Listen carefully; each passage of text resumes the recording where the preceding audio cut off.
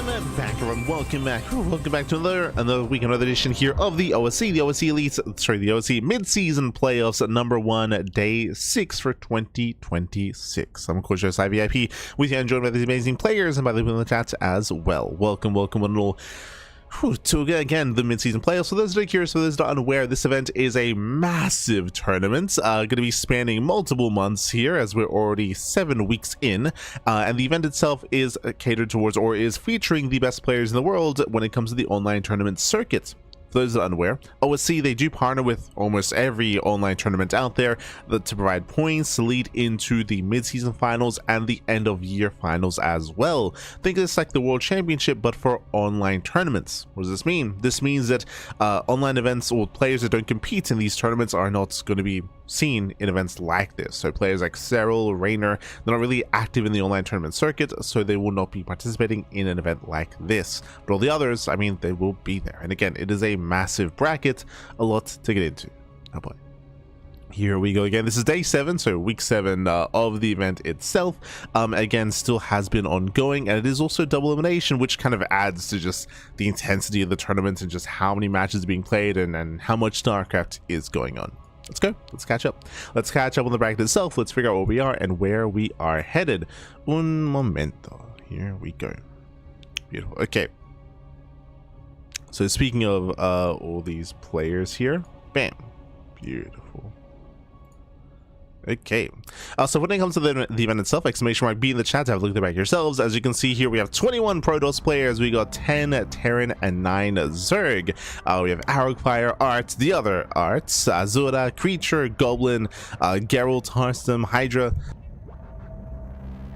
Jimmy, Cristiano, Ledlix, Max Pax, Middle VK, Nightmare, Rebellion, Sebestus, Shameless, Showtime, Skillus, and UED Soldier for Protoss. We've got Baby Marine, Bunny, ByuN, Cure, Defiance, Honmono, Milky Cow, Moja, Nicoract, Percival for Terran, and for Zerg we have Chem, Fjant, Gigi Machine, Hatsu, Lambo, Mini Zerg UA, Solar, and Young Yako. So we do have a full, I believe, round of 64 bracket, or just under that as well, but we do have a full bracket to compete, to play through, and again, we have been slowly progressing through the event week after week after week. As you can see here, we do have the upper bracket quarterfinals ready for us here. We have Max Max versus Percival, Solar versus Showtime, ByuN versus Shameless, and Cure versus Skillus. We are going to be covering ByuN versus Shameless first. That's going to be our first series of the broadcast at TVP, and then we move down to, bam, the lower bracket. As you can see down here, we have a massive lower bracket to also progress through, and we'll be going through a lot of these matches here in tonight's broadcast. Oh boy, here we go. So again, just ByuN versus Shameless, and then bam, we head down to the lower bracket and we cover all the lower bracket matches we can. It's going to be 7 best ofs in total here tonight. A lot of content, a lot of StarCraft. Oh boy. Here we go. Up first though, we do have our TVP series. Game 1 is going to be on 10,000 feet. We're jumping on in. And spawning in the top left-hand corner of 10,000 feet, we have the South Korean Terran player. We have the Red Terran representing Shopify Rebellion. It is ByuN. And spawning in the bottom right hand corner, we have his opponents. We have the blue Protoss player. The blue Protoss player himself representing Stouty Balls. It is Shameless. And if you're in the chat, you know what time it is Gamba time. Predictions are open. Place your bets on who you think will claim the series. Best of luck in the chat. Best of luck, Pappy. Best of luck. So we're jumping into our best of 3. We will have some best of 5s later on in the evening, as a lot of the lower bracket, if not almost all of it, is pure best of 5s. So it's gonna be a lot to get through, a lot to get to, a lot to experience. We'll make it. But now though, welcome to 10,000 feet. Again, 10,000 feet is an interesting map in the map pool. It is a small map, yes, but also very defendable as well. As a result, we do often see a lot of mid to late game play here. But I'm curious to see how aggressive ByuN is going to be. ByuN is typically the aggressive player here in TVP, as most Terran players are. So we expect early timing attacks, we expect all-ins. I will say that ByuN, he usually shies away from pulling the boys. That's not really his go-to. When I think of players pulling the boys and going for a 2-base all-in, I think of Bunny, I think of Cure, I think of Maru, I think of Clem. I don't really think of ByuN in that respect, but he still does go for some aggressive moves. He still does go for timing attacks. He's still willing to go into like 3 reactors, for example, into these big stim timings. He's still willing to be in your face, but we'll see what he goes for here in game number 1. For now, ranks expand single gas. We do see an economic start out of ByuN. Meanwhile, Shameless across the map just going for a standard opener as well. Everything so far is looking as it should be. Right now, we're looking to keep an eye on what Shameless's take of choices will be, whether it's the Twilight Council or a Stargate, whether he goes into Blink or into Charge, and whether we go into a high or low gateway count to try to determine exactly how aggressive Shameless plans on being. Likewise, once we determine that, we'll see how ByuN also builds up into the mid game. Already we see here Reactor after the Marine, and we do see the Factory as well. Okay, couple different things here. So ByuN, no SV scout. He does not scout across the map. He's not aware as to what Shameless is up to. No worker scout and no Reaper scout either, as we skip the Reaper going Marine into Reactor. So scouting is going to be delayed. Scouting is going to be very, very delayed here by ByuN. I will say that this can be punished pretty hard by some quirky builds, but quirkier builds like Stargate play or early Charge, for example, or even Robot openers are very niche, right? Like diverting away from Twilight Council Blink is a little more rare. When I think of players that do this, I think of like Hero or Classic, and that's kind of it. Maybe there's like some other niche players as well that do like delve into some, maybe Creator, like he also does like to mix in like some quirky builds at times. But when it comes to like standard TVP, which is common, I mean, there's really less reason to scout early on. You can get away with it. So from here, we have our 1-1-1 follow-up. It is going to be a Cyclone after the Tech Lab. Do we go for the add-on swap here? Do we get another Tech Lab? We'll see how we build up that starport. Meanwhile, big shout out to Neelis in the chat. God, thank you so much for subscribing for 2 months. Thank you. I appreciate the cast. Thank you. We appreciate you. Thank you for the support. Thank you. So now we're building up. It is going to be Cyclone first into add-on swap. Okay. So we are going for the add-on swap. It is going to be a medevac before said swap, bear that in mind. From here, Adept does get called out, and ByuN can start to be active, and not just with the Cyclone, but with all these Marines. Here we go, Marines, a load up. We boost across map. ByuN, he's pushing early on. The goal here is to catch any early gateway units. Thankfully, Shameless does have a safety battery here at the natural, so with the battery, the Stalker should be okay. The main base has no battery. The main base is more open, is more exposed. We'll see where ByuN hits. Where he hits, he does hit the natural. So ByuN is going to be moving in. The second Stalker, third Stalker has warped in as well, just in time. Actually, they want to focus on the Cyclone or the medevac. And the medevac does boost into the main. Yeah, Stalkers are distracted. Main base is exposed. There's a defensive warp in. And ByuN, he'll get one probe. He'll get one probe. He might get a second. Not quite. Oh no! The medevac gets very, very low. One shot away from going down. Will barely get away here just to get one more worker kill. Does pick up and will pull out just in time. Thankfully, Blink was not done. Blink just now finishing up here, so that could have been disastrous for ByuN, and now it's time to counterattack. So what was that? 2 probes. 2 probes, the medevac does survive, but the Cyclone is pinned down in between the bases, and now Shameless can push. Shameless behind this, how many gateways? He had 1 gate with the natural, he had 3 gates in the main, 4 gate Blink. Hyper aggression. Now ByuN did scout this. ByuN is aware he has a bunker on the way, he has a tank in position. Yeah, tank fully going up. Nice tank shots. Softening up the Stalkers. Stalkers are softened up. ByuN so far, he is holding. And Shameless, he is expanding behind this. Remember, 4 gate Blink is not an all-in, but you do need to deal damage here. This army just posturing and just waiting outside the natural is not good enough. Shameless needs to deal some damage. Stalkers, they get a kill in the bunker. It is something. Can he get on top of the tank? Not quite. Yeah, barely not. You can see the warp-ins, I was about to say they continue. There we go. It looks like Shameless was distracted. The Raven harassed back at home. Cyclone drop back into the main base. We had 1 probe kill so far, but now getting him to 4. Yeah, 4, 5, 6 probes going down. At the same time, Shameless, he dies. He does bring down the tank. There is still no bunker. And Shameless, can he overwhelm? There's 1 tank left. Oh, now that I say that, second tank does move down. 2 tanks are setting up on the low ground. Stalkers, they pick away at the wall. Oof. Stalkers are punished. And how many workers went down? In total, 13 probe kills. The Cyclone was eventually cleaned up, but good damage. Good damage here by ByuN, softening up the economy or weakening the economy of Shameless and defending back at home. It was a bit of a shakier defense here. Lost the bunker, lost the tank, but ByuN survived the aggression. And from here, ByuN is getting ahead. ByuN is up in workers, ByuN has mules, ByuN has a greater economy, at least currently. Shameless, he needs more damage. The War Prism will distract, so could he move in? He's going for the dive. He gets one tank, he gets one, he gets two. Yeah, one. Ooh, two tanks go down, just barely. Ah, but now they're stim. Yeah, this time they're stim with the Marines. Enough time has passed and stim will punish. ByuN is holding on. Now he doesn't have to rely on those tanks. And Shameless does pull away.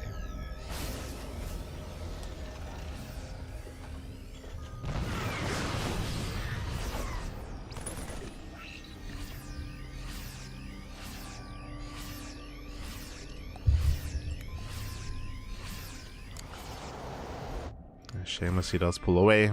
Back at home, we do have Shameless trying to saturate his three bases, building up. From here, we should be working towards some splash damage and charge. Charge did complete. No forge, might I add, and no forge yet, no upgrades. Bay now gets thrown down. That'll be for Colossus production. But again, this is much later here for Shameless. Ideally, he did want to still get a little bit more damage done. Failed to do so, and this now gives ByuN some momentum.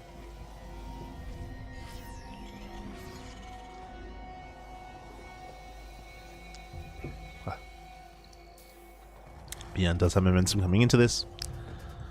So far, soon to be moving out. He's got his upgrades. He has Stim, Combat Shields +1, and Concussive Shell. Looking good. See a drop set up here on the right hand side. And here comes the main move out. Now, there's a world where this push would be threatening enough to maybe kill. Imagine a world where ByuN didn't lose his tanks. Right now, ByuN, he lost 3 tanks in total. If this was a 4-tank move out with all these Marauders, that can not just break the 4th base, but even potentially break the 3rd. Here with only 1 tank, this army can threaten, should not break through the expansion. Dropping to the main base will distract, of course, in defensive war pins, and the main army does push through the center, but I believe this was scouted by the Observer. Yep, Shameless did scouts. Coming from behind. ByuN does siege the tank, but here come the Zealots. Yeah, they get on top of the tank. The tank will go down. Oh, they do tank a bunch of mine shots. And we're running out of Zealots. Yeah, no, yeah, he's running out of Zealots, running out of charge shots. And even despite having 4 tanks, ByuN, he's still overwhelmed. Still breaks through.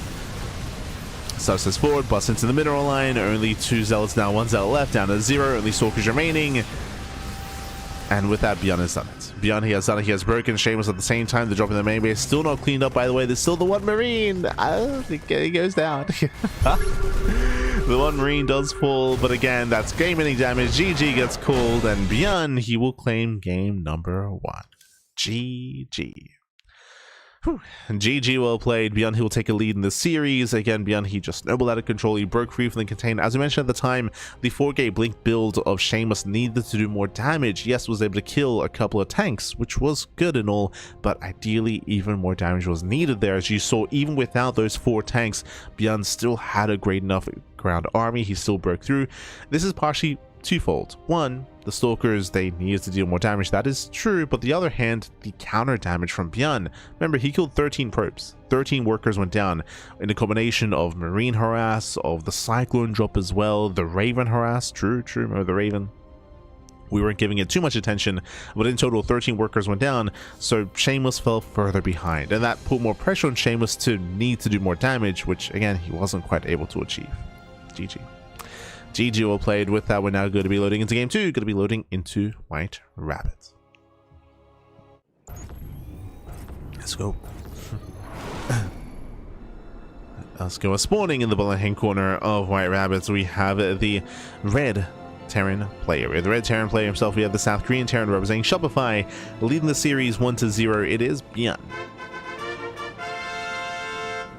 And spawning in the top right hand corner, we have the blue Protoss player, the blue Protoss himself, representing Stowny Balls. It is Shameless.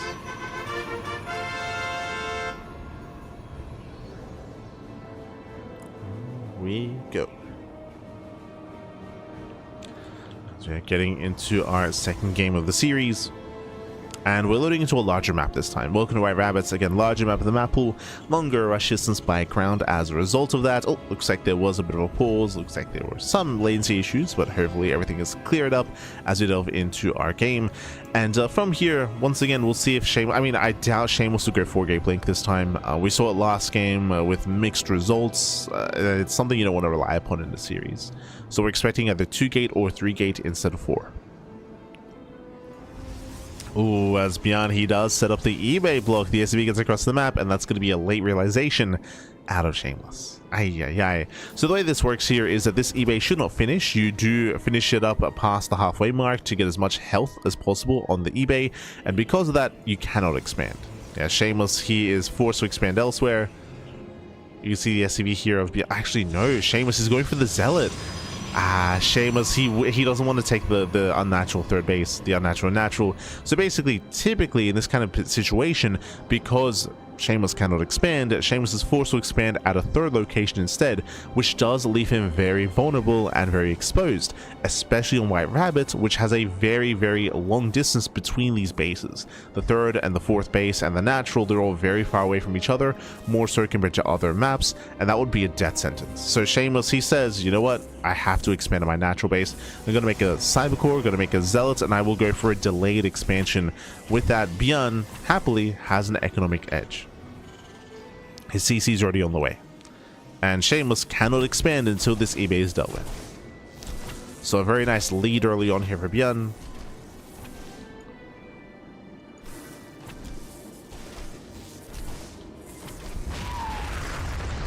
There's a cancellation. There's a Nexus.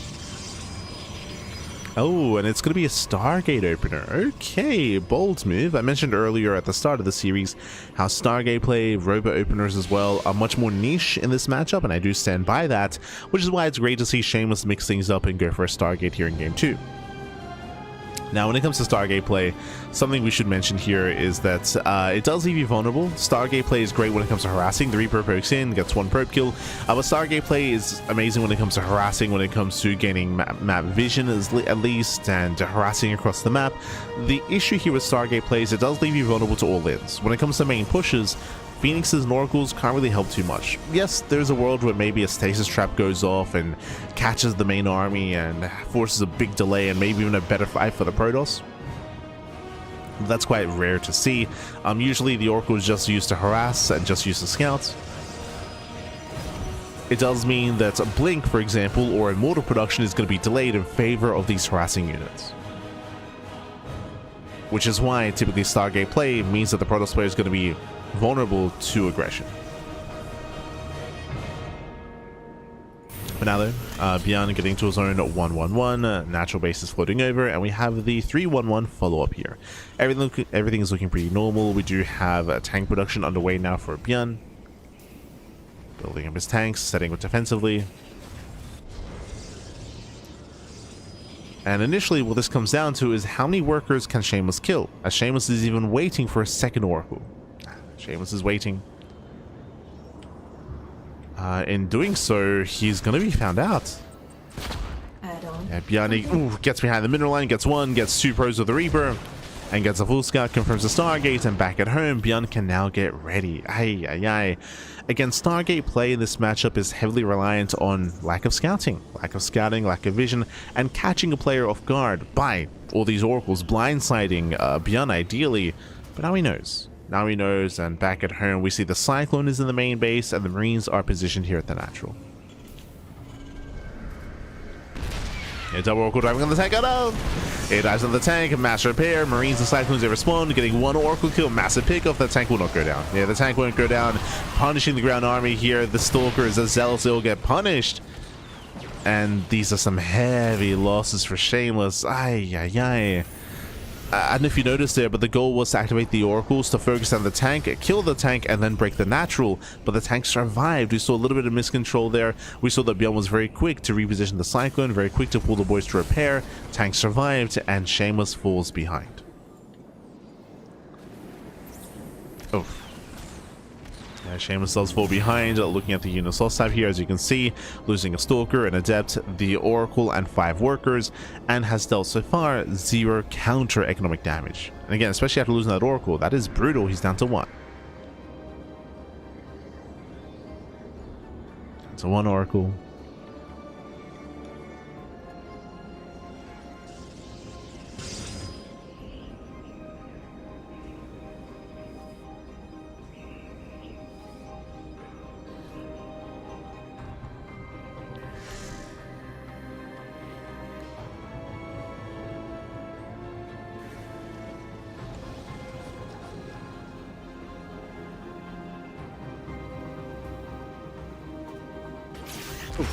Okay, Stasis goes off, will delay to attempt to try to get some extra damage here, but again, Stasis will go off, this will delay the main push here from ByuN. Shameless will have some seconds, some extra seconds here to respond, to build up those defenses. There we go, we have Sentries warping in, more Zealots as well.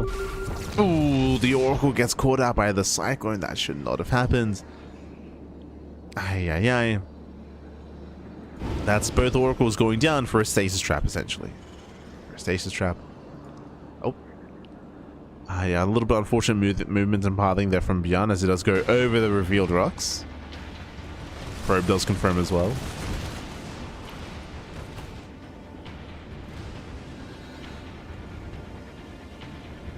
Ooh, but this is not seen. Yeah, this is not seen. The main push here is coming, and ByuN commits. He commits across the map. Again, Shameless is aware of the drop at least, but that's all he's aware of. He doesn't realize how committed ByuN is.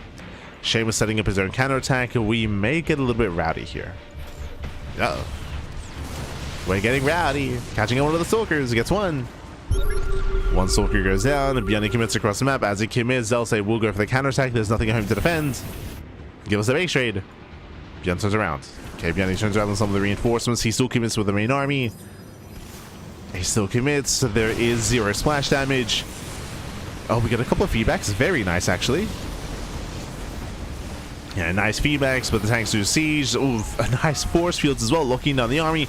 Again, there's a couple of nice moments here for Shameless. He feedbacked the Metamax, he force fielded in the Marauders, but it's a numbers game. The reality here is that ByuN has too much. Back at home, ByuN defends. He was able to fully wall off. Zealots are deflected, and ByuN is snowballing out of control. He kills the natural, and now can push into the main. The boys. The boys, where did we come from here? That was not meant to happen. As you can see, ByuN is racing back home. They were not meant to come across the map. Bit of a mistake there from ByuN. I mean, he was trying to escape the Zealots, of course. And ByuN is being cleaned up. Okay. Shameless, he holds, he survives, but at what cost? What did it cost him? The natural. The entirety of the natural expansion here. Shameless is down in workers, he's even on bases. I say even on bases, he's behind on bases because ByuN's 3rd TC is already done. Yeah, it's already complete. Now, the fact that ByuN pulled his workers all the way across the map does hurt his economy, that is true, and he'll have to restabilize from here. But he will be able to. He'll be able to restabilize, be able to build back up.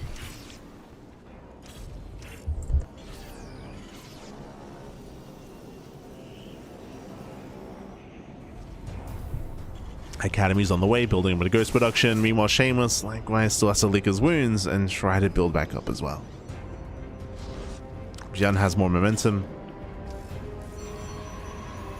Shameless needs time. Needs a lot of time here. As there is still no splash damage. We're still very Zealots reliant.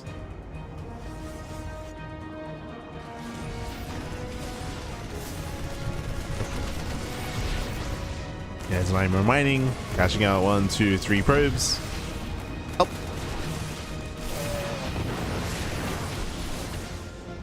Catching out a couple of workers. Likewise, ByuN, he is now securing his 3rd.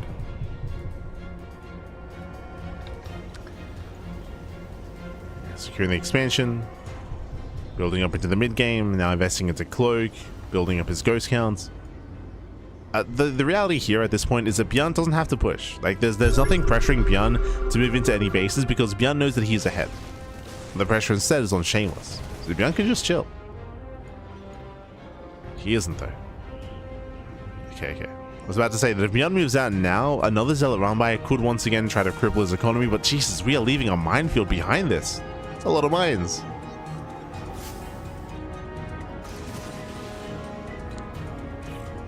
Yeah, Zealot Rabbi will go through all these Wither Mines, and that should be enough to at least soften up the army. If not just outright bring it down.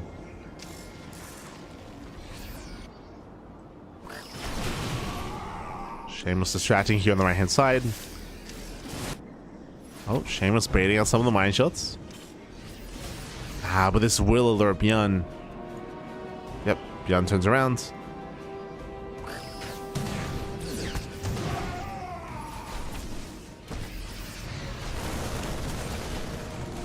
As ByuN was notified.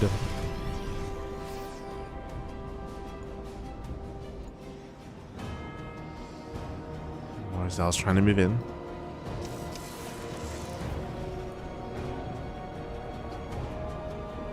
They are spotted.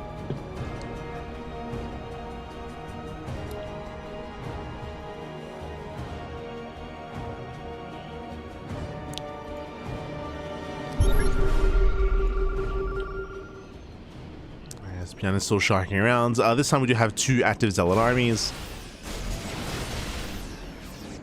Zealot army on the right hand side. We do have a bit of a minefield here. A handful of Wither Mines. Oof. Got some brutal connections. ByuN defends. Mike Best moves in, shows those EMPs. Gets 1. Yeah, 1, 2 EMPs land. We have enough room for a third. There it is, that third and final EMP with the Archons. They go down, and Shameless cannot keep up. He cannot keep up, not with this kind of army, not without the splash damage, and again, he just couldn't afford it. Couldn't afford it. Too many losses early on. Losing his natural expansion, that was almost game then and there. The game did continue, of course, but as you mentioned, the pressure was on Shameless to make something happen, and Shameless did not all in. He chose not to all in, he chose to try to macro instead, which is so difficult to build up from a deficit at this level of play. So difficult. As ByuN is now getting a 4th CC, 2nd starport. Reinforcing his main army.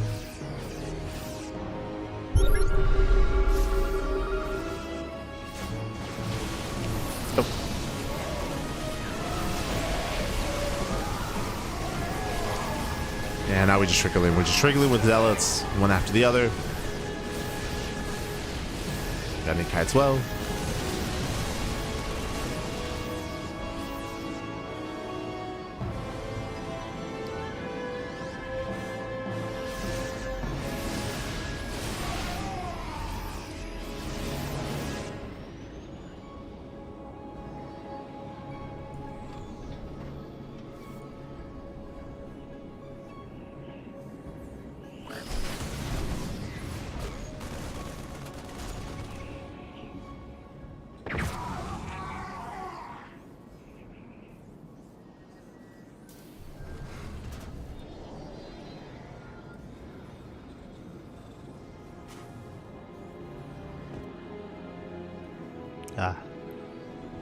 And soon we can just aim it across. It's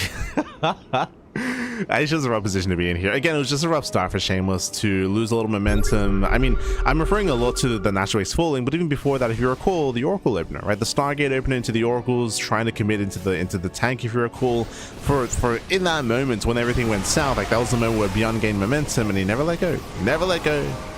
He held on badly, and GG well played. ByuN, who'll claim the series 2-0. He will take down Shameless and advance on into the upper bracket semi-finals. GG.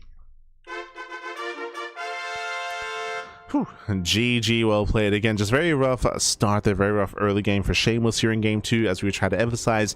Did take the risk of going for a Stargate opener, and with going for the Stargate opener, built up to 2 Oracles, and the goal there was to break the natural, was to focus on the tank and to try to overwhelm. If you recall, failed to kill the tank, failed to break through, did instead end up losing his Oracles and end up losing his Gateway army as well, and everything just started to go south from there. GG. GG well played. With that, ByuN will claim the series, and we are getting ready for our next matchup. Once again, we do have a plethora of series available here tonight. A lot of games, a lot of matchups, a lot of StarCraft. Let's jump into our ZVT. Up next, Nicoract versus Eva in a Zerg versus Terran matchup. Let's go. Let's go. Game 1 is going to be on 10,000 feet. You know, we appreciate our Zerg matchups when we can. As spawning in the bottom right hand corner of 10,000 feet, we have the red Terran player, the red Terran himself, representing Stony Balls. It is Nicoract.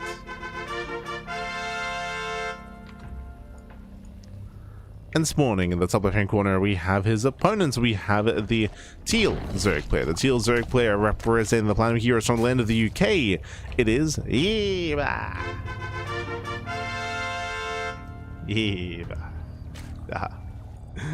And here we go. We have a Zerg versus Terran matchup here. Again, I always have a really hard time kind of placing Eva at the moment, just because he is not a very active player. Doesn't play in many tournaments. Does compete in, say, OSC Rising Star events or mid-season playoffs, but in many other events, Eba's not really too much of an active competitor nowadays. Though he does stream sporadically, of course, and as a result, I don't really know how to place him against someone like a Nicoract. I still have to favor Nicoract coming into this for sure. We'll see what Eba can bring to the table. Well, we shall see.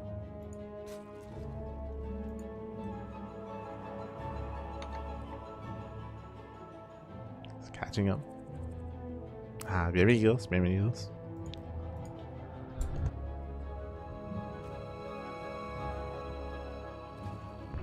From here, just our initial gases opener. Okay, delayed gases out of Eva. Now typically when you delay your gases by this much, the goal here is to do one of two things: either rush into a faster lair or rushing to faster roach production, or a combination of both. But regardless, the goal here should be to skip link speed, just because it's too late for that, right? Link speed will be kicking in so late that it's better to just skip it entirely and build up into something more robust, whether it's a lair into mutaplay or whether it's 2-base roach.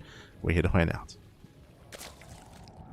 Those are two of the more common responses to this. Like, technically this can lead into 2-base lair into 2-base Hydra, for example, which has been played around with quite a bit from players like Shin and players like Solar and Rogue. A lot of the Korean Zerg players have been mixing in 2-base Hydra in ZVT, but again, I don't think that Eba's really one to embrace that sort of style.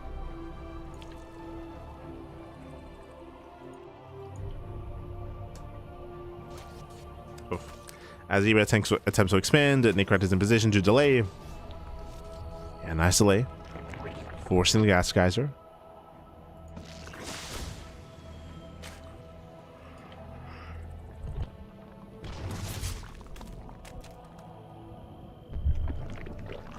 Yeah, it does lay the third.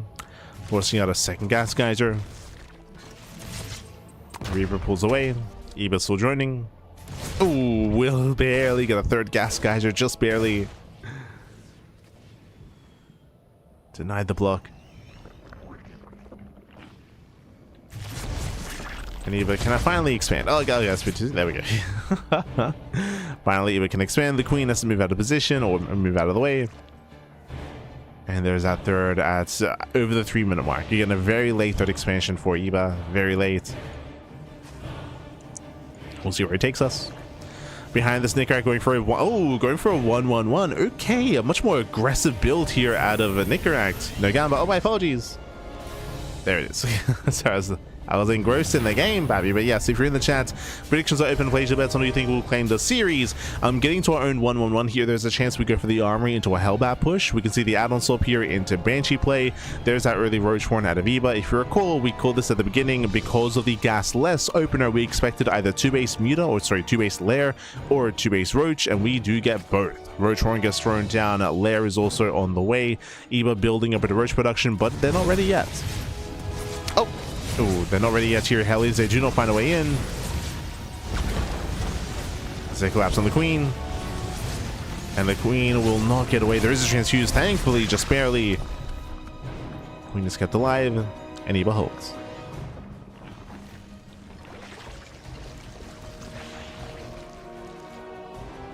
But does hold on.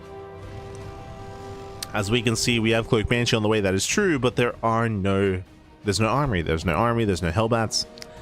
Now switching into Sim production. Hellion still poking in. Still just the 4.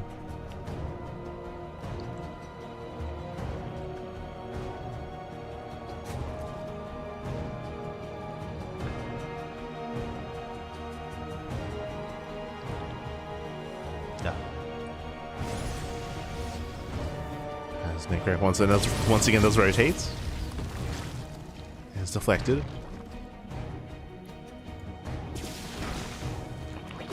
And initially, he's been keeping up with the Hellions, but I can't say the same about the Banshee. The Banshee does arrive, getting 1 or 2 kills already. Thankfully, there is detection. Oh, do we overextend?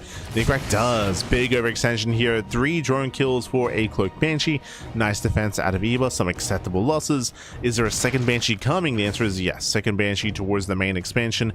There's still no Spore. Upon realizing that there's one Banshee, they typically come in pairs. There should be a second Banshee, especially because Cloak was researched. We can see the Overseer, but no Spore. Eva is being greedy. He wants to respond with the Overseer. Losing 1 drone so far. Does force out the buildings. Eva does defend. Behind this fast infestation bit, so I was curious to see how Eva was playing this out, and he is rushing Hive and rushing Ultras. Eva playing like Shin. Okay. He's looking to Shin it up. Head towards Ultrasec. We'll see if we can get there. Hellions are deflected. One of them does go down. Eva's holding.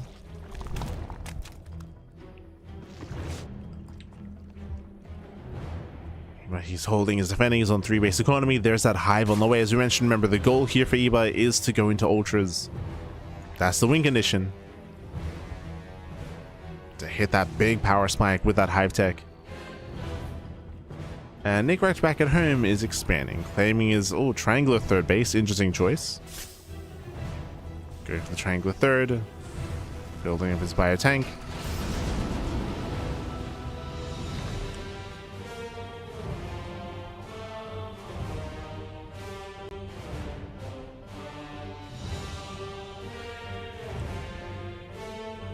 As Nicoract moves out. 20 units have cloak detection, or how does that work?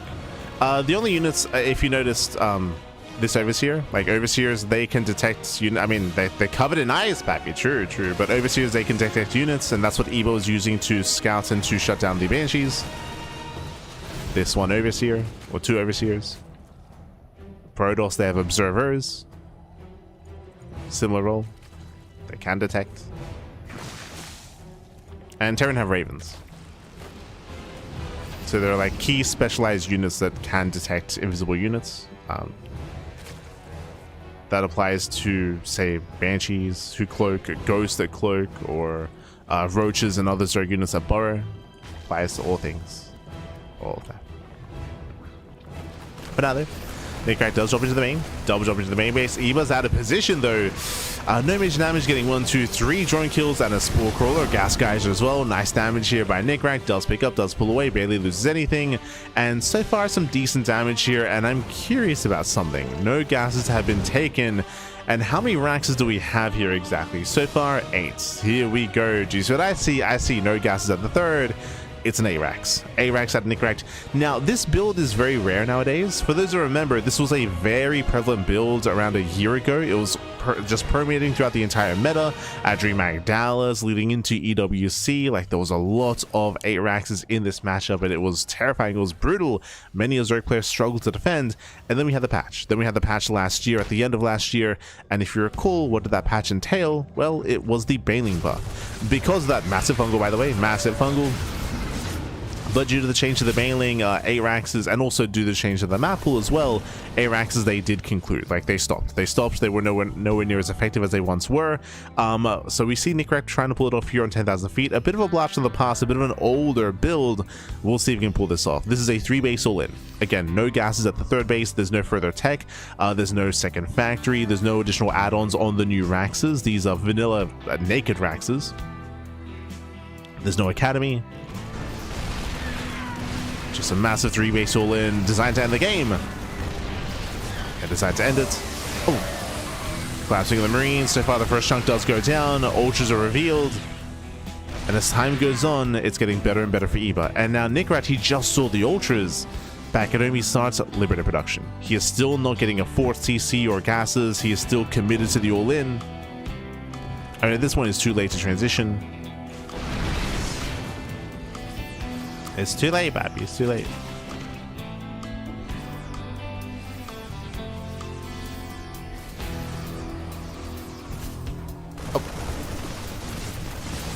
As Nicoract does him in.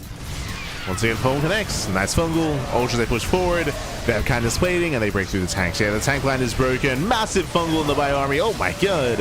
Insane fungals. He takes all the fungals to the face. Every marine goes down, and with that Eva, he holds. He holds, he defends. He snowballs out of control. Breaks through every tank, and again, Nicoract's all-in has failed. Hit too late. Ultras, they did snow. I mean, again, we spoke about it earlier, but Ultras, they provide a massive power spike here for Eva. He got to his Ultras. But also shout to the fungal growths as well. Like, we saw some insane fungals. They caught everything.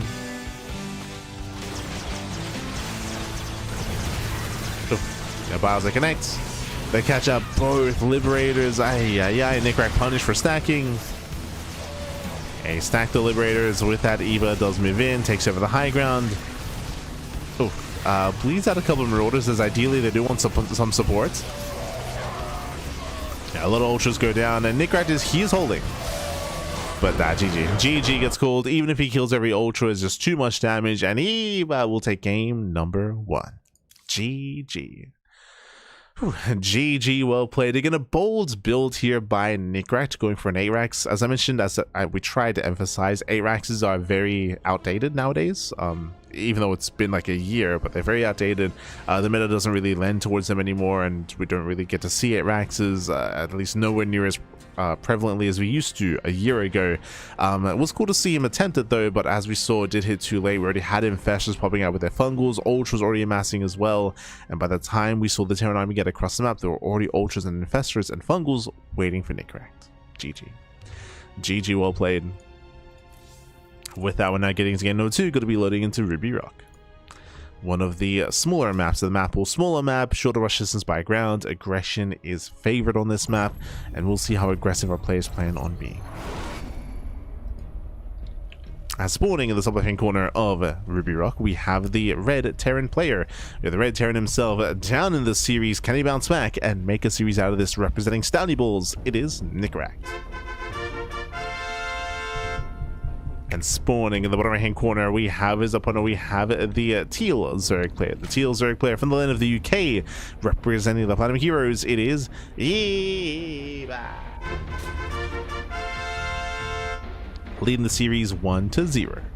Oh boy. Here we go. Is that Eva? More like Imba, baby. True, true. ZVT unwinnable. Este Eva.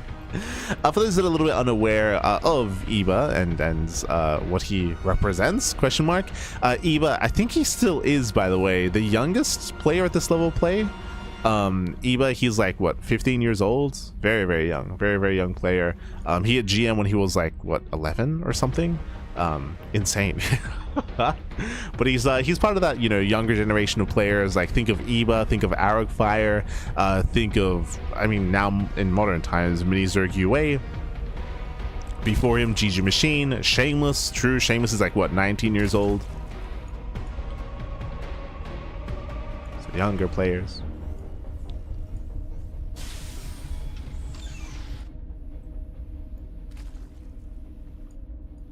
What's a little bit sad is that what Eba was, especially when he was playing a lot more, when he was getting into like peak condition, he was too young to play in EPT, too young to play in the ESL Pro Tour. I believe the age was, I think you had to be 16 years old, at least, to play in the Pro Tour.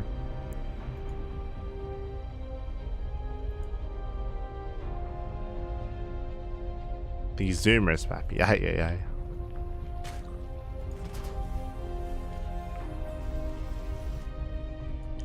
But here we go. We are going to be settling in. From here, we do have Eba getting to his own natural base, a hatch gas pool. This time, Eba does get an earlier gas geyser than previously. He does not prioritize gas mining, but again, it should be a much more standard opener in my mind. I might have missed going gasless early on. Reba does poke in, gonna be zoned away, and back at home we do see Nicoract just going for a standard opener. Nothing crazy, nothing wild. Last game, Nicoract did go for a 1-1-1 into came into Cloak Banshees, where we saw that he wasn't really able to achieve too much damage with said Banshee play. This time, 3rd CC before Starport, so this time a much more economic build out of Nicoract. Much more economic. Now, what I will say is that maps like Ruby Rock typically do favor Terran just because the rush distance by ground is very short and the bases are very open. They're very open, they're very accessible as well.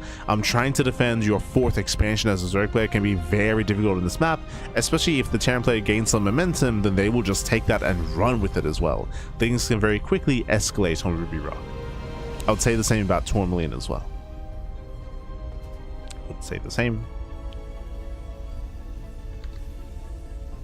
Eva the Prodigy. True. Este Eva. See, some side defense has detection. That is true. Like cannons, spores, and turrets.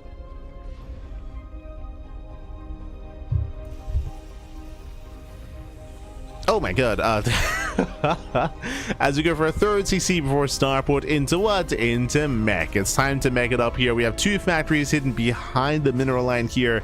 And Nicoract, no, he's falling to the dark side. He's embracing that mech.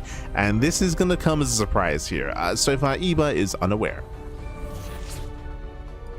Now, a couple of things that are going to be a little bit scary. Against mech, against triple factory production, I would favor a roach heavy style. What did we see last game? Roaches. This game, what did we take note of at the beginning? We saw a standard gas timing, which means unlike the previous game, link speed is being researched. If you remember, in game 1, there was no link speed. We went straight into the 2-base roach and 2-base lair setup. Here, it's a much more standard opener out of Eba, which means a later lair, and it also means that we're reliant on Ling Queen early on. Only Ling Queen. Right, Hellions are going for the dive. They get into the mineral line. Ooh, that should not have happened. 4 drones going to be going down, getting to 6. Yeah, 6 drone kills. It's getting a bit out of hand. 6 drones already. Do we get 7? We do. Yeah, 7 drone kills. Oof. Hellions to step out. Only 1 Hellion goes down for 8 drones. Overlord into the main base, but there are 2 Marines to defend, and the Marines, they will kill the Overlord, but they will not deny the scouts. There it is. 2nd factory. So Eba, he will scout the 2nd factory and the attack lab researching. He knows. Eba is now made aware after taking all that damage. Lair is now on the way. Baneless gets run down. Oh, we're going to try to muster up a Ling Bane defense, which is very difficult to achieve against mech. Not impossible, but just more difficult. Oh boy. It's not going to be an easy hold here. And across the map, Nicoract, he's still building up. We're building up a battle mech, Cyclones, Hellions, soon to be moving out across the map. 3rd base is now being taken here on location. Nicoract does expand.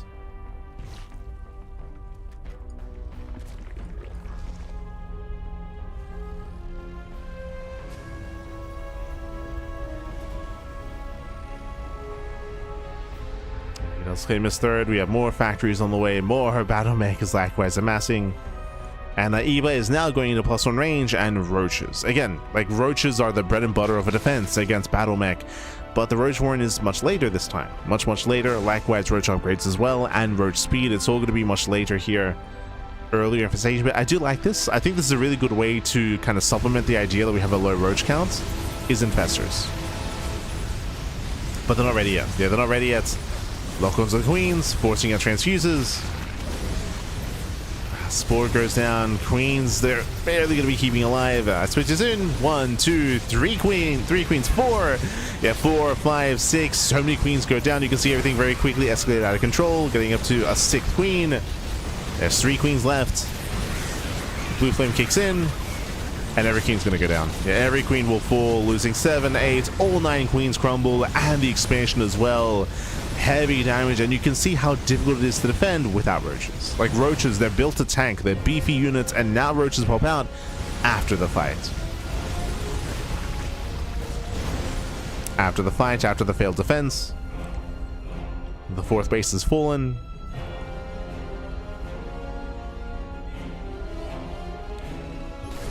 And we have a high enough cyclone count to even threaten the roaches.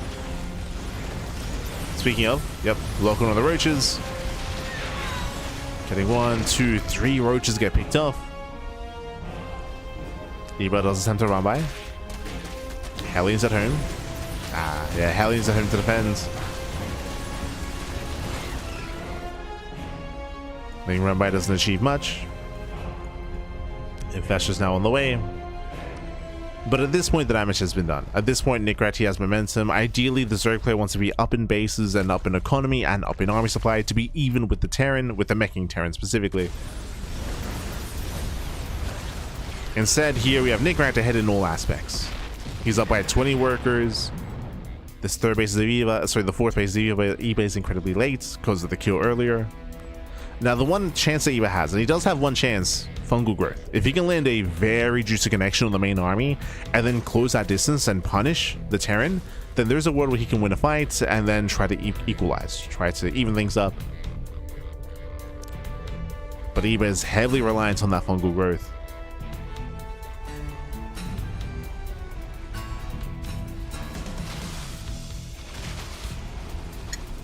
Hellions AP off towards the top side. More roaches getting called out. Scan reveals the infestors, and Nicoract has to be careful. Pulls away. Yeah, one fungal lands. Hellbats morph in, and Nicoract, he just commits the fight. He just commits. Yeah, he will take the fight. Breaks through most of the roaches. Hellions, they bust into the mineral line. Sorry, Hellbats bust in. And Eva will lose everything. Yeah, Eva will lose everything. GG gets called, and Nicoract will type the series 1-1. GG.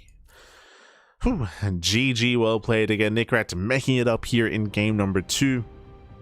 As he mentioned, it took a little bit longer for Eba to recognize what was going on, and Eba, he was stuck with Ling Queen to defend. And you saw that his defense crumbled against the first push.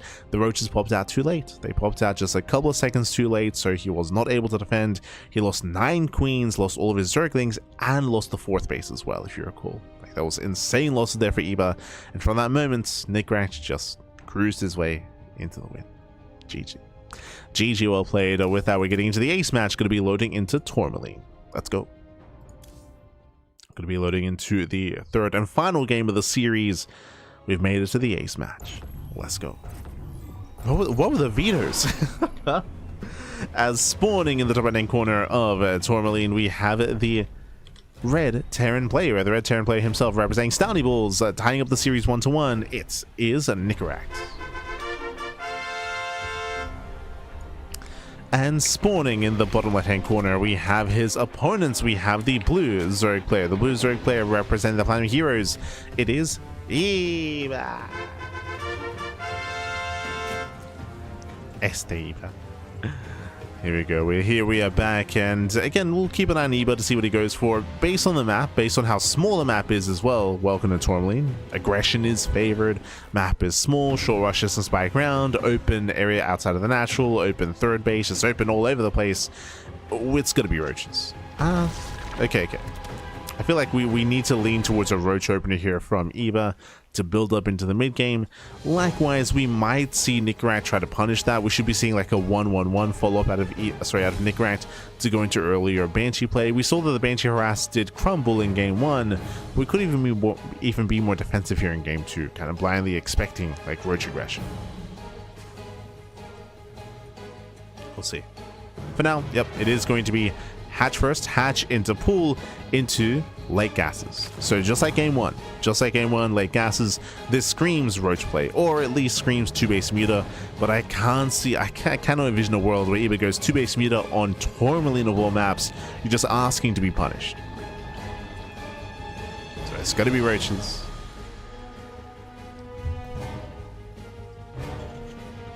As Nicoract does expand.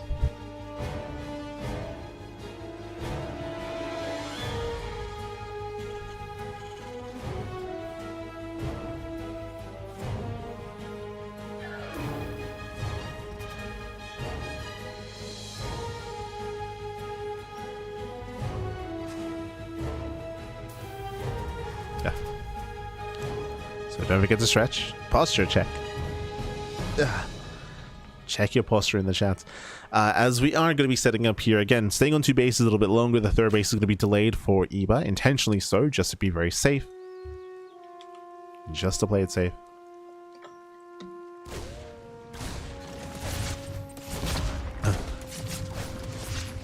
As the Reaper is going to be zoned.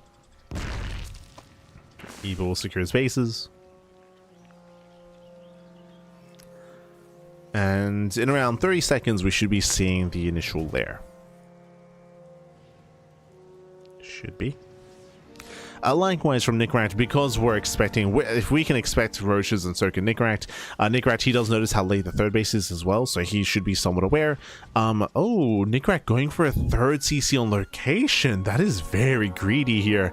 I was assuming that Nicoract was going to go for a faster starport into earlier Banshee play, but no, he's cutting corners, and this is calculated. Remember, Nicoract, he knows that it's going to be a later third base. He knows that it's most likely going to be roaches. He knows that there's no link speed, so there's nothing to really threaten this command center. Not yet. Oh, and he does confirm. Yep. With that, Nicoract, he does confirm the roach horn timing as well. Is aware of what's coming his way.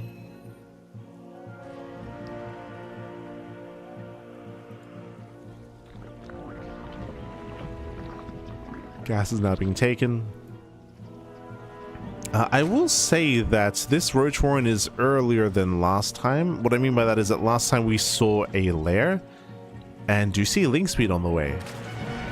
That's not normal. Like, when you're opening up roaches, you skip link speed entirely. We have a full wall up here. Is this going to be an all-in? Is this wall just for show? And is there a reason why we have no lair at this time? Like, lair should be already in production instead of speed. So this is looking to me a little bit more like a roachling all-in, like a roach ravagerling all-in.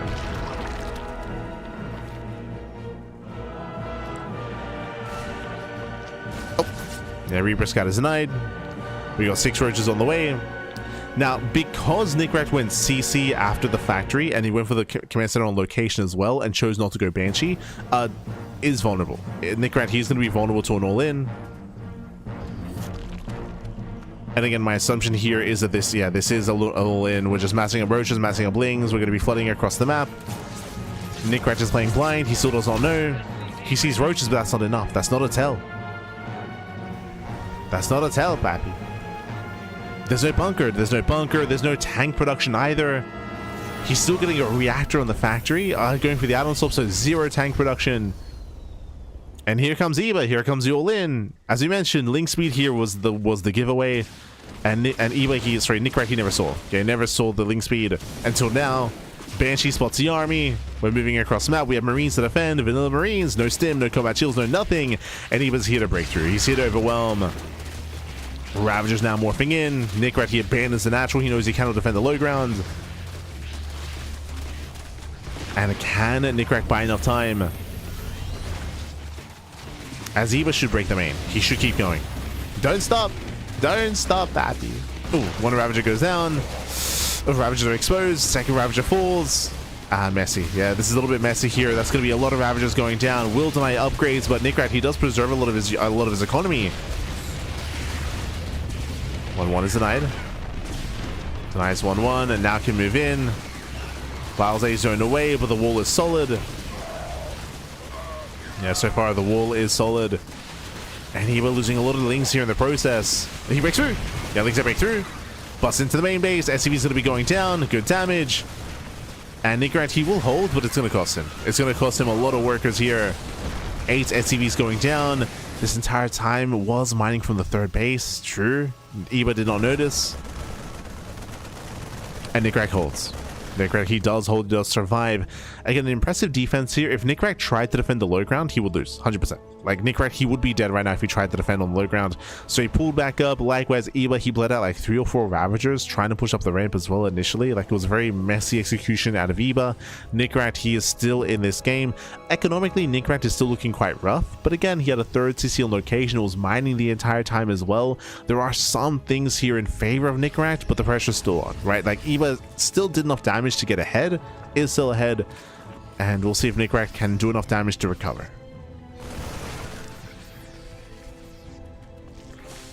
As he was building up 7 roaches. Nicoract sims in. Yeah, sims into the bases. Does focus on the roaches one after the other. And these Marines, do we have enough? Ooh, not quite. Yeah, not quite here. Queens, they come in to reinforce. They will transfuse. I said that, still getting quite close here. Down to 3 roaches. Oh my god. Yeah, another transfuse, and Eva barely holds on, just barely. Eva holds, Eva defends. And the soup is lying to you right now. I mean, Eva is ahead, but he's about to get further ahead as here comes the roach production. More roaches are amassing, infestation is on the way as well.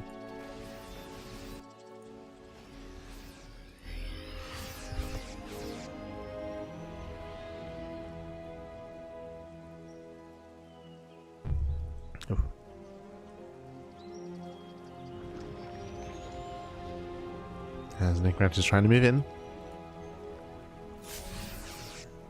Oh. Does cancel the 4th base. Catching an Overlord. Again, is doing some damage at least. Trying to keep Eva busy.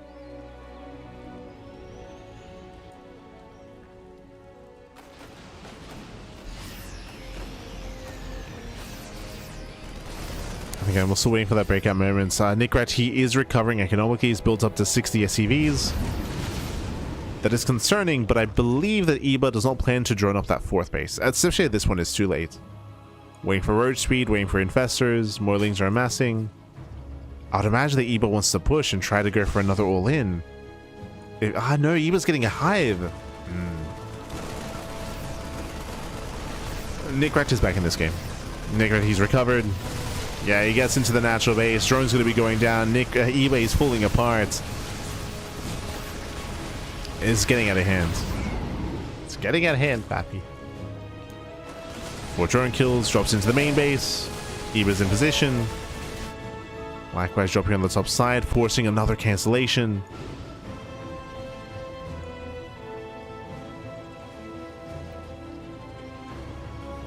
And again, Eba did not do enough damage earlier to try to macro out of this. I assumed that he was going to go for a second all-in.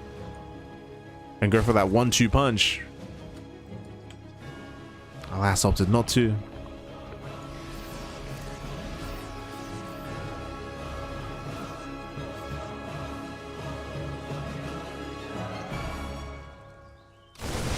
Oh. A massive fungal. Okay. We can just tank it. Yeah, we can tank the fungal growth. The fungal does nothing, Pappy. Ay. Does soften up the army. Piles, they don't connect. Oh my god, but the Marines are a little bit too low here. The tanks are stacked. Yeah, massive Biles. Tanks go down. Eba, he's holding on at the same time, dropping to the main base. We're getting rowdy. We're getting rowdy here. As Nicoract does catch a queen. It's still getting back and forth. Ooh. Full medevac goes down. And remember, Eba did rush into Hive Tech, and I believe... Do we have an Ultra Cavern? No. Hydras? I assumed that this was going to be... I mean, there are no upgrades, to be fair, but I assumed that this was going to be Roach into Ultra Tech, similar to game number 2. But here we can see your range upgrades continuing, and it's going to be Roach into Roach Hydra. Roach Hydra Infestor. We're going back to Heart of the Swarm. Okay. Okay.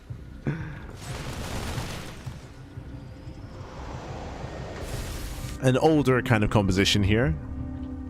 It checks out. Maybe. I'm still not convinced, but it's a very inefficient army. Supplies are in favor of Eba, but again, the soup is lying to you. The supply's inflated because of all the roaches. Roaches are very supply inefficient. I will say that fungals do have a lot of potential, but we don't want to waste them. Yeah, fungal catching out 2 Marines. I want to waste those fungal growths.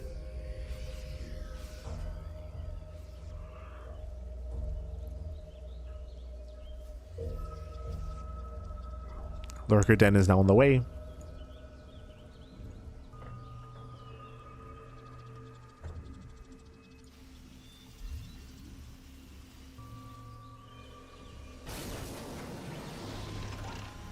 The game is slowing down. Nicoract, after attempting to move out and being punished by the infestors, looks like he's just turtling up. Nicoract, he's turtling up. Getting sensor towers, planetaries, ghost production, liberators, more CCs behind this as well.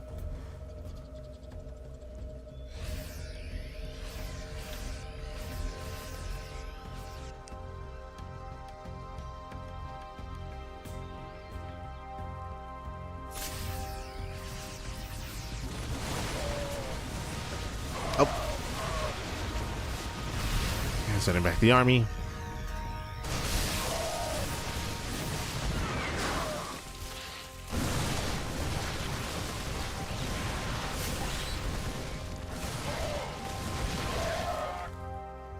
Yeah, so far is going to be sent away. Again, Eba's maxed out and is slowly refining. As you can see, Eba is replacing roaches with lings. Building up a greater army.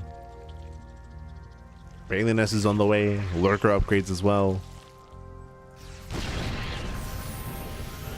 I'm not entirely convinced by the lurker tech, but sure. Especially with how many ghosts we're building. How many ghosts do we have here? 14 ghosts! That's crazy.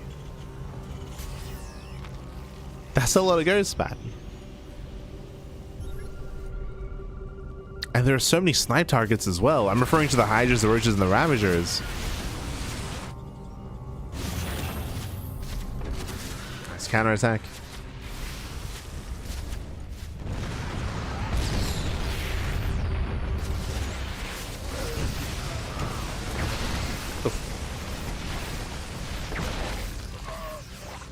This phone connects.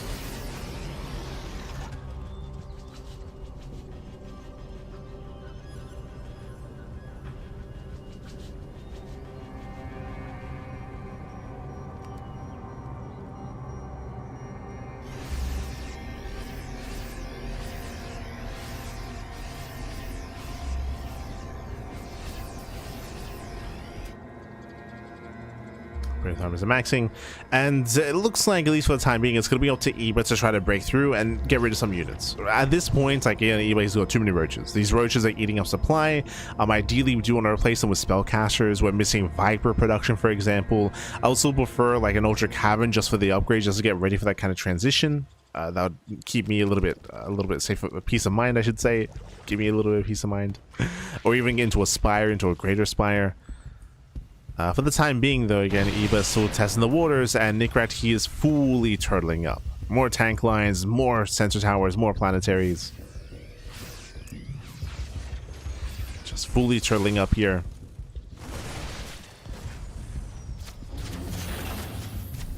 Eba will fight for some of the fringe bases.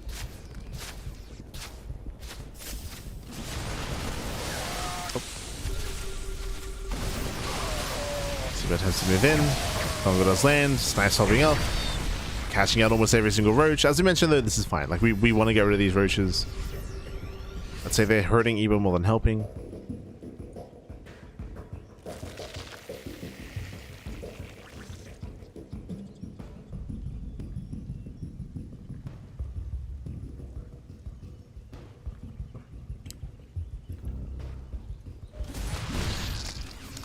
And likewise, Nicoract is almost done perfecting his army as well. What are we waiting for? Liberators, right? Liberator range is on the way, tank production is on the way as well. Ideally, the end game, the ideal Terran late game composition is Ghost Mech Liberator. Technically, Ghost Tank Liberator more than anything. And we're almost there. Supposed to respond.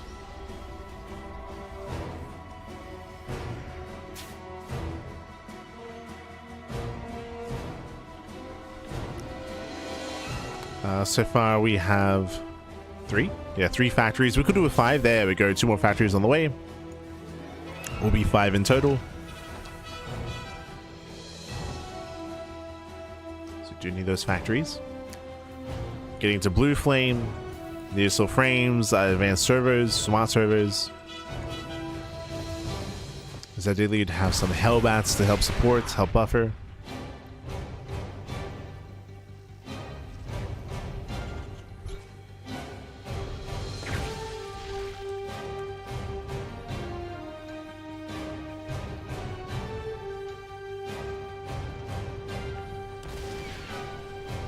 But still looking for a way in.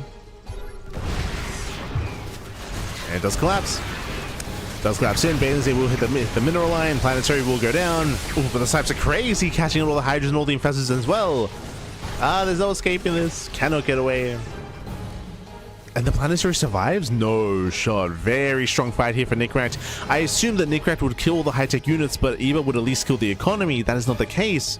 Planetary lived. So a very strong fight for Nicoract. Again, ready for a counterattack.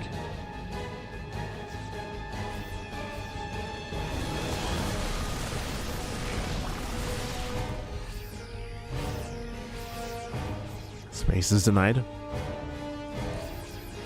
Now, what's scary about this base being denied is that Eba right now is behind in bases and behind the economy. Ideally, if the Zerg player wants to be even with the Terran, they want to be up a base.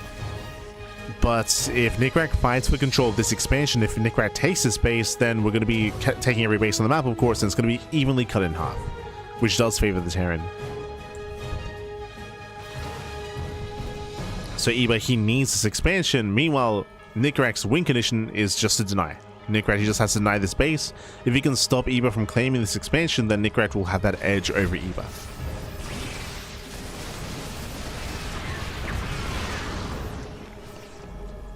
So the pressure's on Iba. Taking top left, going for the Nidus.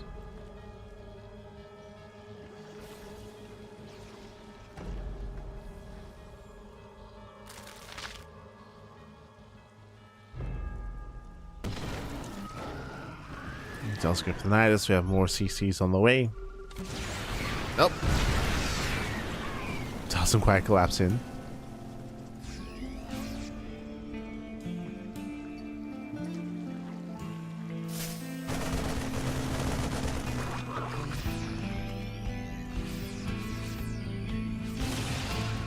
And Nicoract Luna claims that base. Now it's going to be quite difficult for any player to take this expansion at this point, so I don't see Nicoract maintain this position, not yet. Lurker siege up. Surrounds on a handful of Marauders. A handful.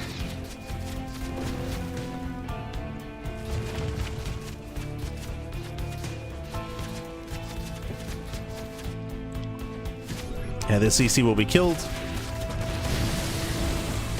Oh, I switched too soon.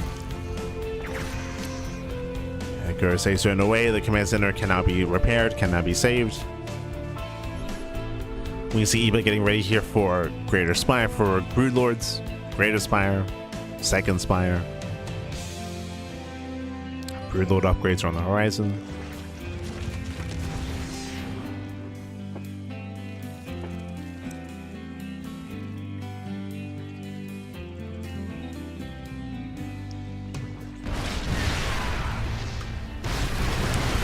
Iba does get one of the tanks.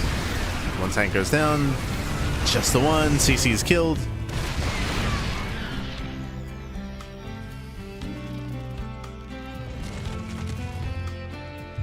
So we do get a pick off. Oh, we're gonna be here for a while, aren't we?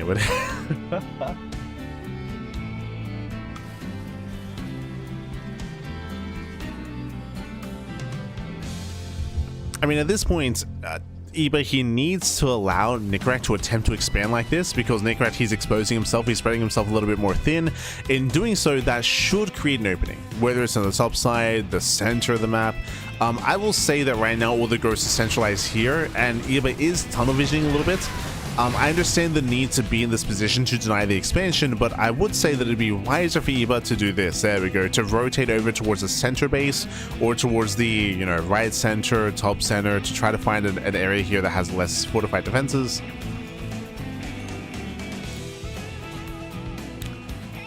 So Iba does rotate, still has a presence here on the south side. Going for Nidus Worms. As I mentioned, Iba cannot let the space get up and running.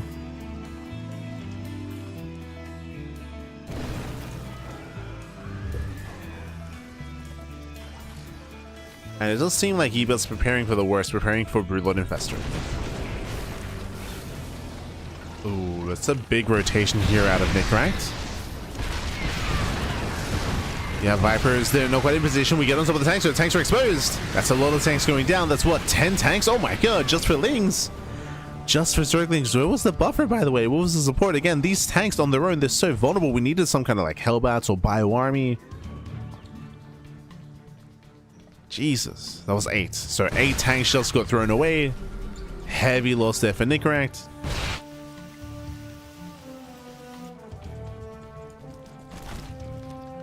As Nicoract is remaxing with Thor production. Okay.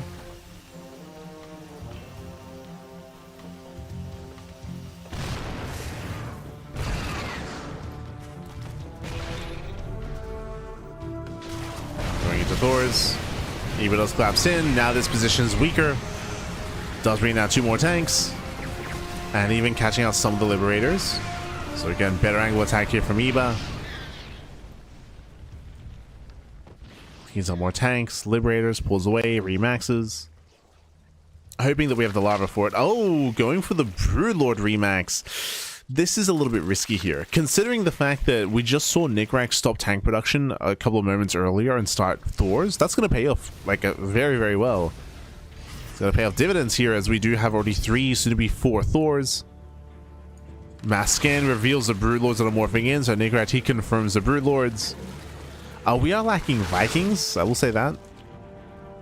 Ideally you have a combination of Ghosts, of Thors, of Vikings. Seeing this tank run by here tells me that it looks like it was intentional that Nicoract threw away 8 tanks earlier. Oh, there you go. Yeah, fun fact, this is why I cannot trust wireless headsets and wireless peripherals. I tried a wireless headset for a bit, for a brief period a couple of years ago, and I can't, it's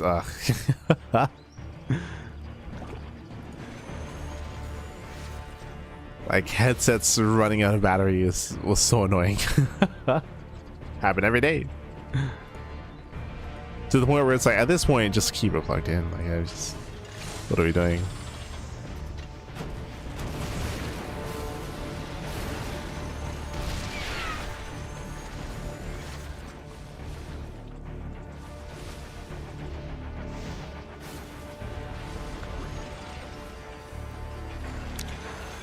As Nicoract does move in. So again, it's starting himself pushing towards these bases here of Eba.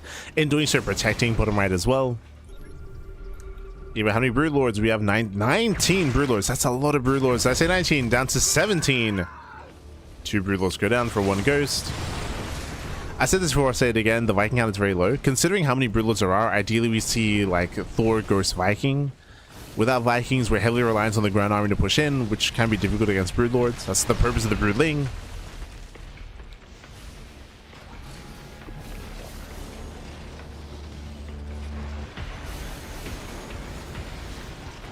As Nicoract is slowly gaining ground.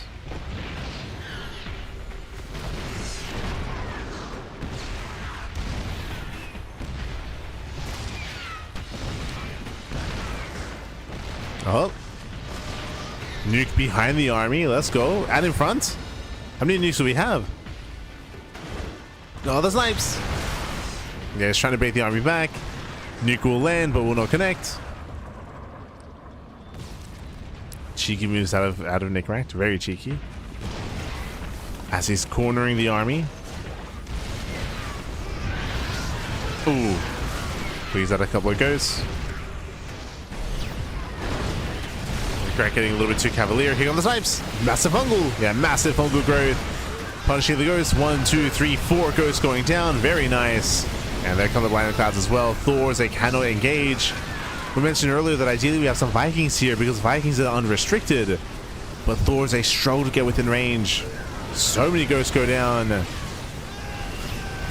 stuff like Eva, he's out trading immensely here. Another nice blinding cloud. The Thor's out of range, going for the Neural. Oh my god, the mass Neural!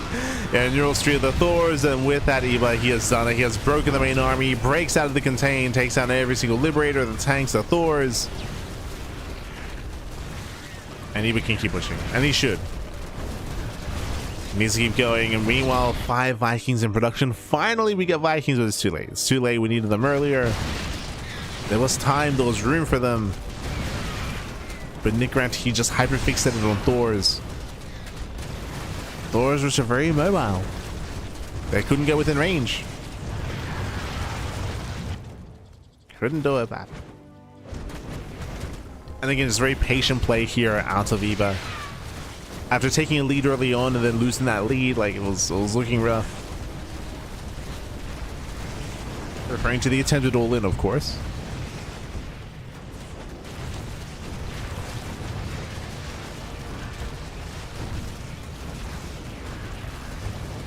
As with that bottom rank goes down. Nicoract, he's amassing an army here on the top side, that is true. These losses are brutal.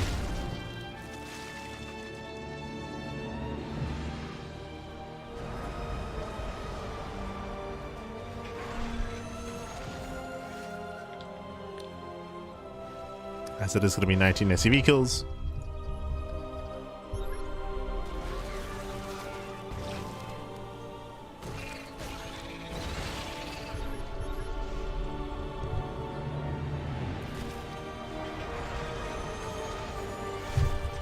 Jeez. Never underestimate the ghosts though. So we have 20 ghosts. Okay. So again, Nicoract did lose a bunch of momentum, did lose a bunch of his bank, but Nicoract, he has been able to remax with 20 ghosts. So never count out this army, as now it is more well refined. My assumption here was that Eba was going to kill the main army and keep pushing towards this northern expansion, but no, Eba, he settled on bottom right, which means that Nicoract has had time to rebuild his army, to rebuild and to mass up. It was a better fight for Eba initially, but I mean, now we're going to do that again.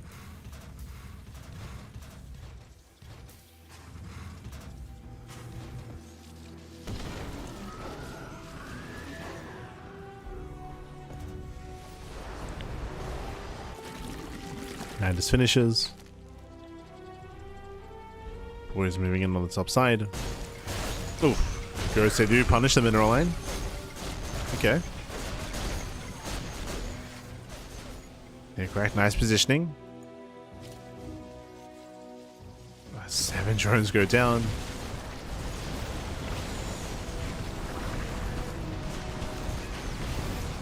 Oh, apparently through the night storm. Okay. Yeah, they try to come in through the Nidus.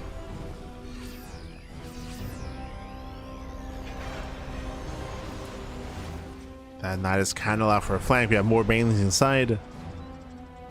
Ta-da! Yeah, very nice hellbat positioning. Nicoract fights well.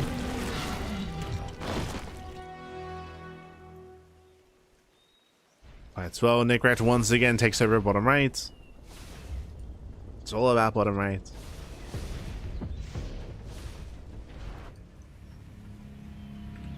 As we're getting up to 24 Broodlords against 20 ghosts. 22, Jesus. We have almost a 1-to-1 Broodlord ghost count. When it comes to the main fight, it all comes down to the positioning, right? It's like if Eba can land the fungal on the ghost, then Eba will win the fight. If we land EMPs first, so if the infestors get sniped instead, if they go down, if they're not going to be a factor here, then I do favor the Terran player.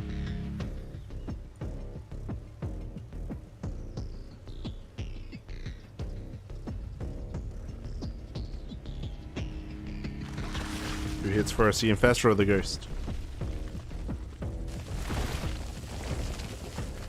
Who catches who?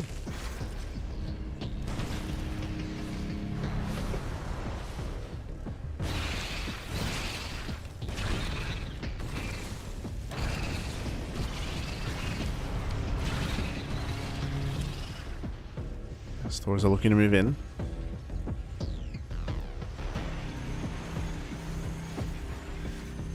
Raiders as well.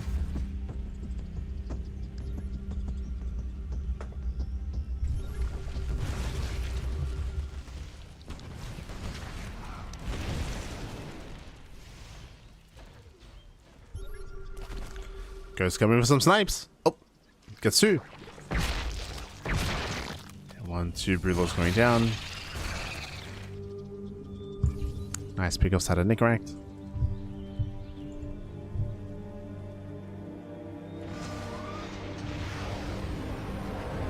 Nuke's mainly zoning.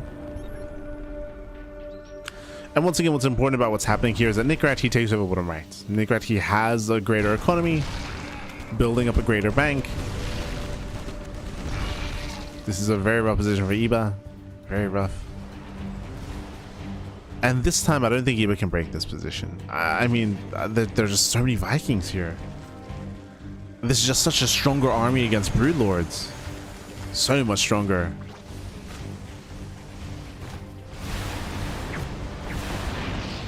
Powerbomb lands at least. Oh my god, the stacking! Jesus. Those 5 Vikings getting caught out. It's very nice. Nice parasitic bomb. Snipes going off, catching out 2 infestors. We have how many? We have 5 infestors left.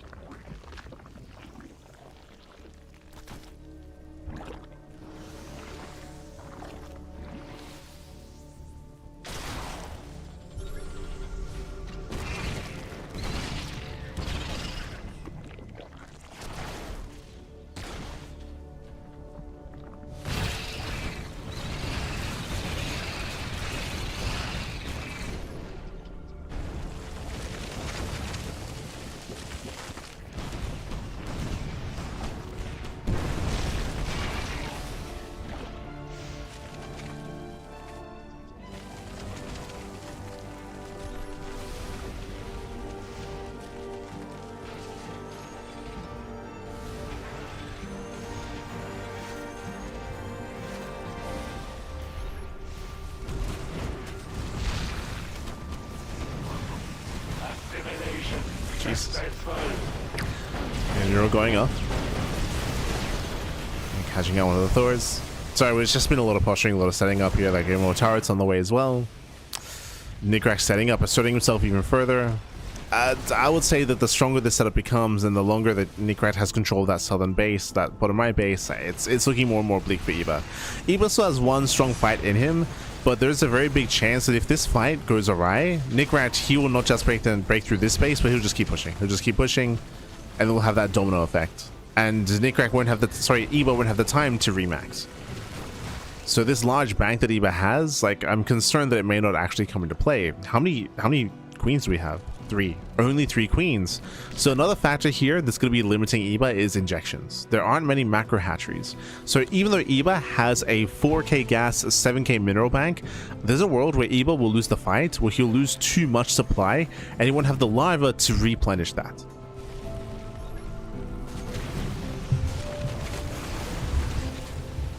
Now, this is going to be a big concern.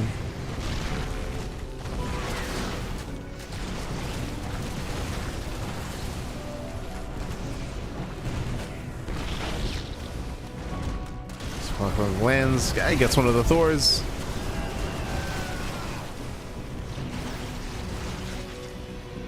You can see the infested to be activated there, hoping to land a fungal on the the Vikings. Nicoract getting more ground. He took down the southern base. Now he's pushing further in.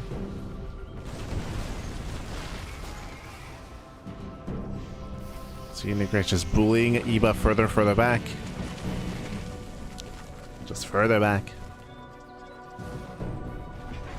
And this, like, leapfrog forward should continue. We can see that, yeah, Eba, he knows he cannot fight. He cannot fight this army. You can see Eba trying to counterattack. I think the best chance here is base trade. I think that would be the... I mean, best chance for Eba is to force the Terran player to respond to this. And to force Nicoract back home. Speaking of, yep, there it is. We have to make a decision. Well, what's the plan? Turns around. Does turn around. This base will fall. Nicoract responds, and Eba should pull away. Eba should kill this base and then back off. But this was a way to alleviate pressure on the south side and force the Terran army out of position. But who's out of position, really?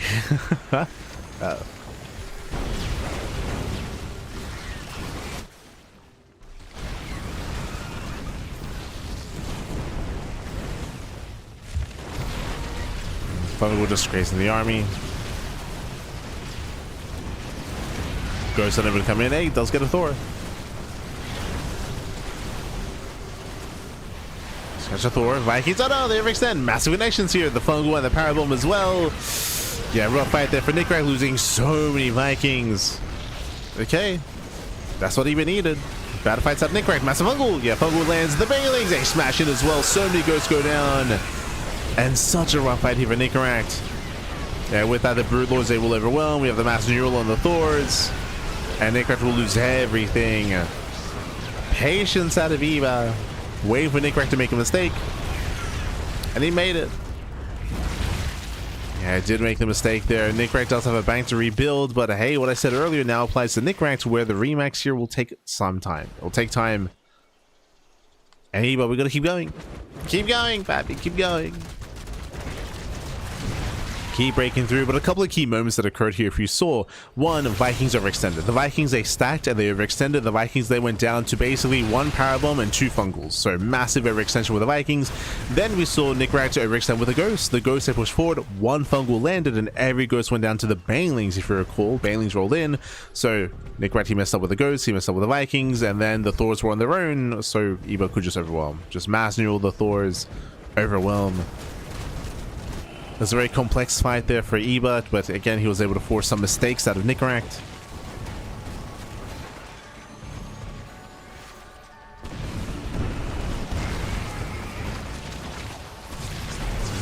Bells pull away. So respects the army. But that bank that Nicoract was building up the entire game, I mean, he burned through it. He just burned through it. Eba likewise is running out of gas as well, by the way. Like, it's getting quite intense with players. Tense for both.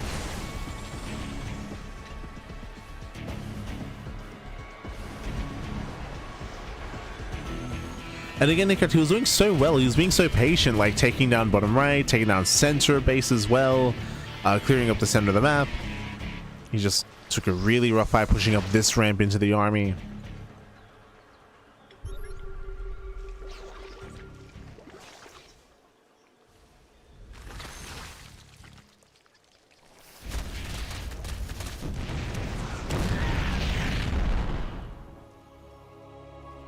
So you just had with Banks being equal as the advantage to the Terran. I mean, the Terran did have the advantage up until that final confrontation, right? That we were emphasizing. And to be fair, even before all of that, as we were trying to emphasize at the time, it's also important that Eba did force Nicoract out of position as well. If you remember, Eba, he couldn't fight the main army, so he attacked in the center, and he forced Nicoract to respond to Eba instead. And here we go, the final fight. We land the Fungals, look for the Corruptors, they move in. All the Ghosts go down to the Broodlords. Now we can push forward. Now we can just push on forward here. Focus and string. The Thors cannot get away. GG gets called, and he will claim this series 2-1, knocking Nicoract out of the OSC mid-season playoffs. GG. GG, well played. A very intense back and forth here between Eba and Nicoract. Again, Nicoract was looking very dominant towards the end of the game, taking more bases, bullying back Eba.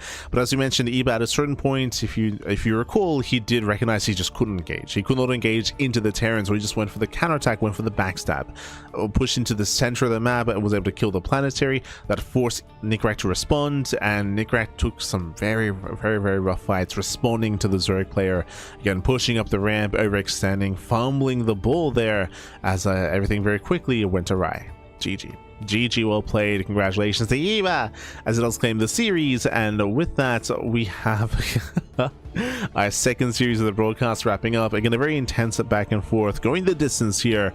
And we're getting ready for our next matchup. It's going to be a TVP between Art and Milky Cow. For now, though, we are going to be going on a short break. Going to be going on a short break here. When we come back, we'll have our next series. We'll have that TVP. We'll see you soon after the break. See you soon, Pappy. See you soon.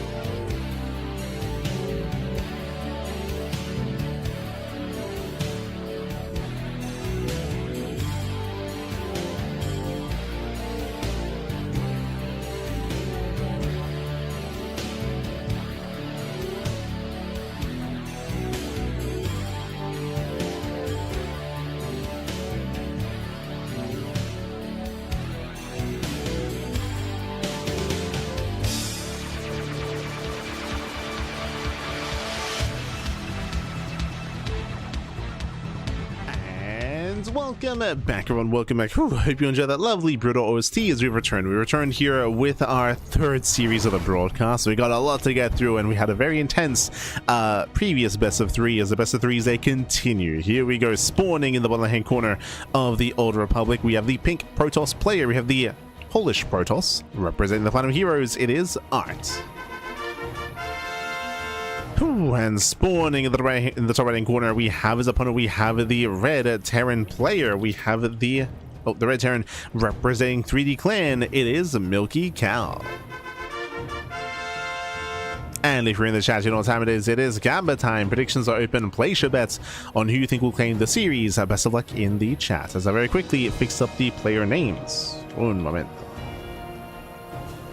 Bam. Almost. Okay.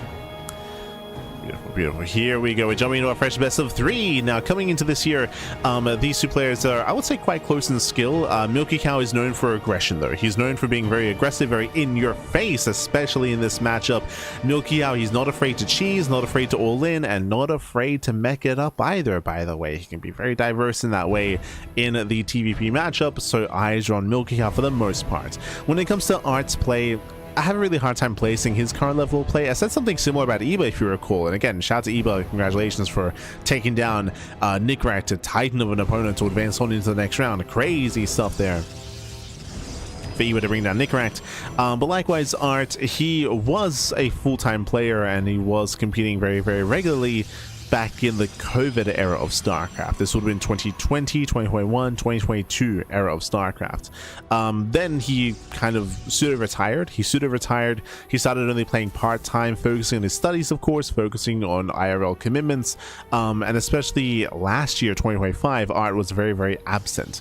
So because of that, I have a really hard time kind of placing his current level of play. I lean a little bit more towards Milky Cow just because Milky Cow does devote more time to the game, but we'll see what Art brings to the table. I would say that peak Arts would be favored over Milky Cow for sure, but is he peaking? That's the question.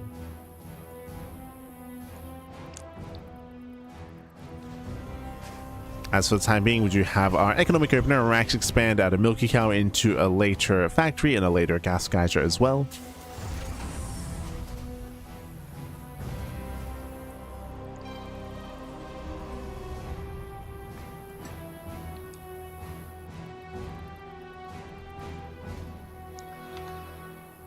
There we go.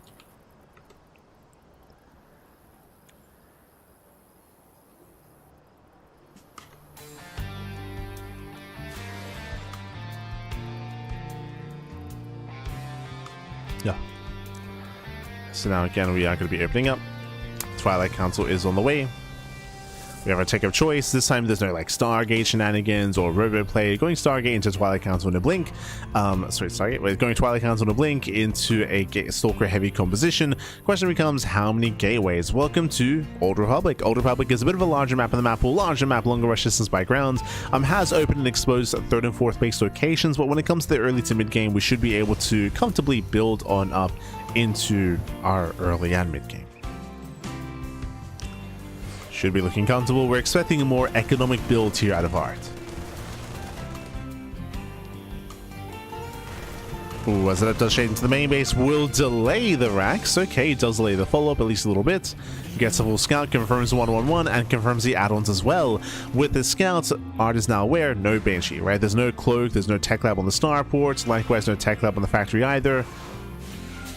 More damage being done. At the same time, we did get some counter damage here in the main. 3 probe kills. Oh my god. 3 probes, 1 SCV. A better trade here for Milky Cow. I believe that was a Reaper. Hellion, sorry. Hellion got in.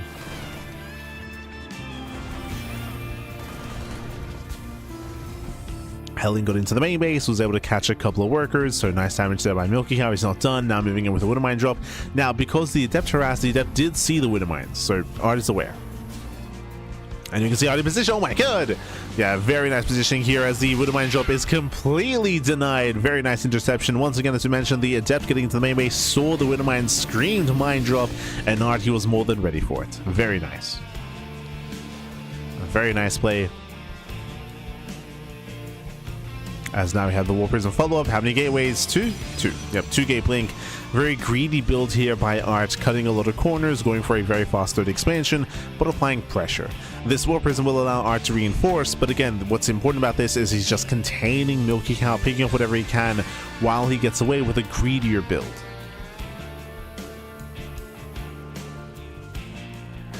And that is the hope, at least.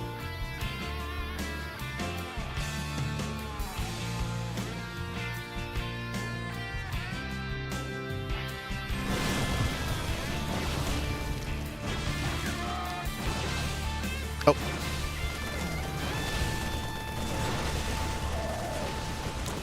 Yeah, so from here, Stalkers, they do pull away. Yeah, they pulled away, likewise rotating, which was natural.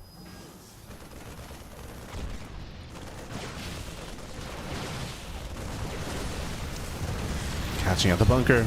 I mean, so far, decent rotation, catching at the bunker, poking, prodding, keeping Milky Cow on his toes. Again, that's the goal here. Remember, the goal for Art is not to break the expansion and to bust into the mineral end and kill SCVs. The goal here just to pick away, chip away at the army, delay Milky Cow, and make sure that when Milky Cow does push out across the map, he'll have less to work with, he'll have a weaker push, and Art will have an easier time defending.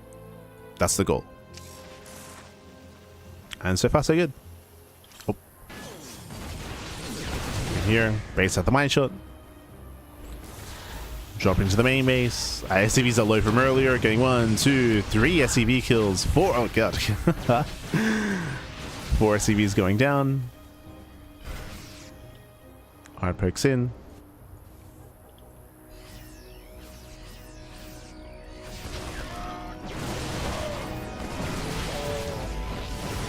Pokes in, catching out a couple of Marines. One Stalker does go down here, so Art does overextend for a moment.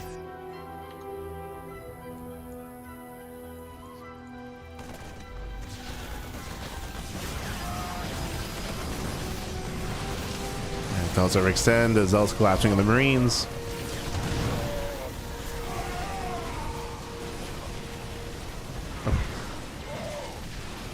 Catching on some more buyers. Zealous are trading well, and Milky Cow, he commits. Yeah, out of desperation, he just commits across the map. Widow Mines, they hit the natural. Sorry, they hit the third.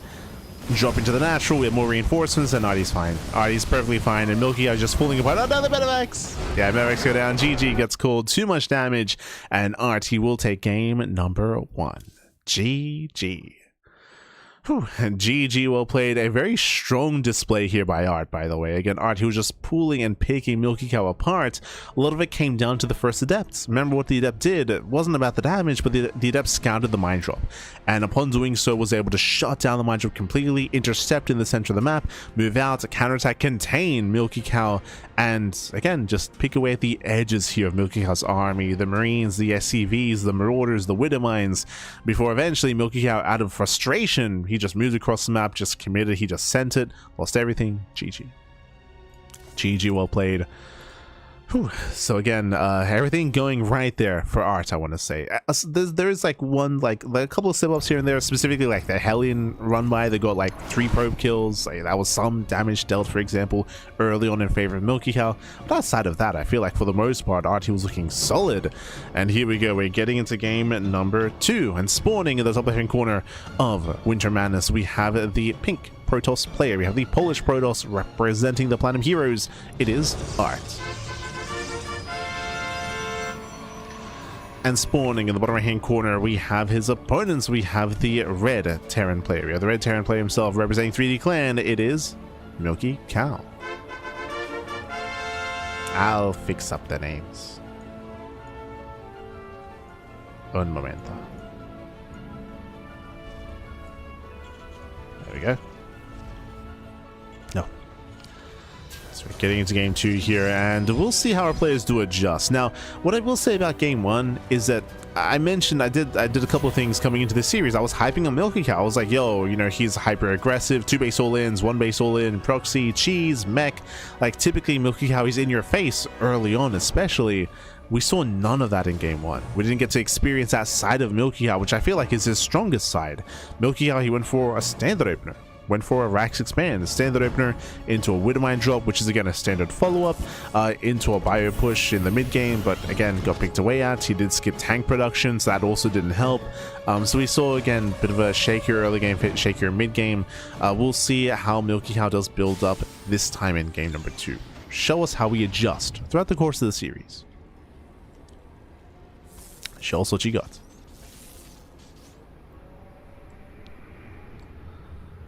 So now it is once again initially an economic opener, a Rax Expand here. Welcome to Winter Madness. Winter Madness is a larger map in the map, and a much more defendable map as well. Longer rush distance, a ramp coming into the natural base, choke point coming to the third. Likewise, the fourth base is right next to the third, so trying to rotate between these two bases is quite easy as well. So if the goal were to build up into a longer game state, then this map does favor that kind of play. But again, I don't really think that Milky Cow wants to try to play macro and try to, you know, get into a maxed out composition. That's not really his MO. We'll see. So far, so good. Tech Lab. Marauder opener? Okay. So it is going to be Marauder first here by Milky Cow. So already we are spicing things up a little bit here. Now the goal is to catch out the first units. The goal here is ideally Art. He scouted the economic opener. He saw the faster CC and he wants to delay. Speaking of, here comes the Adept, right? The Adept is moving out to delay. Meanwhile, Milky Cow, he's hoping that, okay, you're tempted by the CC, you want to punish me, let me punish you instead. Getting his Marauders up and running, setting up here on the... Oh! He cancelled. Interesting. He wants to fake it out. What?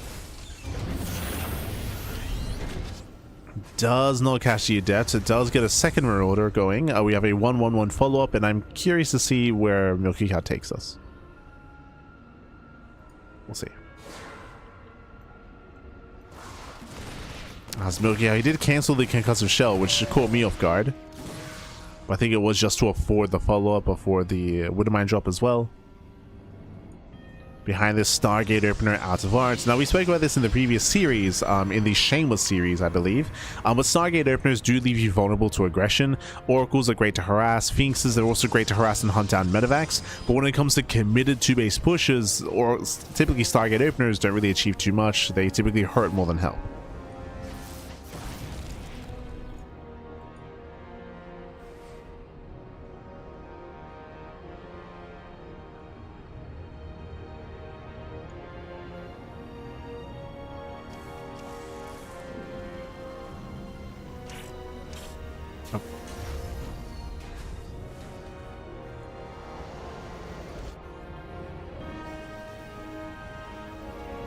Likewise, getting across the map as well.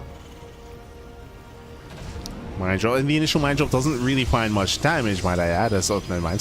That was the Hellion. I keep missing the first Hellion. That's my apologies. We missed it in game 1 as well.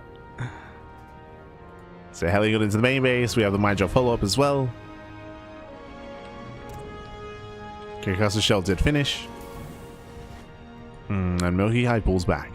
He does pull back. I mean, he's aware of the initial Stargate opener, and he's going to be playing a little bit closer to the chest, actually turning back around.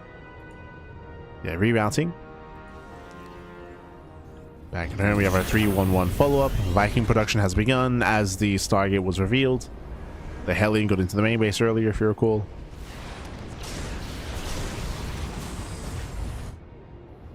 And Milky Cow making his way towards the natural. Was able to bob and weave and was able to get past the initial Phoenixes. Oh, does drop in. Art does react. Oh my god, Massive Nation 4 Probe is going to be going down, and the Widowmines are going to be saved for a time. Yeah, they're going to be able to unburrow and drop into the main base, but the Phoenix should lift. Yeah, Phoenix does lift. Widowmines are cleaned up. Some decent damage there. Was able to get a full scout as well. Confirm the follow-up here. No splash damage yet. It's going to charge. +1. We're not rushing into Phoenix Colossus, for example. Milky Cow is aware. We're going to save the medevac. I believe Milky Cow attacked his own medevac there for, for a moment. Be careful.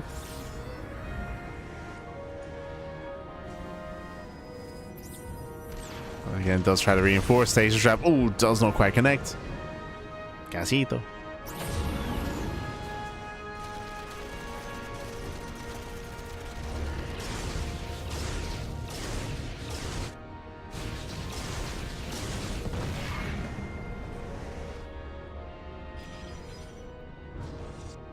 And Milky pulls away. Pulls away. Getting to Sim, +1, combat shields, building with Bio Army. Did apply some pressure. I think what's important about that move that we just saw out of Milky is that he didn't actually lose anything. Sure, he's lost drop play, of course, with the Widow Mines and losing a Viking as well, but he has retained that Bio Army. Has retained it, Stim is now done, and now he can hit his timing. Let's go. Now I can move out. As he moves out, third CC has been thrown down. It is going to be delayed, so nice delay here by Art. But can he defend against the main army? Again, because of the lack of Blink Stalkers, there's no way to nibble away at this force ahead of time. Yeah, it's just straight up Zealots. Now, Zealot-based armies can defend against this, ideally coming in from behind and getting us around. Going for these frontal assaults, though, can be difficult. Show some Mind Shots. Oof. Yeah, Mind Shots going off, softening up the army. But Arch should defend. He should have enough here. Oof. Pylon survives, forces the pickup. 6 probes going down so far.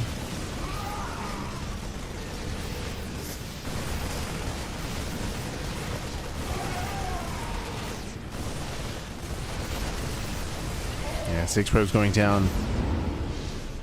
Catching on more units, likewise pulling away. Medevac drop is surviving as well, and we're moving out with multiple drops here. What's important is that Milky he hasn't lost his army yet. It should have been cleaned up, but no. Still distracting his opponents. Here we go, double drop into the natural. Art, he's spread thin. Yeah, you can see a big reaction here by Art. Probe's going to be going down, and we might even get some pylons. Yeah, pylons will fall as well. No major damage yet, but this is slowly adding up. Oof. It is adding up here. 5 probe kills, drop back into the main base, catching out 2 more Stalkers. Art, he will eventually defend. Art is holding, but still sustaining losses. Milky just keeps moving out, keeps pushing. Claiming his third, getting up to full saturation. Milky Cow actually with a greater economy. The other important thing here, as we can see when it comes to this cancel, is that because of all this aggression, Art is now down a base. Typically, the Protoss player, as the Terran player gets a third, the Protoss gets a fourth. But as they're expanding, here we're still stuck on an even base count. Milky Cow has the greater economy, and you can see that now that translates into the supply. You can see Milky Cow with a massive supply lead. Azar just cannot keep up, not with a 3-base setup like this. He needed a fourth. Did need a fourth base. The drops continue, supply blocking arts. Dragging the army into Mind Shots. Oh my god. Yeah, the Widow Mines connects, and sure we get an okay storm, but these are Marauders. They built a tank. They can tank the storms, Pat. They can tank them. Nice little run by, getting 7 SCV kills. Get a handful of workers. Oof, another mine connection. Drop into the mineral line, and Art has been broken. He has been pulled apart here. Again, just too much aggression, too much value gained here by Milky Cow. As Art just cannot get a fourth base. Art can't keep up. Cannot keep up. It's a numbers game at this point. And GG gets called, and Milky Cow will tap the series 1-1. Whew, GG. GG, well played. Very similar to game 1 actually, except reversed, where it was Milky Cow who was able to be active on the map, move out with his drop play, slip past the Phoenixes to be able to get his drop play going.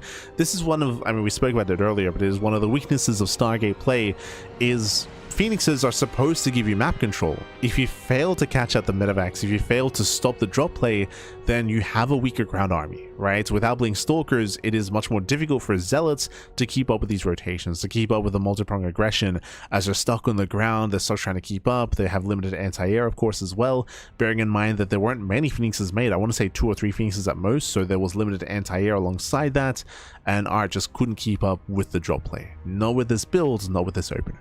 GG. GG, well played. And with that, we're now getting into game number... Oh. Un momento.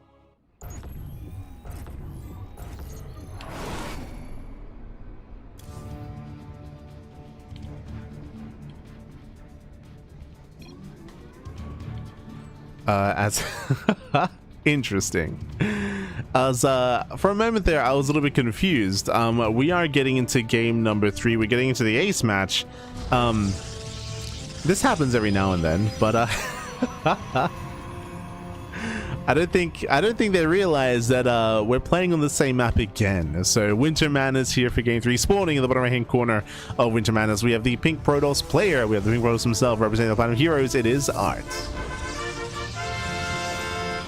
And spawning in the top left hand corner, we have the Red Terran player. The Red Terran representing 3D Clan. It is Milky Cow. So for those that are curious, the way that a lot of OSC events work, so for the OSC mid-season playoffs, for the season finals, and for the OSC Rising Star tournaments as well, and a couple of others, because there are so many matches being played and so many matches being held, typically players, they play out their matches ahead of time, then they submit the replays to be casted in these batches in these groups. So no one knows the results of these series except for the players themselves, of course, and the admin that constructs the said replay packs for casters, whether we're casting, whether Wardy's casting, whether Steadfast is casting. But sometimes things like this happen, which happens in live games as well, where usually, you know, the caster or the admin steps in to correct them, is playing on the same map multiple times in the series because they forget. God damn it. It happens, baby. It happens. Sometimes they even just load up a map that they had vetoed previously, and they just don't recall that. So, SMH, my hedge. But let's go. We're back in Winter Madness, but this time different opposite spawn locations. True. Milky Cow's on the top side, Ard is on the bottom side. From here, we are going to be opening up. Oh, for the first time this series, double gas opener out of Milky Cow. Opening up double gas into a faster factory into a delayed CC. So much more aggressive start here from the Terran. Much more aggressive.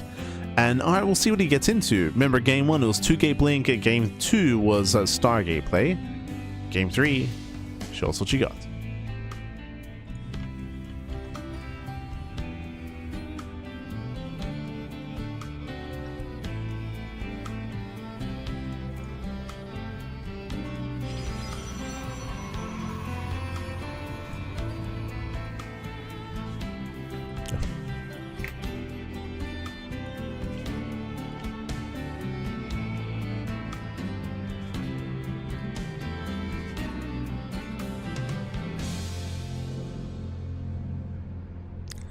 Yes, from here, with our initial double gas opener, we do have Reactor Reaper Hellion amassing. The goal here is economic damage. So we're slowly building up said, we're building up said Reaper Hellion, but we're only getting up to 2 Reapers and 2 Hellions though. We're now switching into Marine production, so not the biggest commitment here by Milky Cow, just have a presence on the map. Ideally, you still want to find some economic damage here, but not the most committed start out of the Terran. Okay, it does poke in, battery is now done, and I will defend. Oh, he even wants that Reaper. Yeah, it does want the Reaper here. It gets 1, gets 2. Oof, 2 Reapers go down. Some heavy losses here from Milky Cow. And so far, the opener has not been worth it. So far. And has been a rough opener.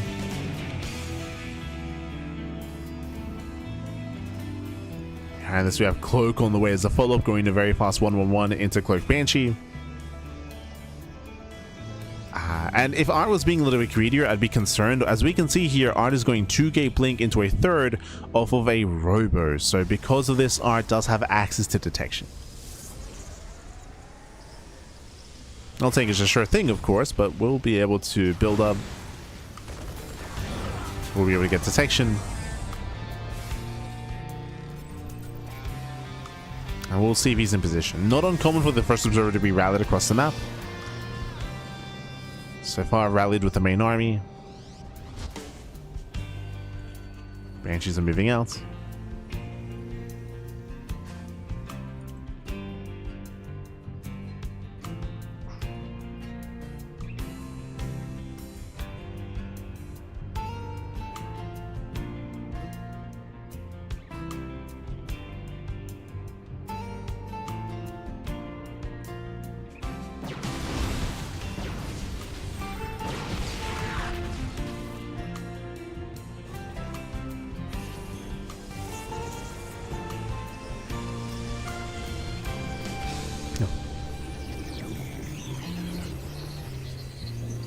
Banshee does move in towards the main. Likewise, the Observer is in position, ready here at the natural. The Stalkers less so, as Stalkers do overshoot, and as a result, 1, 2, 3 probes going to be going down. Do we get 4? We do. 4 probe kills, very nice. Banshee gets away, and despite having the detection, despite having the Observer, he struggles to defend. And we're still not done. Here comes that second Banshee. Second Banshee on the right-hand side. Alright, looking to counterattack, looking to find some counter damage. Back at home, we have a tank in the main base and a tank in the natural. There is no bunker at the natural expansion, so that is a little bit of a concern, but thankfully it's a lower gateway count, so Art should not really find much damage. As a Hellion wants a probe. He gets it. This time we saw the Hellion. Gets 1 extra worker. Banshee moves in, gets 2 more probes, 3 in total. 3 probe kills.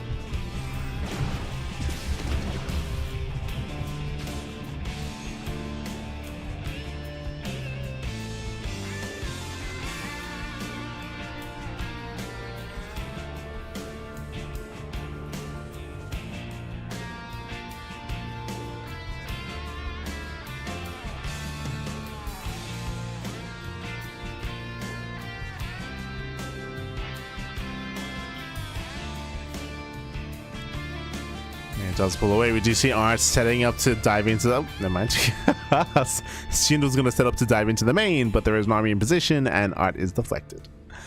Temple Archives on the way. No, we're now building up. You know, we're surviving the early to mid game. We're building up into said mid game. We're embracing it. Third base getting saturated. Third CC is also floating over for Milky Cow as well.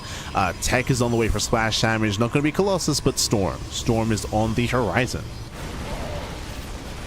Soldiers tried to delay. Nice control by Milky Cow, saving the tank. Third base now being taken. Now with this third now landing on location, it's going to be on Art to take a 4th base. This is when we will take a 4th. We should. At least Art has map control. Bam, there's a 4th location. There's a 4th base. We did mention how this was missing last game, and finally Art can embrace a greater economy.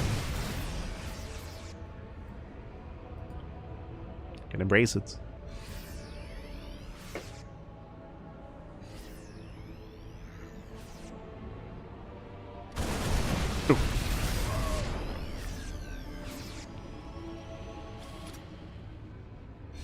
And Milky Cow does break out.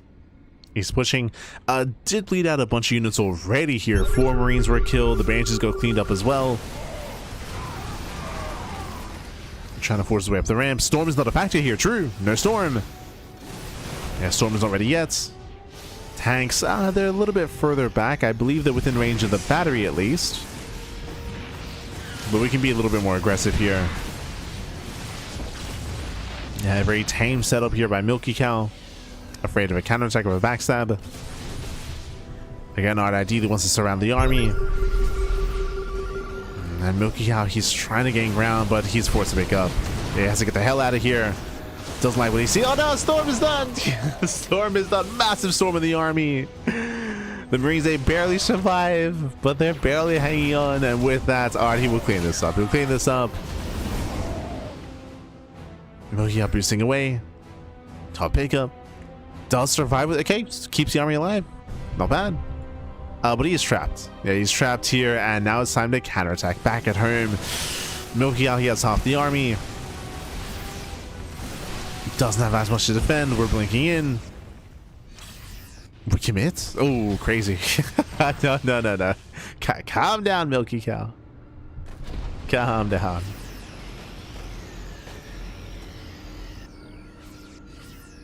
But hey, he successfully saved the army. Saves the army. Now breaking out across the map. Who catches who? Oh, these tanks are still exposed. Oh no! Oh my god, the benefit goes down. Gets one of the tanks. Yeah, one tank falls. Second tank is low. Storms, they continue. We have a couple of ghosts. Ghosts have arrived. Ghosts have hit the field.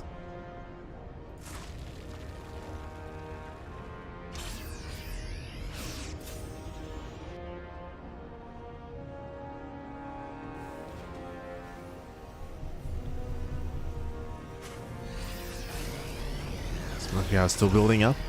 Second starport's now on the way. Fourth command center as well. Is where Art needs a fifth. Is setting up for one. So far it is keeping up economically, that is true, but there's still the main armies in favor of Milky Cow. Has a lot of potential with those ghosts, of course. Has a lot of potential.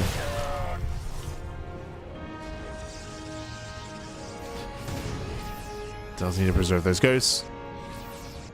Catching out the War Prism, not bad. And ICMP.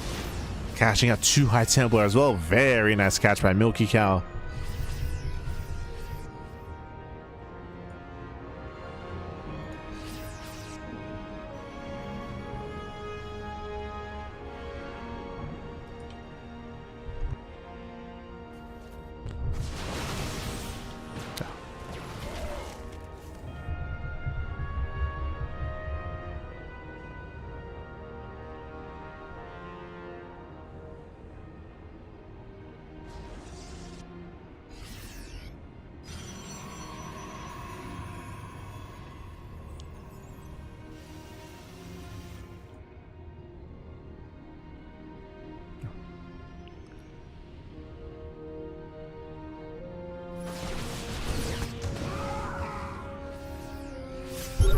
Still posturing.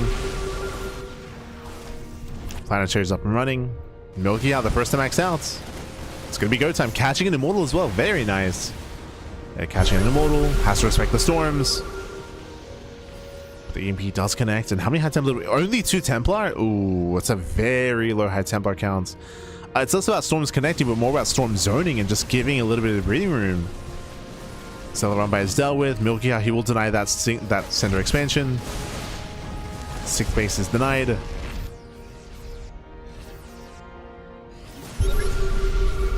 again, we're very Colossus reliant. The Vikings, they will shut them down. It gets 1, gets 2. Both Colossus full. 0 splash damage.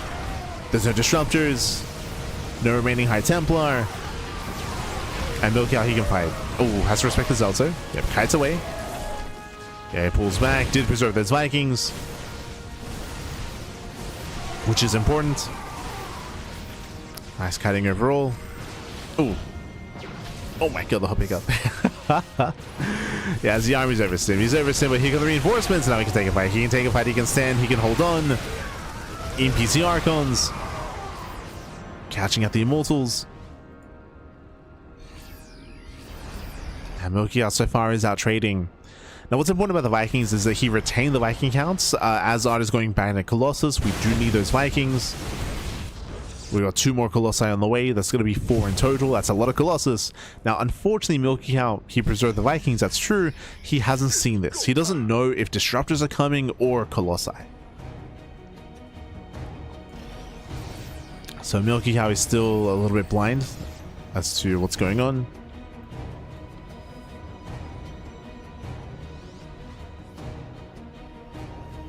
Alright, rotates. Does hit the southern base. Milky Cow responds. Oh!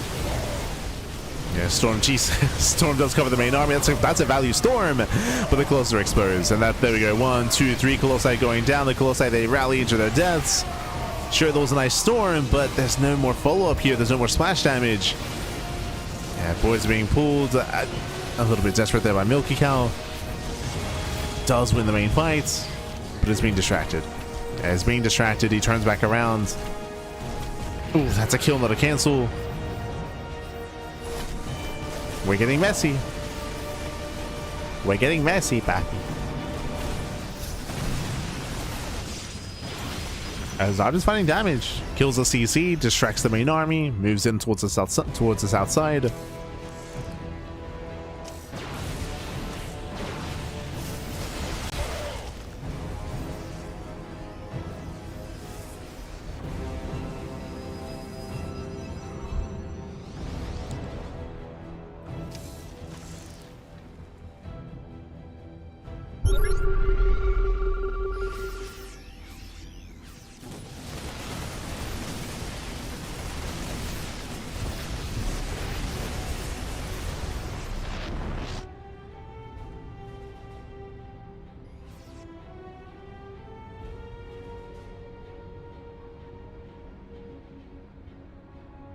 With that art, he's able to rebuild.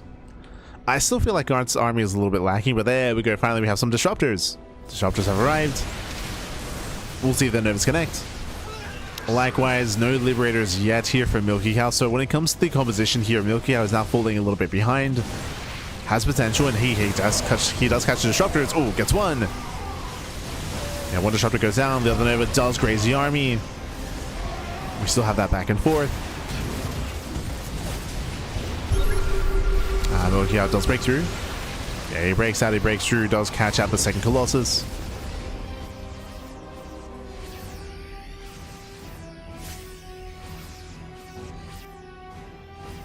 Takes down both Colossi. Oh, and Art, he can't quite keep up here. And tries to rotate. Cannot lose the space. Oof. Yeah, it looks like the Viking count is low enough. And not enough Vikings. Once again, there's still no liberators. CC is denied. Milky Cow needs his economy. Denied mining as we do warp in Master Templar. And Art, he's able to rebuild those Colossi. Making 2 more. Getting him to 4 Colossi once again. Oh, Milky Cow down to 0 Vikings. Oh. Doesn't catch a Colossus. Going for a counterattack instead. Pushing towards the south side. Art, he's in position more or less. He's in position, he's keeping up.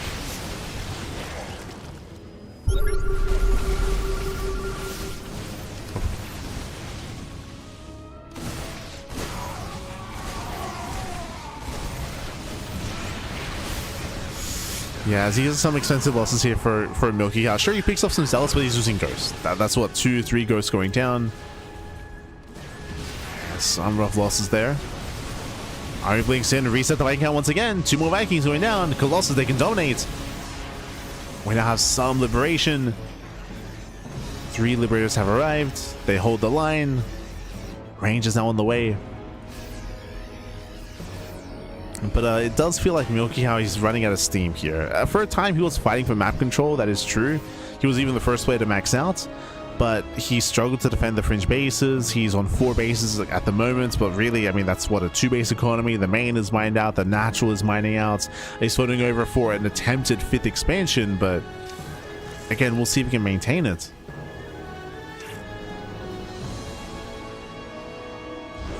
As Milky Cow, he has no bank. He has no bank, and he's not maxed. Low SCV counts.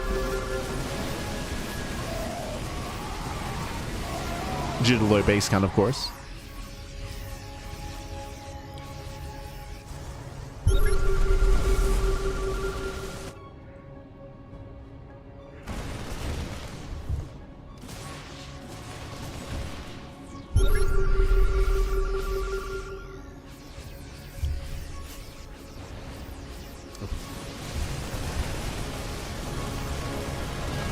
As Milky Cow, he does find some damage. It's a kill, not a cancel. At the same time that Zealot's get into the mineral line. 2 liberators going to be going down. A bunch of Vikings as well. Very high value targets here for Art. Ooh, we'll throw away all the Stalkers, which is an expensive trade though.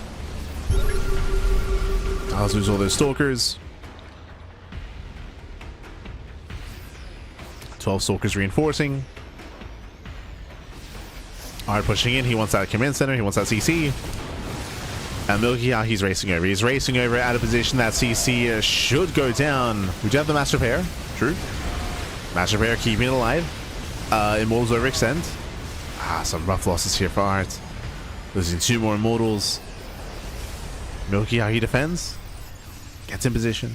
Protects his 5th base.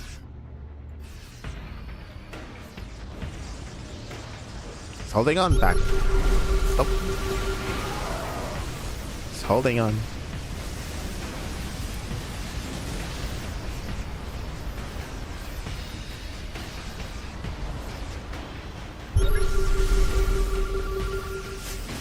Oh.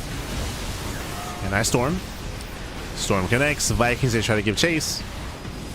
God, it's a very Marauder heavy army. Very Marauder heavy, but he sends to the storms. Oh my god.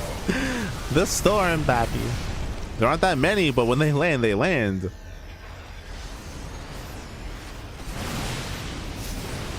Yeah, the storms are landing, papi. Yeah, Vikings are low on HP. They will get 2 more Colossi. There's 1 Colossus left, and barely it should go down. Just barely. But last art, he has too much on the ground. Just too much of a gateway composition. Blinks forward, catching up the final units here. The Marauders, there goes. Nothing survives, only Medivacs. And Art has done it. Art has done it. At the same time, DTs, they hit the natural base, catching reinforcements. Delaying Milky Cow. And there's no saving this. Oh, so we have another zoning storm. And we kill the CC.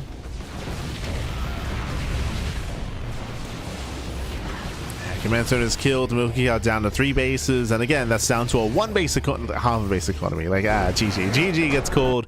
Cannot sustain himself. And Art, he will claim the series 2-1. Advancing on to the next round. GG. Whew.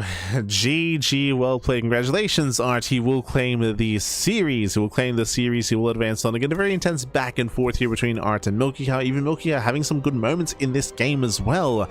But we did see him start to lose momentum, of course. We saw him hit max out first, that is true. But again, was a little bit later when it came to switching into Liberator production. He was unable to get his 5th base up and running either as well. He had a very hard time defending and keeping his base count up. As a result, he ran out of steam towards the end. Had no bank to work with, had limited bases. GG. GG, well played. I guess some strong moments there in that game from Milky Cow, but not quite enough. Not quite enough. And with that, congratulations, Art. He will claim the series. He will advance on, I believe, knocking Milky Cow out of the tournament. And up next, we have another best of 3. Up next, Fjant versus Rebellion. Let's go. Let us go. Show me know your best of 3. We're jumping into our ZVP. The matches, they continue, papi. They continue spawning in the top right-hand corner of the Old Republic. We have the yellow Zerg player. We have the Swedish Zerg representing Team Roddy. It is Fjant. And spawning in the bottom left-hand corner, we have his opponents. We have the pink Protoss player. The pink Protoss himself, the South Green Protoss, representing among SSG people. It is Rebellion. Let's go. Let us go.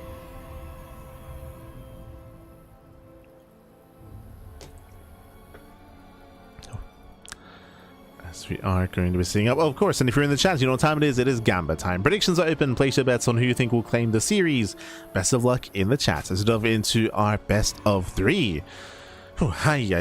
Here we go again. A bit of a ZVP instead, and we'll see how our players keep up with each other. Rebellion, if you know anything about him, he can be a very unorthodox player. Rebellion, he does like to mix things up, going to Glaive Adepts, going to Tempest Rushes, Carrier Rushes, weird charge all-ins as well.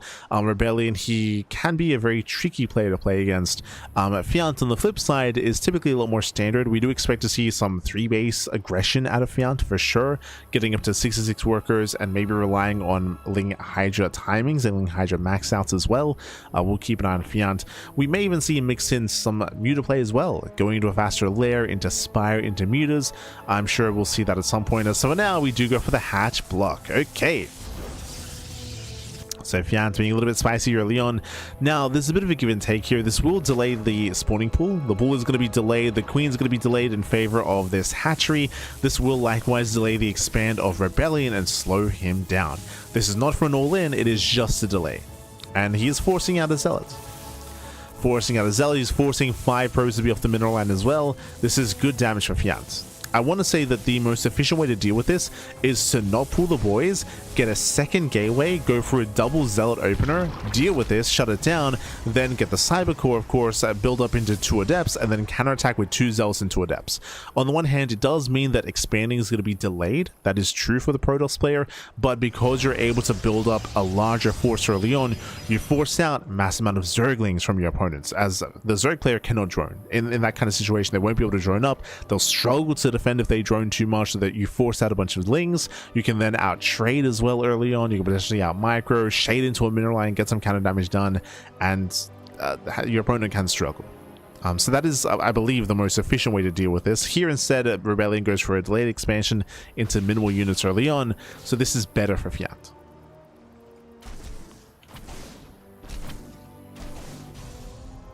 As we do see the Stargate opener out of Rebellion. Zealot nibbles away the third base, but this is, I mean, this is acceptable damage here. Fjant is happy to just tank that.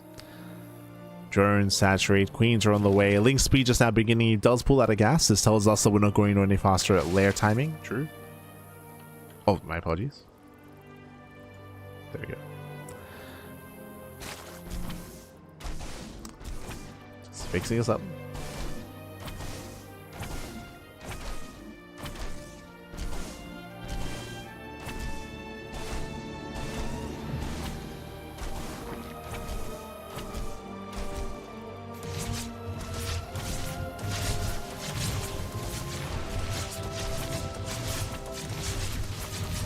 This way is pretty dang good for unrecognizable. You're adding yourself happy. Need to watch more StarCraft. I mean, a lot of the players that are competing tonight are like regulars for online tournaments, so if you don't really watch much online StarCraft, and if you only watch, say, the big events, then you might be unfamiliar with some of these players. But they're all regulars. Some more than others, of course. As I mentioned previously, like if you weren't watching StarCraft like back in like 2020, 2021, 2022, then it'd be understandable that you would be unfamiliar with art, right? As I mentioned, like art in recent years has been less active, but was very active like in the COVID era of StarCraft. Rebellion, if you're familiar with Gilding, that was his original ID. That was back in like 2016, 2017, 2018. Rebellion was a very active competitor in the online tournament circuit in like Lei Fan Cups, Alima Leagues, back in 2016, 2017. Rebellion's been around for a long time.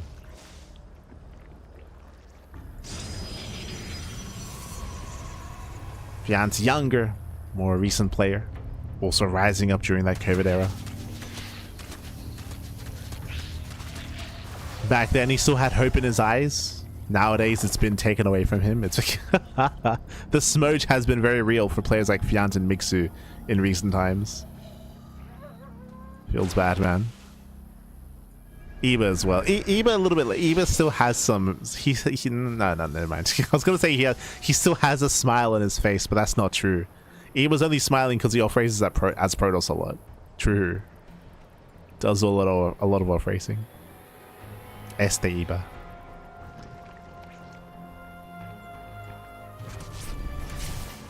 Oh. As your Oracles move, they catch out one of the queens. Not bad. Queen gets caught. Behind this, we do see, oh, instead of going into Blink, by the way, it's going to be a charge timing out of Rebellion. Okay, oh, no, never mind. Cancels. Cancels charge, goes into Blink. A little bit indecisive here from Rebellion, I will say, as we do have a more standard follow-up as a result. Forge, +1, a Blink, at Gateways, third base. Nothing crazy here. Originally, we saw charge, but again, going back into standard play. Speaking of standard, Fjant is going to +1 melee, so early Eva Chamber +1 melee. This screams Ling Hydra as a composition of choice, which is ideal building up into that mid-game. Fourth base on the way, droning, saturating. Again, when it comes to ZVP early game, there's not really too much to really write home about. Here we're just kind of building up into said mid-game. Both players are. We can see the Rebellion is choosing to go for a tech-heavier follow-up, going into an earlier Templar Archives into Storm. There are some players that go for a heavier gateway count first, and they be aggressive with more gateway units, and then they go into splash damage. But here, Rebellion is taking.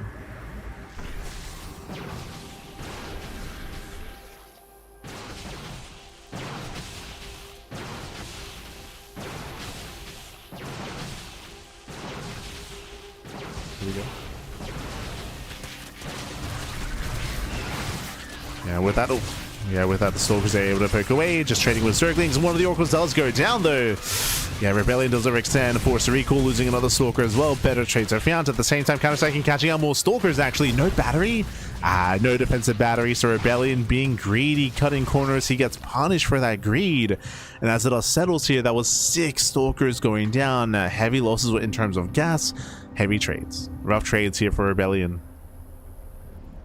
Fjant holds, he defends. Behind this, Fjant, he drones up to 77, and as we mentioned earlier, he is building up into Ling Hydra, and now he's done droning. At this point, Fjant is done droning. He can now fixate on purely Ling Hydra production, and something that we brought up in the previous series that we can bring up now is welcome to Old Republic. This map, it is very difficult to defend the 4th base. The 3rd is a little bit more exposed and more open, that is true, but if Rebellion ever tries to get the low ground 4th base or the linear 4th base, it is very open, very accessible. Fjant should not let that happen. So Rebellion is stuck on 3 bases. He's stuck on 3 bases, stuck turtling up. Storm is now done, Robo's on the way. He's going for the low ground expand. The low ground 4th. And this is where Fjant should move out. As you can see, he's just building up his Hydras. Oh, Fjant is teching, never mind. Fjant's going for the Hive, going for the Lurker Den as well.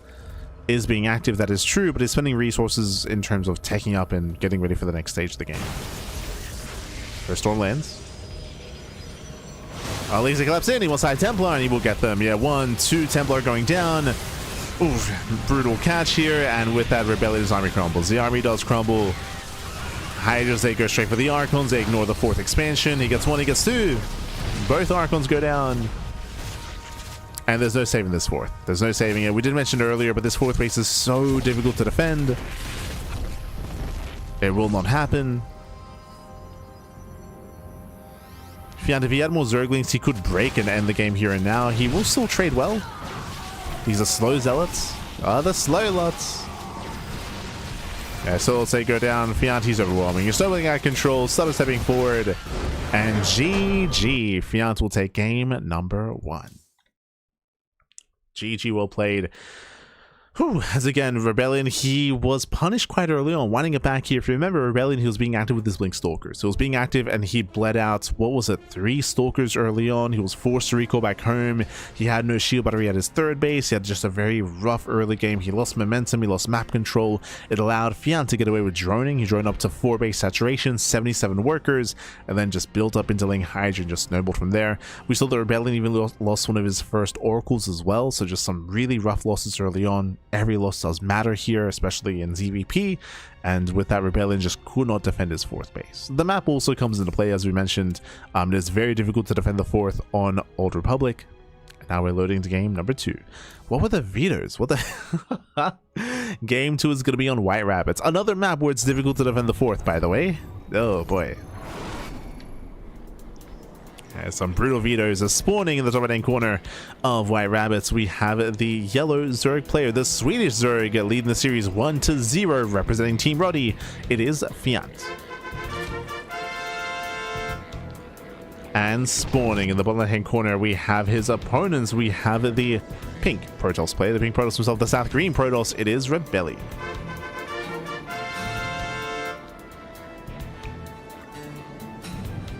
Here we go. So we are loading into game number 2.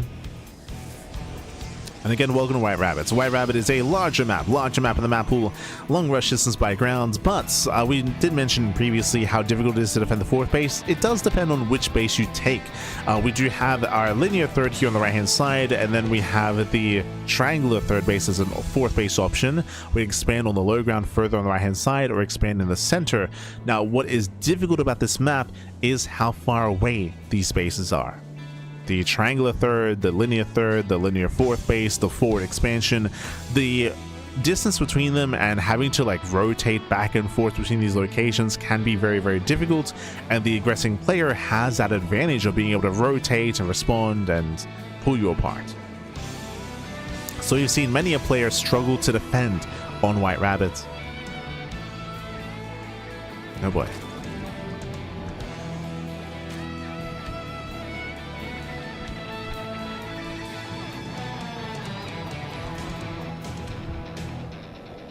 And we'll see if Rebellion can build up. My assumption is that Rebellion is going to go for a more aggressive start this time. Does open Zeld first already, which is interesting. Yeah, an odd start here for our Protoss.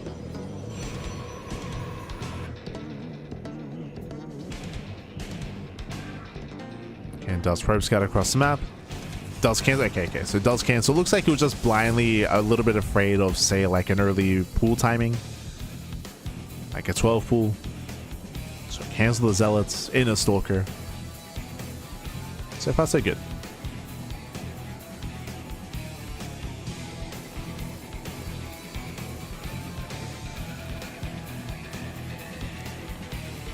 Oh, and that's going to be a Robo opener, by the way, not Stargates. Okay, yeah, my attention. I did at the validation. True, we did speak about this at the start of the series, how Rebellion does like to go for some quirky builds. We didn't see anything too quirky in game 1, but here in game 2, Robo opener. Now, this can lead a couple different ways here. With the earlier Robo, this could lead into a Twilight Council, into Templar Archives, into a delayed Archon drop with High Templar. Otherwise, this could be for like a Soul Train-esque all-in and going for early Immortal production into a Prism. Oh, Robo into Forge. Are we going for like an Immortal +1 all-in? You go +1, Mass Immortal, and go for vanilla gateway units? Prism first.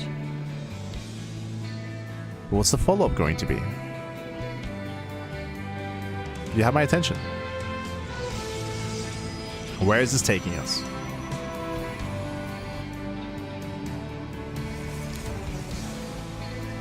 Twilight Council. So this looks like Robo into Forge, Twilight Council into Templar Archives into fast Archon production. Feels like that's going to be the case. We'll see if we're going to charge or not. I guess that's the big thing for me. Do we invest into the Twilight Council upgrade, or do we use the Twilight Council as a stepping stone into a Templar Archives? Or do we do both, I suppose? Meanwhile, Fjant does go for the early Roach Warren. It does make Roaches early on as well. Fjant did scout the Robo early on, so he's terrified about a 2-base all-in. Don't blame him. Fjant does cut workers very early, though. Very early. Fjant definitely could have joined up harder here. Behind this, we have confirmation charge. Charge is on the way. There's the Immortal production into +1. Looks like a 2-base all-in. We're not rushing into Archons, not rushing into the Templar Archives. Okay.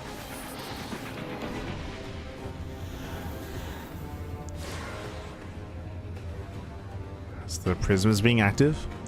I'd have to say scout all the Roaches.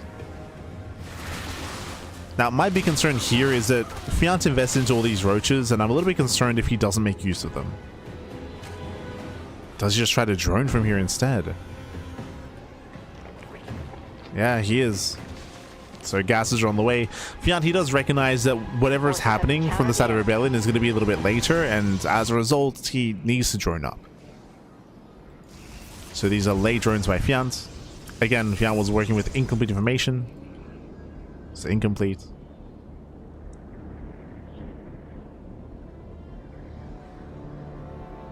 And we'll see what he can get done. Ideally, he nibbles away at the army, right? Getting a Zealot here and there, a Sentry, ideally. Cannot touch the Immortals. So again, needs to take care.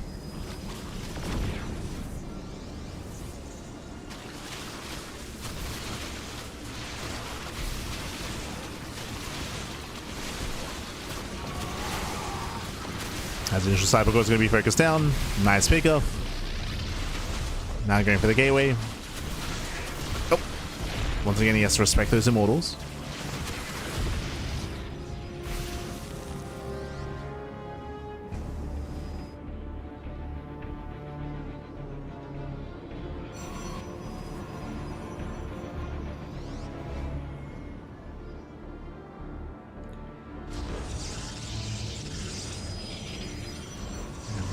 He is looking to break out. Again, this is still a 2-base all-in. Bear that in mind, there is no third expansion. We see Fjant ready for a backstab. And here we go. We're pushing with 4 Immortals +1 charge. And how many gateways are with this? 9. Oh my god. There's supposed to be 9, but the 3 gateways are under fire. Okay, Lings, they do back off. They do force a full wall. Here come the Warpins. Plenty of sentries, plenty of force fields. There should be some Ravagers to counter that. Beyond cutting works at 40. Nice force was to look down one of the Ravagers. Yeah, one Ravager goes down. Ooh, piles connect. These elves are very low. Yeah, they're getting low. Zealots, they just melt here. Link's coming from behind. They're going for the Immortals. They trigger the shields. Oh, shields are triggered. The Prism gets piled, and with that, the all-in is failing. The all-in does fail. It gets completely shut down. Fjant catching out 1, 2, 3 Immortals. One Immortal gets away. Yeah, barely one Immortal. GG gets called, and Fjant will claim the series 2-0. GG. Whew. GG, well played. Congratulations, Fjant will claim the series. Again, game 1, we had a little bit more of a back and forth, but as I mentioned, Rebellion just could not get a 4th base in game 1, could not build up, and had a shaky early game leading into that kind of mid-game setup. Here in game 2, we saw Rebellion go for a 2-base all-in. Fjant did scout the Roper early on. Fjant went for an overreaction and was set up a little bit too soon, so it was a bit of a shakier defense when it came to having an economy to sustain himself, so he droned up to 40 afterwards, but he didn't drone up too much, only up to 40. Still did fixate on his Ling Roach Ravager. Very nice positioning to hold off on those Zerglings until the Zealots went down. So he was being very patient, very patient with those Zerglings. Eventually came in from behind, surrounded the army. GG. GG, well played. And with that, we're going to be following Fjant into his next series. Okay. So Rebellion is out. Rebellion, he's out of the tournament. He's out of the OSC mid-season playoffs, and Fjant, he will advance on into the next round where he has another Protoss waiting for him. Oh boy. Not going to be an easy opponent. If you remember, this player got knocked down last week by Cure. Cure did knock him down, and now he's looking to get some revenge. We'll see if he can bounce back. We'll see if he can make a tournament run out of this. Oh boy. It is going to be Fjant versus Harston. There they go. And we're now entering best of 5 territory. Still in the lower bracket. The loser of this series is out of the tournament, by the way. But is going to be a longer series here instead with those best of 5s. Let's go. Game 1, Mothership. For the first time tonight. True. For the first time.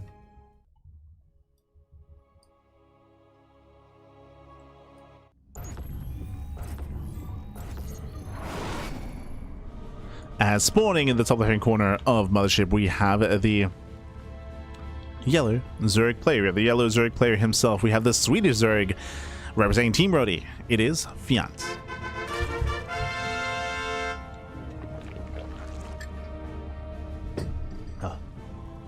And spawning in the bottom right-hand corner, or bottom side, we have the green Protoss player from the land of the Netherlands representing Shopify Rebellion. It is Harston.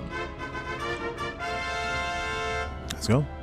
Let us go. We're jumping into our fresh best of 5, not best of 3. And if you're in the chat, it is Gamba time. Predictions are open. Place your bets on who you think will claim the series. Best of luck in the chat as we delve into our best of 5. Coming into this, I will say that Harston is the favorite player coming into this series. Fjant had a very impressive performance previously, but he's still a bit of a younger up-and-coming player here. If he were casting, say, Gigi Machine or Young Yakov, that's someone who I would maybe even favor over Harston. But Fjant alongside Iba, alongside Mixu, kind of like they're still, you know, trying to build up and trying to close that gap, I should say. And this is going to be a big challenge for Fjant, and we'll see if he can take that challenge. We'll see if we can bring him down. Let's go. Let us go. For now, Harston does scout top right, does scout the northern section of the map, does not find his opponent yet. Remember, this is a 3-player spawn map over the Mothership. We are looking for each other, and the initial overlord from Fjant will find Harston. We'll find him.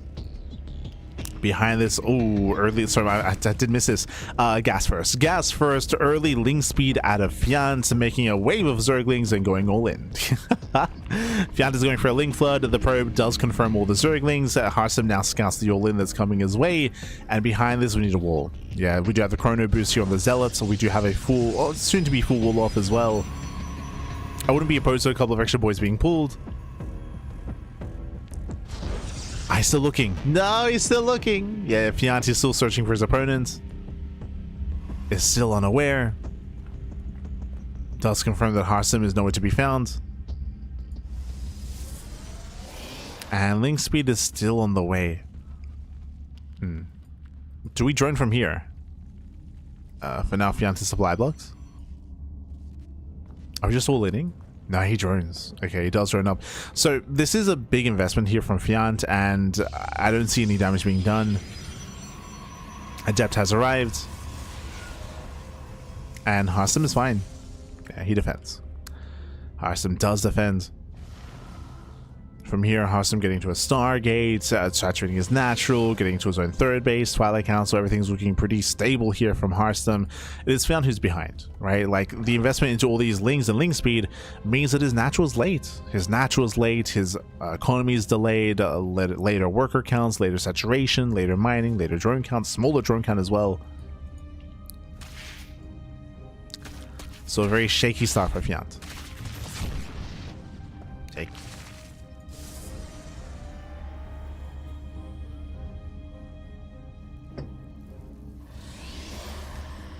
And Yakup G Machine is significantly higher than Fjant and Legulac. I mean, that's why we mentioned that I would favor the two of them over Harsum, right? That Fjant's, Mixu, and Iba, they're the Zerg players that are still trying to like close that gap and build themselves up.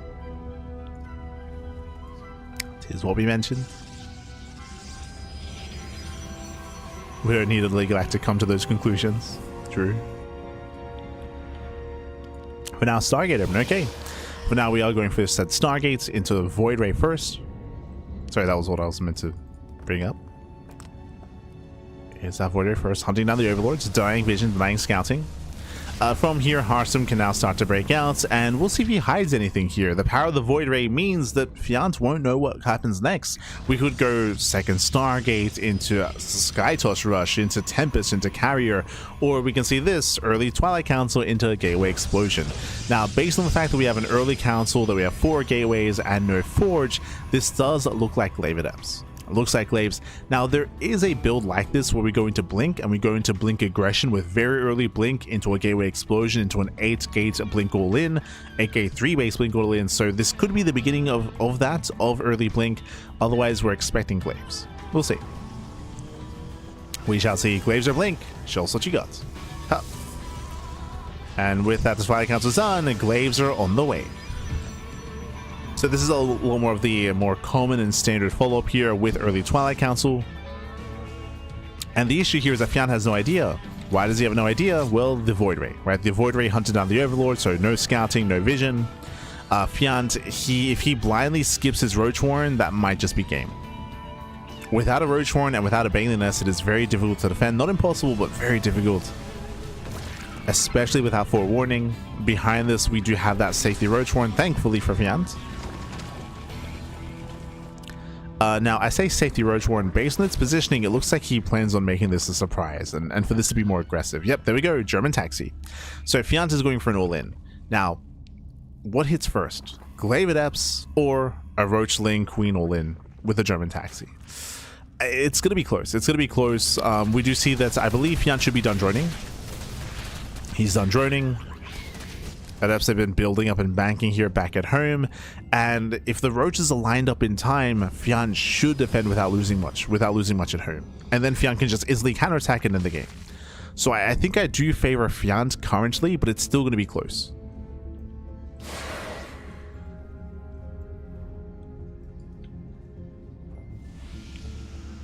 So here comes the move out. Harsum commits across the map. Back at home, we're amassing on more Lings and Roaches. I believe Overlord Speed was did finish. And can we minimize losses? Yeah, Roaches are revealed. Roaches try to hold the line. One Roach goes down. Queen as well. Big pickups. It's already getting out of hand. Shading to the natural, where we do have an army waiting. Yeah, Lings are in position. Nice round. Very nice round. One of the Queens still falls. But Fjant holds. Fjant, he holds. And now we're getting ready for the counterattack. Ooh, the Void Ray gets shut down as well. And here come the Dropper Lords. Yeah, Job Lords are coming. Queen's going to be loading in. And here comes Yolin and Harsum. He is hurting. He's in trouble. Throwing down a wall of batteries. 1, 2, 3 batteries. 4 batteries on the way. Oh, Fjant a little bit preemptive. A little bit premature. Gotta wait for the reinforcements. Remember, these are slow Roaches. The Roaches are slow.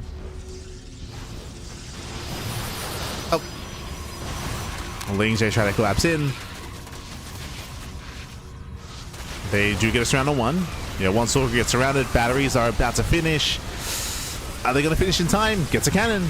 Yeah, brings down the cannon. Boys are being pulled. All the ropes are going to fall as well. And if we can get on top of the main army here, we can end the game. It's close. The Biles. Oh my god. Yeah, Gray's in the army. The sentry goes down. The Lings are still flooding in. Batteries are finishing. There's 5 batteries here to defend. Oh, and is it too much? Oh, nice Biles. Nice Biles. They bring down another stalker. Yeah, another stalker goes down. Batteries are out of energy. And Fjant has done it. Fjant has done it. He has broken Harsum, punishing the Glaive Adepts, going for his own blind all-in. And with that Harsum, he has nothing left. He's down to, what, 4 stalkers? Oof. More Biles are landing. The Biles, oh god, they keep landing. Down to 3 stalkers. And with that, Fjant will kick things off with a lead. He'll kick things off with a win here, as Harsum desperately doing what he... Harsum coping a little bit here. NG overcharge on the Oracle to do some damage. Let him play, Pappy, let him play. Ay, ay, ay. As that's going to be 27 probe kills. Once again, Harsum warping in, doing what he can with what little he has.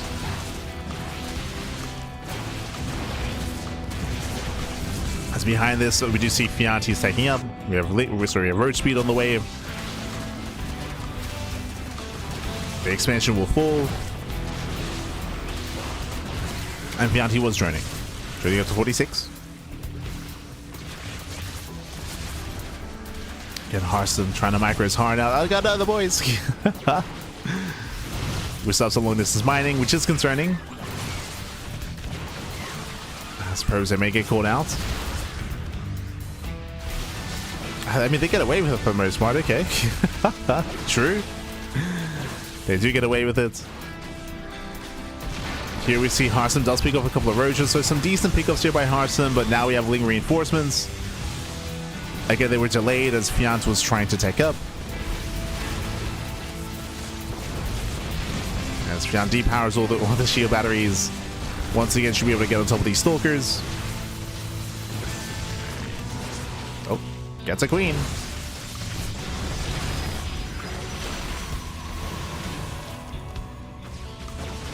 And again, Harsum looks like he should be able to defend the natural base at least, but trying to break out and trying to regain control of the third base, that's not going to happen. Like, no shot.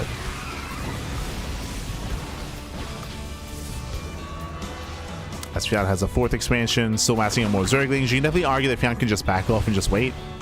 Just wait to mass up. Oof. Catching out another Stalker. Yeah, Harsum overextends, losing 3 Stalkers. Oof. Ay, ay, ay. Yeah, 3, 4 stalkers going down. Better control towards the end.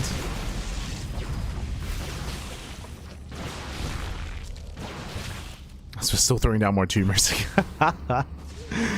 Just make sure there's no nexus. Oh my god, that's a lot of Ravagers. Jesus. What's been hurting Fjant? Do we have any queens back at home? They're rallying across. Okay, I was gonna say that I believe injects has been an issue because the initial drop load all in. So lava was an issue. Fjant is banking resources. That's allowed Harsum to stay in this game.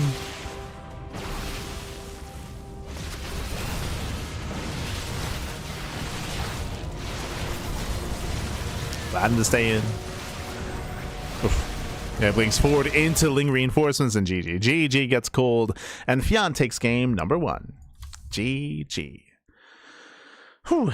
Hey, again, Fjant starting things off with a bit of an upset here. Again, when it comes to the builds themselves, it was almost like a build order win for Fjant. Winding it back, Harsum, he did go for a Stargate Void Ray opener into Glaive Adepts, and Fjant didn't scout. He was not aware of what was happening. Fjant instead was blindly going for his own Roach Ravager Queen all-in, his own German taxi. So as a result, because Fjant was all-in against a very tech-intensive and very aggressive Protoss player, in the end, the Glaives weren't worth it.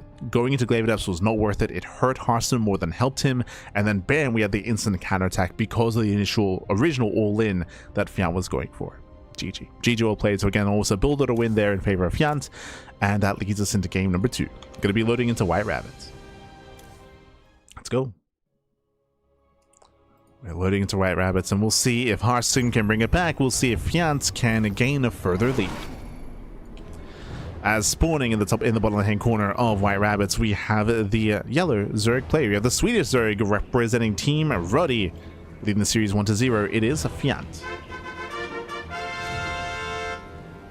And spawning in the top right hand corner, we have his opponent. We have the green Protoss player from the land of the Netherlands, representing Shopify Rebellion. It is Harston.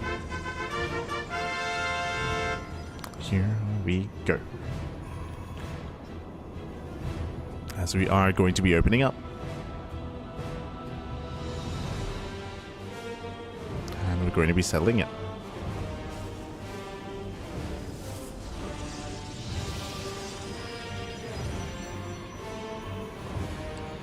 And I should also mention as well that game one was very build order specific. We don't expect to see Harsum. We don't really expect to see that dynamic again with Harsum going into Glaives against a German taxi. Like that shouldn't really happen again in this series. So that was like a very, very like specific situation, specific scenario in that first game. We'll see how Fjant can keep up with Harsum in a more standard game instead. That's what I'm most curious by. It's a strong start, don't get me wrong, but again, it was like a lot of things happened, like the stars aligned sort of thing, right? Like the stars did align in favor of Fjant. What about when the stars don't align? That's what I'm here for. For now, gate expand. Standard opener here by Harsum. Likewise, hatch gas pull out of Fjant. Remember, game one, we saw the early pull, early gas, which did not pay off, by the way, but this time we have a much more standard build out of our Zerg player. Much more standard. Nothing wrong with being premature. Ah, no. Copium, baby, copium. I mean, hey, the Fjant, he still got it done. Still got it done. Pulled it off back.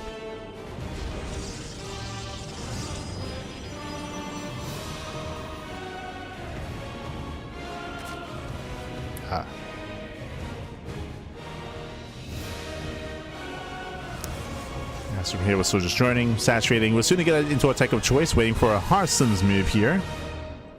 Based on the pylon placement, does look like a Stargate opener. Yep, Stargate opener here by Harsum.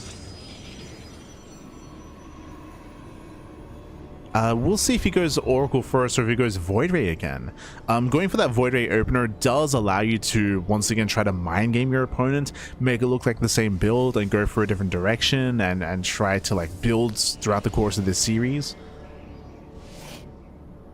Otherwise, we could just be done with Void Rays and just go Oracle instead. I know that Harsum is also willing to be a little bit more exploratory when it comes to builds. He has been like hyper greedy at times and gotten away with that as well. Still thinking about his run at DreamHack. That was what, like 2 years ago? Where he was just getting insanely fast third bases and having a very strong mid game as a result and catching a lot of players off guard with that. In PvZ.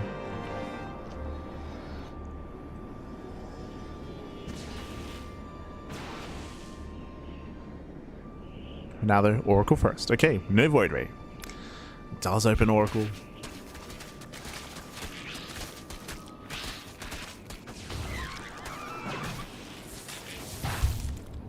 Things they poke in.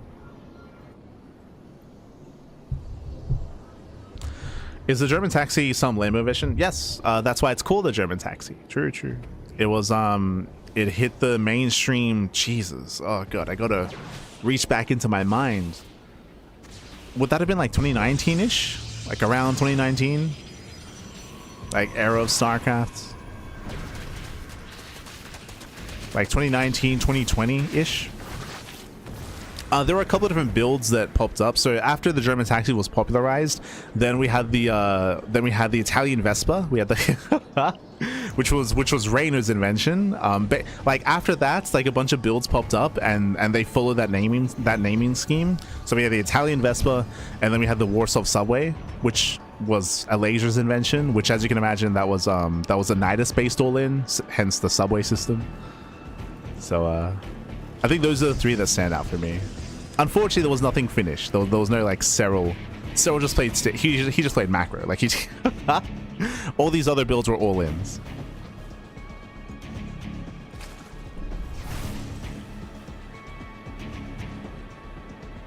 But yes.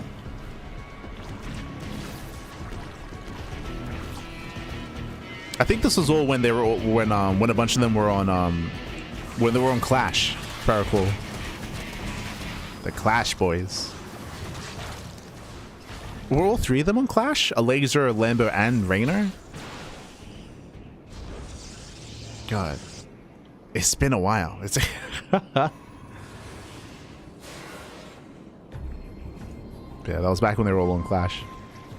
For now, it is going to be... Oh, Jesus. As Harsum, he does go for a standard follow-up here, going Stargate into Blink into a third expansion. I did notice that there was no Forge, which was a little bit suspicious, and we see why there's no Forge. We're saving that money for a very fast fleet beacon. Okay, so hyper greed, very tech-heavy play here by Harsum. Very tech-heavy.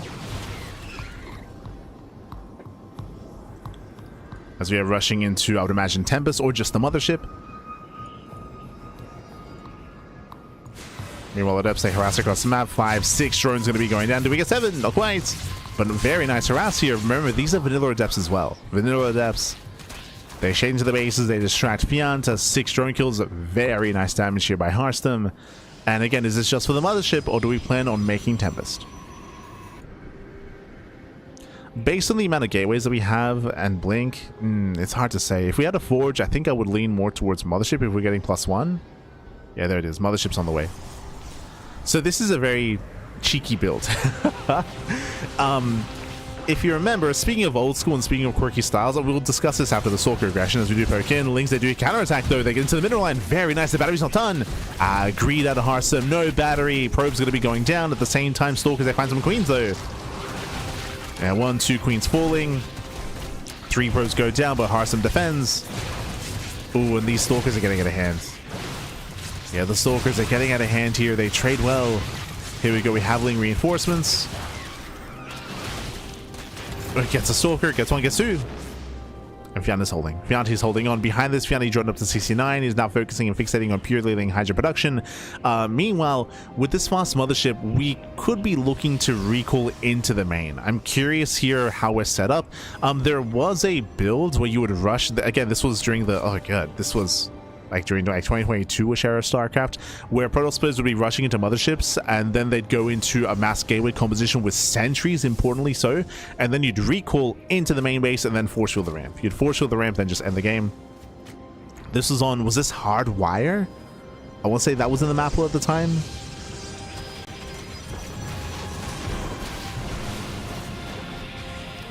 No, sorry, a more popular map, if you remember, was Cosmic Sapphire. That's it. Cosmic Sapphire was in the map pool at the time. I remember seeing many a recall into the main on Cosmic Sapphire. That was disgusting. But we can see that we're not doing that. Harsum, he does keep the Mothership with his main army. He's not going for the recall. So just a strong supportive unit early on.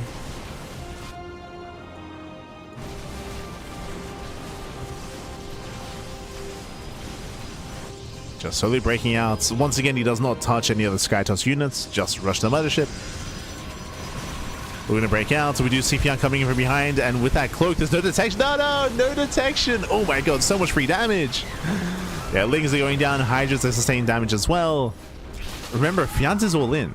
We tried to emphasize this earlier. Fjant is not droning. He is not droning up his 4th base. He's cutting workers and staying with a Lair Tech army. It's a Lair Tech all in with Ling Hydra. And the longer this goes on, the better it is for Harsum. And not having detection is brutal. Yeah, Cloak did expire. Now we get the massive slow zone. Oof. Catching out one of the Hydras. A couple of Roaches. Zoning back the army. And again, the longer this game goes on, the better it is for Harsum. As Fjant he's not set up for a long game. He's not set up for a macro game. Speaking of, oh god, yeah, speaking of Massive Storm. Catching up the Hydras. And it's looking bleak for Fjant. It is looking bleak. As Cloak is off of cooldown, we can Cloak again.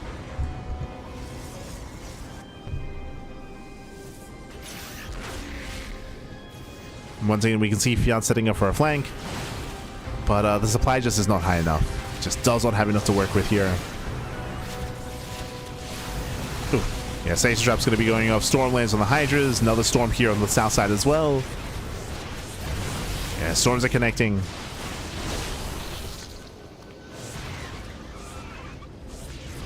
And Fjant just cannot push in. And at this point, it's been outscaled. At this point, the only way that Fjant can win this game is if Hearthstone makes mistakes, if Hearthstone overextends, if he maybe splits up his army and is a little bit too inattentive. There is a chance. I mean, that Nexus is getting low, I suppose, but yeah, Hearthstone, he should be fine. Hydras are getting himself with the mothership. But the storm, the Zealot reinforcements, all the Hydras go down. GG gets called, the all-in fails, and Hearthstone will tie the series 1-1. GG. Whew. GG, well played again. A very nice mothership timing. You saw the initial all-in built up towards that first big push at the forward expansion at the 4th base, and as Fjant committed to that first big push, Cloak was activated and there was 0 detection. All the Lings went down, a lot of Hydras went down as well, and that was the beginning of the end for Fjant, as that was the beginning of the defense for Hearthstone. Again, a really, really strong Cloak timing. Of course, Fjant was not expecting that. He was not expecting it. He was not ready for a mothership that early on, and with that, the aggression was shut down real fast and real quick. GG. GG, well played. The all-in fails, and with that, we're tied up. We're tied up here 1-1. We're loading into game number 3 on Tourmaline. So we go from one of the larger maps into a smaller map of the map pool. Much smaller map, shorter rush distance by ground, and we'll see how our players do approach this. When it comes to Hearthstone's build, I should also mention as well that rushing mothership like that was done back in the day. It was also done a little bit when we saw the buff to the mothership. I say the buff, the resource, the change where the mothership became cheaper, if you recall. It became cheaper. I want to say it became smaller as well. There were players who were playing around again with like mothership rushes during that period of time, and then, you know, they reverted those changes, and things changed once again, and I can't remember the last time we've seen specifically a mothership rush like that. So a bit of a quirkier build, a little bit old school as well, and crazy. So I appreciate it. I do appreciate some of the diversity as we're now getting into game 3 and spawning in the left-hand corner. In the bottom-hand corner here of Tourmaline, we have the yellow Zurich player from land of Sweden representing Team Roddy. It is Fjant. And spawning in the top right-hand corner, we have as opponent, we have the green Protoss player from the land of the Netherlands representing Shellfire Rebellion. It is Hearthstone.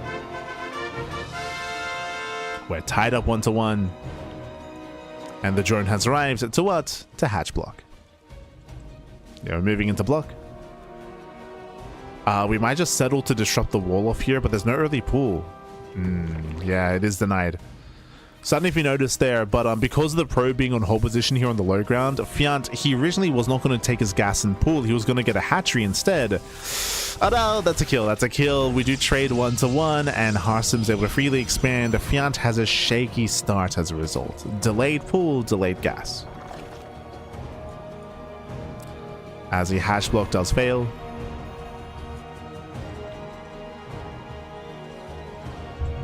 Hearthstone heals ready for it.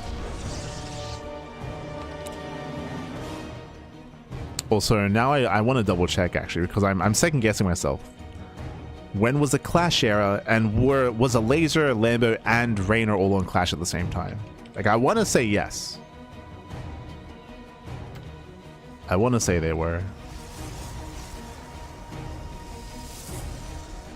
Let's have a look. Clash. Yep. Oh, there we. Oh, we remember, Babby.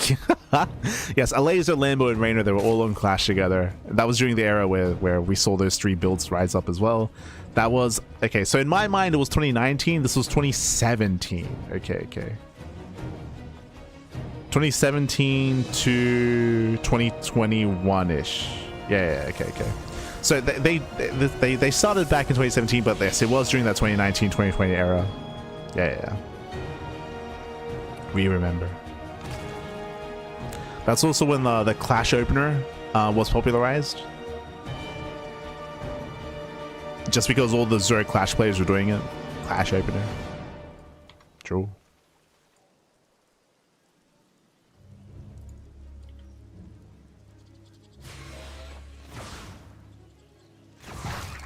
Finale. But again, that for the modern viewers, that was like pre-Shopify, that was pre-Basilisk, that was pre AGO Esports. That's before all those teams.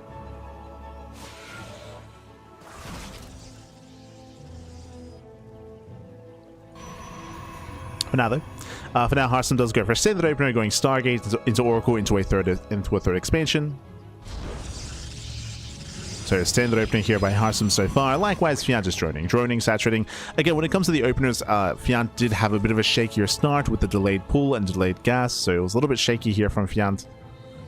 Outside of that, we're settling in, and welcome to Tourmaline. Tourmaline is a smaller map in the map pool, shorter rush distance by grounds. As a result, often all-ins are favored on this map because it takes very little time to get across the map. On top of that, oh, we attempt to surround, but the death does get away. Nice control by Hearthstone. Nice control.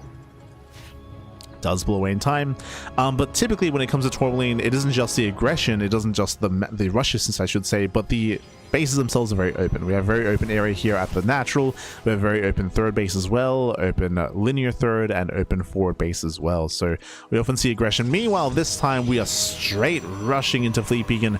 This is not the same build as last time. Last time we went Blink first. It was Blink, Twilight Council, then Fleet Beacon. Here it is going to be, do we even go Void Ray? No.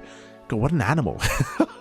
Oracle into Fleet Beacon. This should be either a Tempest Rush or a Carrier Rush. Leaning more towards Tempest. So it looks like a Tempest Rush here by Hearthstone. Meanwhile, nice round. Oh my god. Yeah, the Oracle barely does get away. Meanwhile, the second Oracle does find damage here. 3 drones going down to the third. So decent damage dealt here in the mineral lines.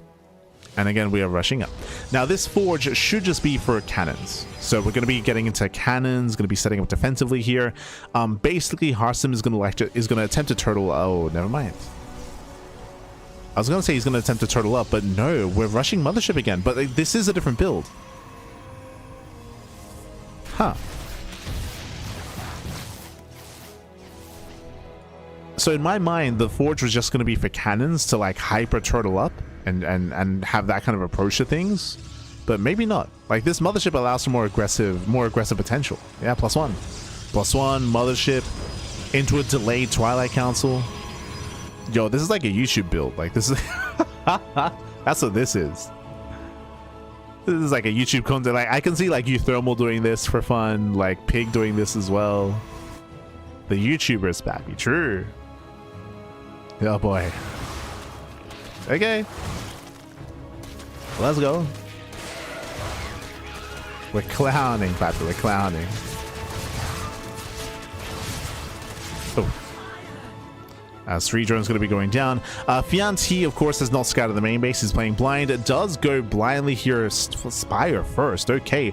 I believe the plan here is to go into Ling Muta, but am I concerned? So the plan is to go into Ling Muta here, and there is potential for damage for sure, especially considering there's no blink, right? There's no blink behind this. Is going to be a charge base follow-up instead. But I'm worried about the counterattack. Thankfully, it's going to be Ling Roach into Spire, so there is a Roach Warren available for a ground army. Mothership is revealed.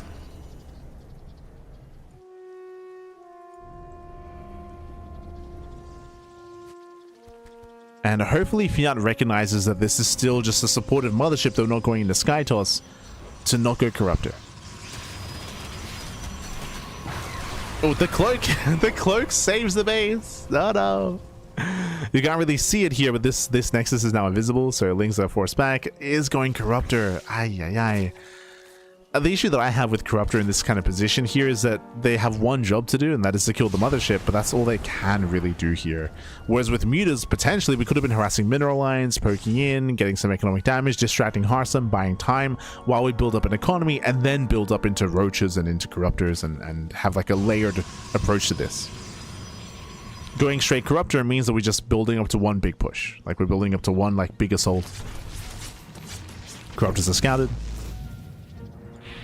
Now, to be fair, like, if you do try to go Mutas here, like, there's a chance that Hearthstone has cannons and batteries in position, and the Mutas don't do much damage, but we can see that the mineral lines were exposed.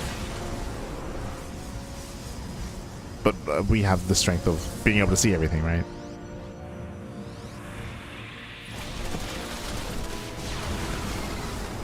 Now Ling Roach moving in. Corruptors, they go for the dive. 1, 2, 3 volleys go off, and do they even kill the Mothership? It's gonna be close. Ah, no, the battery. Yeah, the battery does keep it alive, and the Corruptors, they fail to kill the Mothership. But hey, we kill the Expand. The 4th base goes down. Nice damage. Kills the 4th. Not bad. I mean, it was still expensive as Fjant did end up losing 6 corruptors in the process.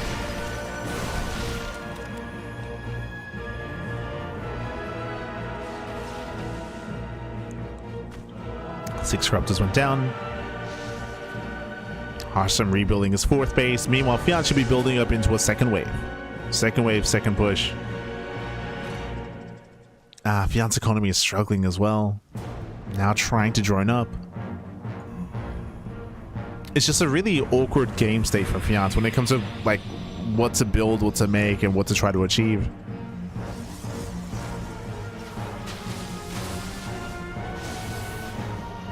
Against a setup like this.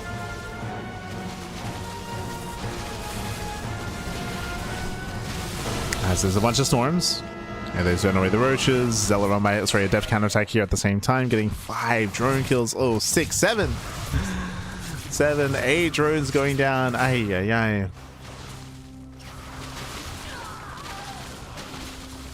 Yeah, this is getting out of hand. Unfortunately, Harsam is just outscaling. At this point, he's just outscaling Fjant. Harsam has a better economy, and he's building up the better army. It's just higher quality here. We have Storm, Archons, Immortals, Mothership. Very high tech.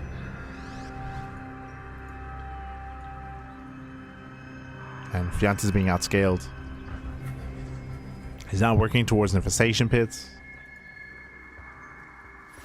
But the scary thing about Tourmaline, which we alluded to earlier, because the map is so small, once you build up a death ball of an army, which Harsam has almost reached like peak death ball, you can just walk across the map and you get across the map so quickly. So quickly.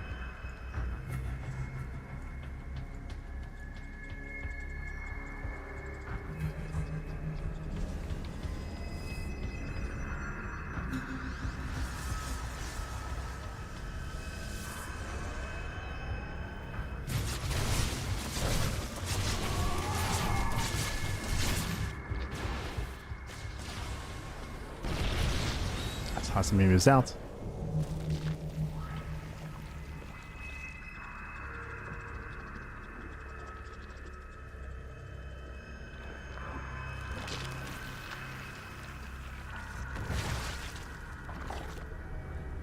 And means that he rotates.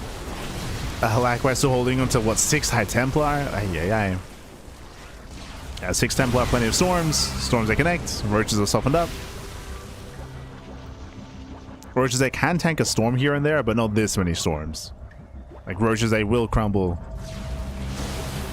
Oh. Meanwhile, 2 more Stargates. This time we are actually getting ready for Sky Toss. Harsam working in that direction.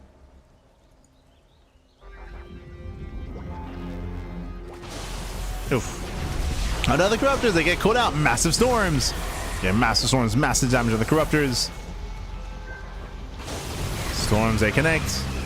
We're holding on to, I believe, 1 storm left. Harsam is going to be careful not to be a little bit too cavalier with those storms and be a little bit too wasteful. But I mean, the storms have been connecting. Mothership finally goes down. Yeah, the Mothership goes down. Bowser try to buy some time. And Harsam, he just commits. Yeah, he commits across the map. Not getting within range of the bases. Oof. Yeah, Master Storm with the Ravage. Oh no, he gets back to the storm. No! Almost maximum damage with the storm. You can see how deep in the red the roaches are. Deep in the red. Oof.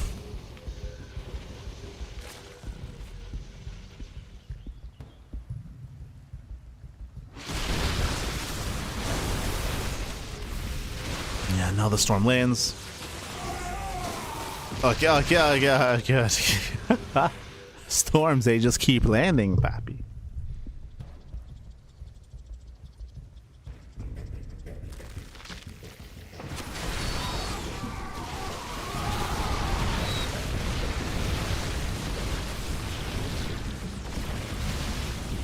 And they keep landing here as well. We have to pull the boys. The hive is here. I took note of the lair being made here earlier, and now we're stuck with the hive at a 4th location. We just ignore it anyway. We just chase down the vital army here, and the Fjant cannot sustain these losses, losing all the workers, all the mineral lines. Carrier production has begun. We have a couple of brood lords here to hold on. Let's go. We have some broods. Doesn't matter. Zealots wreak havoc. 42 drone kills. Crazy damage. And again, Fjant just had a really awkward mid game. It felt like he wasn't too certain what to make, and I don't blame him. As I mentioned before, like it was just a very unique composition from Hearthstone, very unique build. And Fjant seemed a little bit unsure as to how to approach it.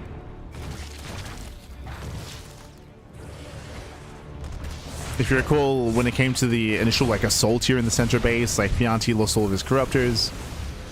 Did cancel the 4th base, but he had a very low drone count, so it wasn't really worth it. Like, Fjant never had the better economy, is the reality.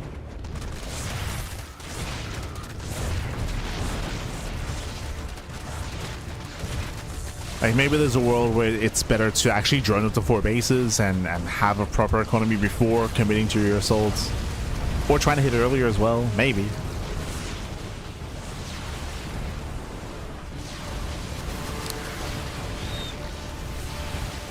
Well, Zone Quack Connect, GG gets called, and again, Fjant just doesn't really have much left here. Hearthstone, he will take a 2-1 lead in the series. Ooh, GG, well played. Hearthstone will take a lead, and Hearthstone is now 1 game away from claiming the series itself. We'll see if Fjant can bounce back. Can he bounce back and force the ace match? The pressure is on. Now, so far, 2 games in a row, we have seen a variation of carrier rush out of Hearthstone. Does that trend continue? I mean, coming into our next map, honestly, rushing carrier or just straight rushing Tempest is a little more common here for good reason. Let's get into it. Up next, 10,000 feet. Let's go. Small map of the map pool. True, it is a smaller map, but very defendable, very comfortable 4-base setup here on 10,000 feet. We've seen many a player turtle up and rush Skytoss. Even in recent times, Hero, Classic have been fond of just relinquishing map control and turtling up and building up into that endgame army. Do we see that here as well? We're here to find out. We're here to find out. Spawning in the top left-hand corner of 10,000 feet, we have the green Protoss. Sorry, we have the yellow. Sorry, the yellow Zerg player himself from land of Sweden, representing Team Roddy. It is Fjant. And spawning in the bottom right-hand corner, we have the green Protoss player representing Shalva Rebellion, leading the series 2-1. It is Hearthstone. Let's go. Let us go. So we're getting into game number 4 here. Again, some quirky builds out of Hearthstone. Some quirky builds, some shenanigans. What do you have for us this time? Do we see Mothership Rush again, Babby? Maybe. Do we see just a straight up Skytoss Rush? Tempest Rush? Again, like not unheard of on 10,000 feet. Not unheard of. When it comes to the map itself, as we mentioned, the rush distance is very short on this map, the shortest out of any map in the map pool. Like, that is true, but at the same time, despite how small the map is, despite how short the rush distance is, it's very defendable. The reasoning for this is because of the 3rd location. The 3rd base is in front of the natural, and you have the high ground advantage as well, so defending this location can be very easy. We're going for a Link Flood. Gas first. Gas first into pool, late expansion, we're flooding Lings. Let's go. Lings are going to be flooding across the map. The drone is here to mine through the mineral wall. That is one of the features here on 10,000 feet. We do have a secondary entrance into the natural, but you have to work through it. You have to work through it here. Gas guys are now on the way. Drone is kept hidden. I believe Lings are not there. Yeah, Lings are spotted. Now Hearthstone is aware to check. He now knows.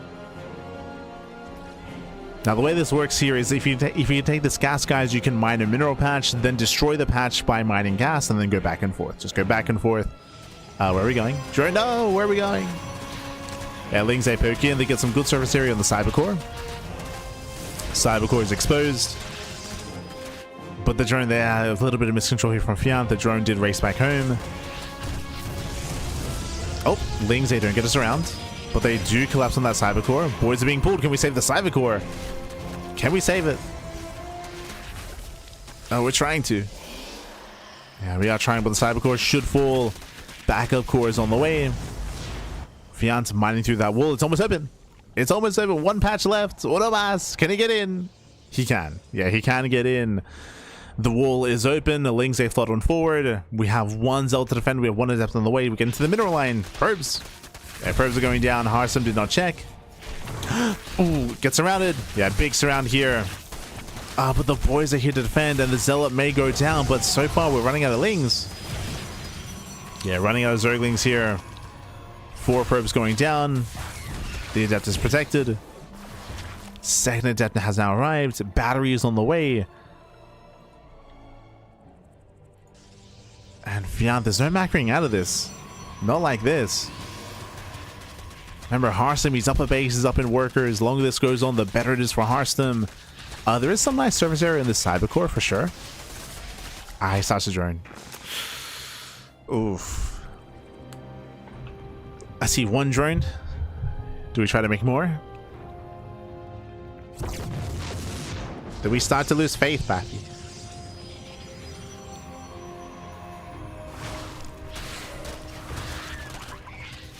As Lings, they attempt to commit.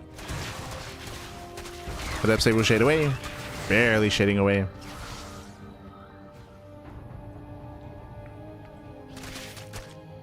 As Lings, they collapse into the main. Oh.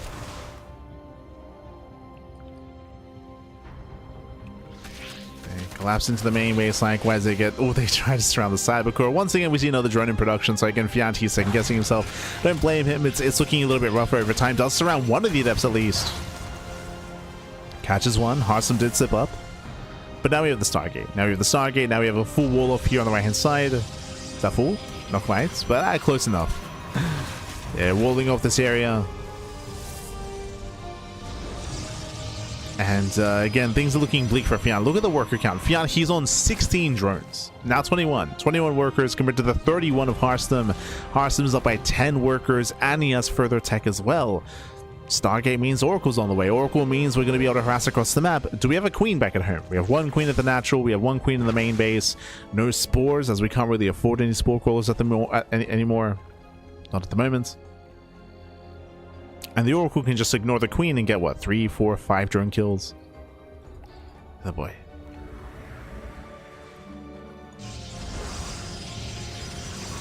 Hearthstone claiming a 3rd. The Oracle staying at home. Catching out a Zergling.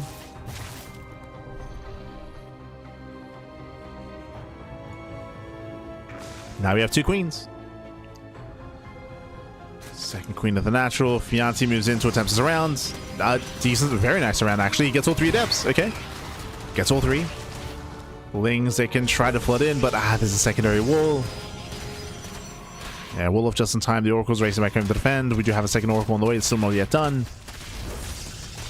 Good damage here by Fjant. It's something. Takes down 3 adepts. Takes down one of the pylons.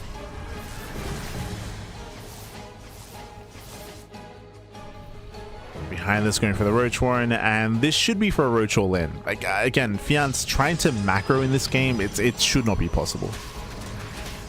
And Hearthstone really likes his Mothership rushes. Like he's really fond of them.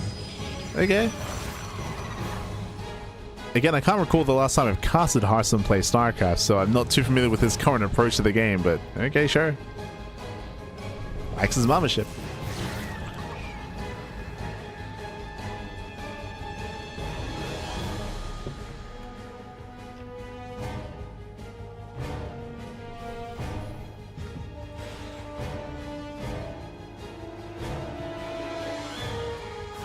He likes it, Pappy. And here comes that all in. Roaches at queens as well. They're walking across the map. We're waddling across, Pappy. We're waddling. Let's go.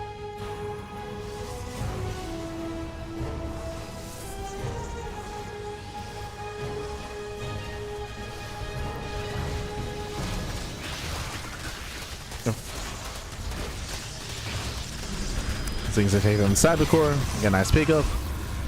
The rest of the army's coming in. We got 5 queens and roaches in one way or another. Either Fjant kills Hearthstone or he dies trying.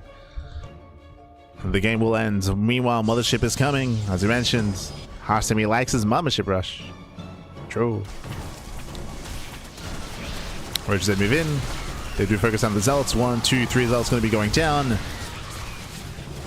Queens have almost made it. I mean, so far, good damage here from Fjant. He breaks the 3rd. Oh, even takes down the Oracle as well. Very nice. But I'm getting deja vu. What I mean by that is that there is no lair. That means there's no overseer. That means when the mothership arrives, we can cloak and nothing can be done about it. Can Hearthstone save the expansion? No shot. Nah, it's too late. It's too late. Nexus will go down.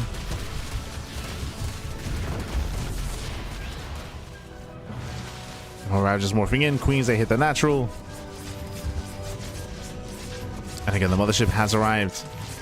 About to reveal itself. Ideally, you want to hold on to it. You want to hold on. Make the army commit. There it is. Cloak is activated. Oh yeah. Holding on to it. Yeah, we're holding on. The queen's getting low. There's no transfuse. There's no creep. Jesus. Yeah, mothership shots, they just go up on the Zerglings. There's a cloak. And we gotta get out of here. The queens are waddling back. They're trying. Oh. Bile Zone quite connect. Yeah, Bile Zone connect. Slow zone on the queens. Every queen will fall. There's no escaping.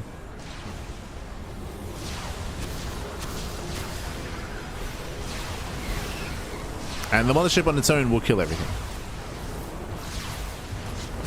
The laser's back.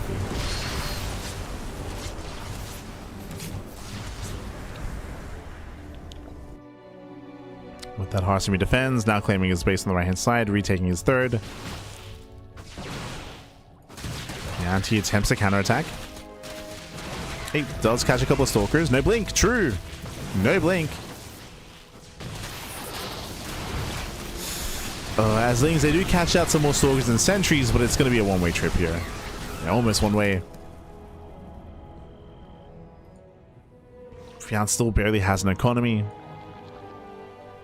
Still 39 workers.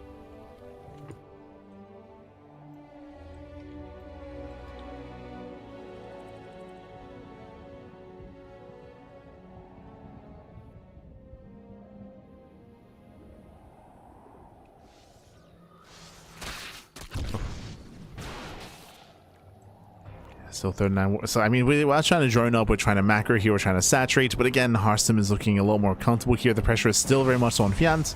If he can pull off like a run by, a counterattack with that Spire, once again, we have potential for mutas. And mutas have potential to find some damage and out control or out position your opponent. There is potential here for a way to recover in this game. But as things stand, Hearthstone is looking comfortable. He's looking good. He's looking good.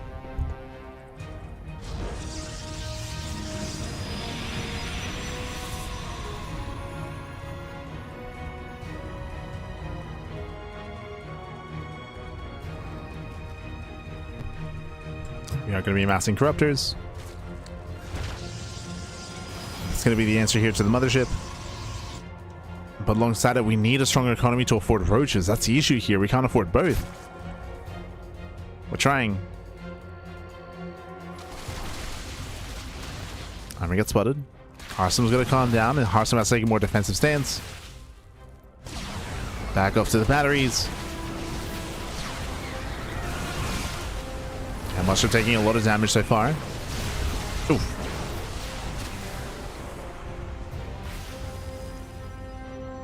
Takes a lot of hits, pulls back to the Archons, pulls back to the Stalkers. Cloak is now going to be on cooldown and got baited out early. Was forced earlier on. Zealot's not within range of the battery. Has to pull away.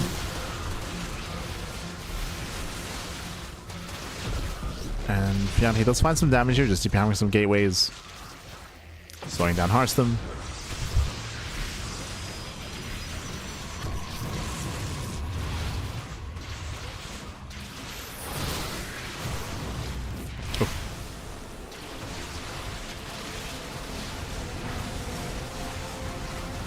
Let's try to slow him down. Likewise, Corruptors, they do go for the die. They don't quite get the mothership. Yeah, Hearthstone so far is holding on. Yeah, SimCity does make it awkward here to engage into. And we're waiting for the Zealots to activate. Waiting for it, Pappy. Oh, yeah, now they come in. Yeah, Roaches, they're going to be cleaned up on the right-hand side. The Ravagers, they do pick off one of the Archons, and the Archons can't actually engage. Yeah, the SimCity working against Hearthstone here. A bit of an awkward engage with these Ravagers are still exposed. Massive slow zone. Again, Harsum defense on the right-hand side. Ooh, massive biles though. Okay, yeah, he finds some damage in the mineral line, but GG, that's all he had left. GG gets cool. That's all he had. The all-in fails, and Harsum will claim the series 3-1, advancing on to the next round. GG. GG, well played. Again, Harsum with the mothership rushes. 3 games in a row, papi. Aye. But of course, this game was decided much earlier than that. So winding it back here on 10,000 feet, we saw that Fjant went for a massive Link Flood, went for a massive all-in early on, and failed to do enough damage. We saw that he, as the aggression subsided, he was down over 10 workers compared to Harsum. With the all-in failing, Harsum was able to take a third base. The third was eventually broken, but that was still not enough to recover. Like, Fjant was still behind, Fjant was still all-in, and even though he was able to kill a cybercore here and there, catch some stalkers, kill the third expansion at one time, it was still not quite enough to make up for that and to recover, and Harsum was able to outscale with the mothership, with more archons, with a greater, more robust ground army. GG. And the greater economy as well, of course. GG, well played. With that, congratulations, Harsum. He will claim the series, but a shout out to Fjant for making a series out of it. And again, a very unique and quirky style here from Harsum, as reliant on the mothership as he was. For now, we're going to be going on a short break. We have 2 series left here tonight. It's been a long broadcast, 4 hours already. We're going to reach that 5-hour mark. We're going to be going on a short break. When we come back, we'll have a PvP, another best of 5. Remember, purely best of 5s moving forward. It's going to be a PvP between Art and Lelix. Also, my condolences, as Fjant is now knocked out of the tournament. He is now out of the OSC mid-season playoffs. Harsum run continues as we get into a PvP between Lelix and Art. We'll see you soon after the break. See you soon.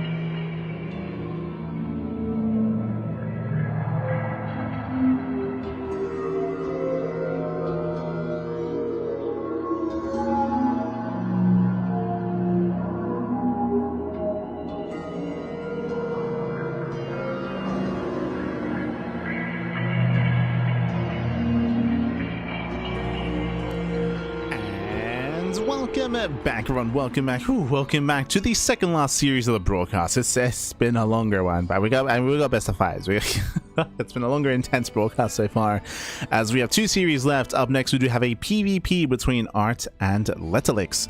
Oh boy, we do have our Protoss versus Protoss. I mean, we were able to avoid this matchup for quite some time, which is impressive when it comes to an online tournaments. But we're here. We're here. We can only avoid it for so long as we're jumping into our PvP. Game 1 is going to be on Ruby Rock. Let's go. Let us go. Let us jump in. As spawning in the bottom right hand corner of Ruby Rock, we have the red Protoss player representing Quasar. It is Art. And spawning in the top left hand corner, we have as opponent, we have the Italian Protoss player. We have the blue Protoss representing the Platinum Heroes. It is Letterlix. Let's go. Let us go. We are jumping into our first series. If you're in the chat, you know what time it is. It is Gamba time. Predictions are open. Place your bets on who you think will claim the series. Best of luck in the chat as we feature the other Protoss. Remember earlier today we were covering the Polish Protoss. Now we have the full caps Art as well. True. Full caps back.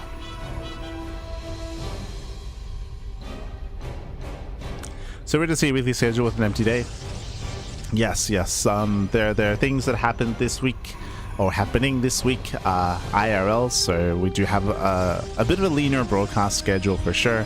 Most likely we'll go into it a little bit later in the week, like maybe after the cast on Friday, I think. Yeah, after the OSC Elites Rising Star cast, we'll probably go into it a little bit. But otherwise, 2-gate opener here by Art. Does open 2-gate. Likewise, 2-gate opener at Letterlix as well. So far, so good. Standard openers out of our 2 players as we build up and get ready here for... our PvP. First things first, eyes are on Letterlix. Probe does move out across the map and is just scouting. Okay, never mind. We're coming in for the scouts. Likewise, so is Art. When it comes to our PvPs, we're looking for the second pylon placement. We're looking for the initial 2 units of choice. We're looking to see double adept, double stalker, or stalker sentry. Each pairing does lead us down a different direction, lead us down a different route. Likewise, we can always go for faster expansions or earlier tech as well. Stargate or Twilight Council or Robo or straight Nexus. So far, no proxies. Both pylons are in each other's main bases. Both players will confirm the placement of the pylons as well. They do confirm. Likewise, coming into this, Art is coming in as the heavier favorite. Art has been looking very impressive this year in 2026. When it comes to Art's performances against other top players, I'm thinking about his performances in the Awardee TV Team League and other online events. It's been impressive to see Art with some big names and some big pickoffs. At the same time, Letterlix has been improving over the past year. Letterlix, I would say for a long time, he was kind of on the lower end of the pack amongst European Protoss players, but over the past, I want to say 12 months of time, we've seen Letterlix improve and kind of reach greater heights and start to close that gap. Still, you know, in the process of doing so, but he has been getting better in recent times, which has been impressive. So cool to see the growth here of Letterlix over the past year.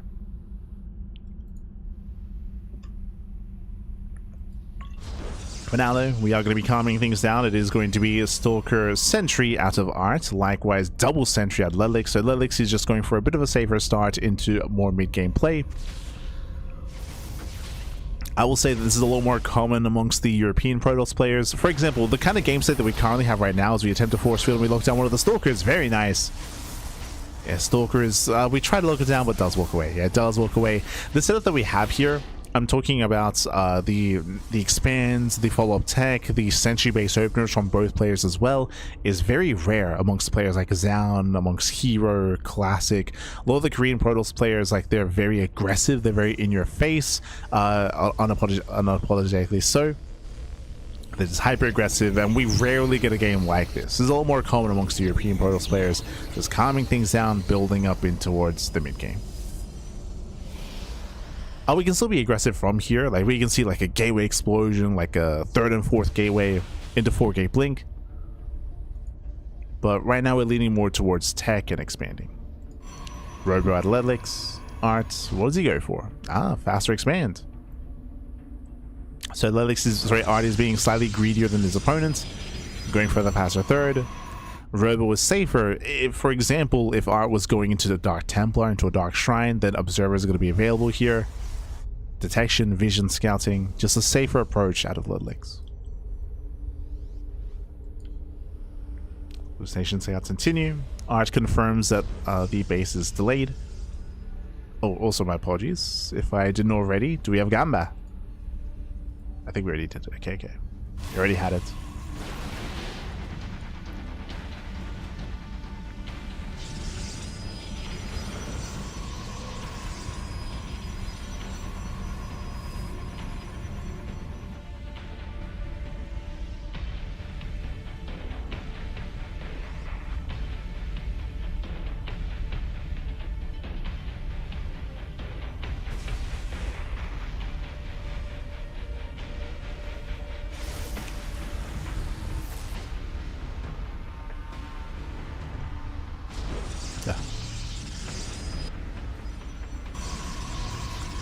Here we go. From here, we're going to be, again, just saturating and building up our third bases. Again, we had a slight differential where we have Art being greedier than his opponents, Alex having a later expand, a faster Robo, earlier Observers, more detection, just safer starts. And now we're just calming down, getting into the mid game. From here, we can then start to take up a little bit further or start to be active and aggressive. We can go into earlier charge and go for like a charge heavy timing. We can start to take up into charge and then Archons and build up in towards the mid to late game. We can see based on the War Prism that Art is going to be the aggressor. We also see no Forge. No Forge, no charge, no upgrades. Art is going for an all-in. He's going for an all-in. Yes, he has a third base, but this is all just a 3-base all-in out of Art. Hallucination confirms lack of anything. Lack of upgrade, lack of Forge. We need batteries to defend back at home and immortal production more than anything. But I see 0 immortals. I see upgrades, charge, +1, 1 battery here at the third base. It's going to be a difficult defense here for Ludwig's. We'll see if he can hold on. Because here come the Warpins. Here comes Art. From here again, he does have quite a stalker lead. Force fields the army. So much wasted DPS here from Ludwig's as well, being zoned away. And Art is looking comfortable. Yeah, he's looking comfortable here. Takes out the battery again. It was only 1 battery, no defensive immortals. And with that, Art is snowballing out of control. Boys are being pulled. Desperation out of Ludwig's. Desperation, pappy. And he's going to lose every single worker here. All the perks go down. They do tank at least, but there's still a massive stalker lead for Art. 21 to 14. Ay. Up by 7 stalkers. Now we have Zealous just a tank. And there's no defending against this. We cannot defend. And again, Ludwig, he scouted with the hallucination. He scouted, but it looks like he didn't quite register what he had seen. Again, the extra gateways, the lack of gases at the third base, as is just now being taken. Lack of Forge, lack of upgrades. So Ludwig's cool with his pants down. Now moves in with the immortal, but it's too late. GG gets called, and Art takes game number 1. GG. Whew. GG, well played. And with that, we are getting into game number 2. Once again, the Licks, he was just thinking a little bit too far ahead. He was being a little more economic focused and getting ready for a longer mid to late game. But again, Art went for a big 3-base all-in. Big 3-base all-in. Ludwig did scout with the hallucinations, but again, it looks like he didn't quite recognize what he had seen. And with that, GG. GG, the game did end. With that, we're going to be loading into game number 2. We're going to be loading into the Old Republic. Let's go. Let us go. As spawning in the bottom left-hand corner of the Old Republic, we have the red Protoss player representing Quasar, leading the series 1-0. It is Art. And spawning in the top right-hand corner, we have the blue Protoss player, the Italian Protoss representing the Platinum Heroes. It is Ludwig's. Let's go. Let us go. As we are getting ready.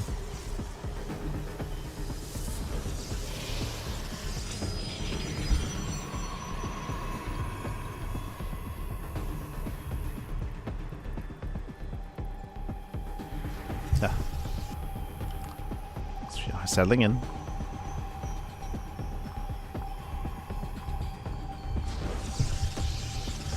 Once again, I will say that as we load into the Old Republic, this is a larger map of the map pool. There are more places to try to proxy and hide a pylon.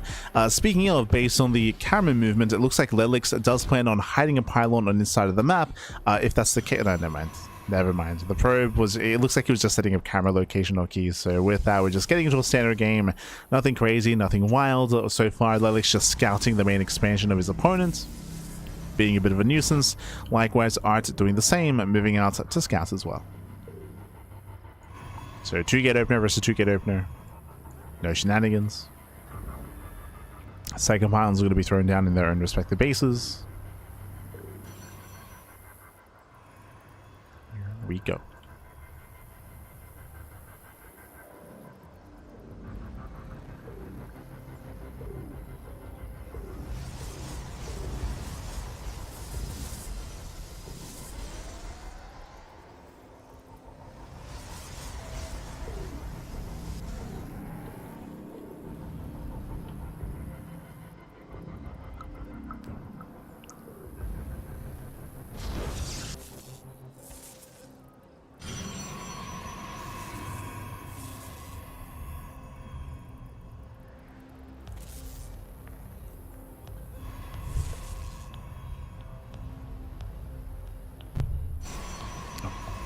Yes, from here we do have that Lelix does go for the pylon block. Block will expand, will delay. Again, we're just building them into our expansions. Nothing crazy, nothing wild. Behind this, we'll keep an eye out for any earlier tech like a Stargate or a Twilight Council or a Robo.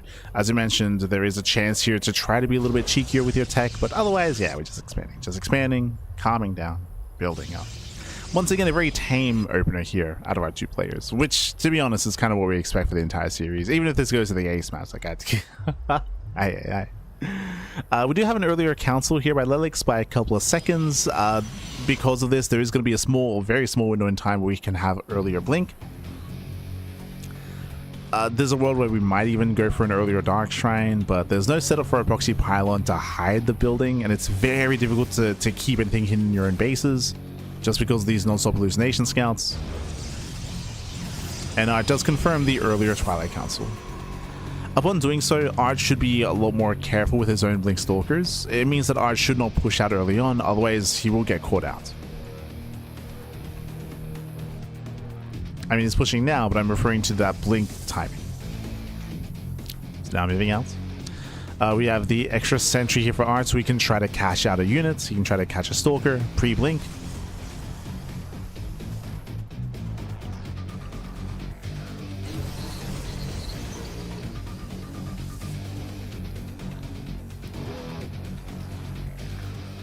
So Art does set up.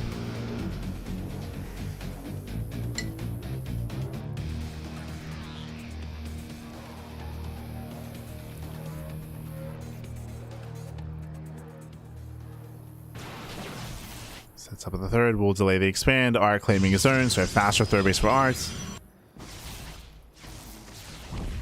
Probe. And needs to be careful. Yeah, yes, got to be careful here. Locks down two of the Stalkers, gets one.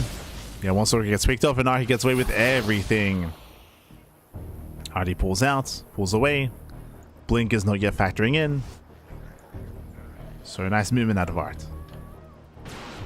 Oh, say that, we'll lose a sentry in the process. It gets a better shot off, making use of the tall grass as well, catching out a second Stalker.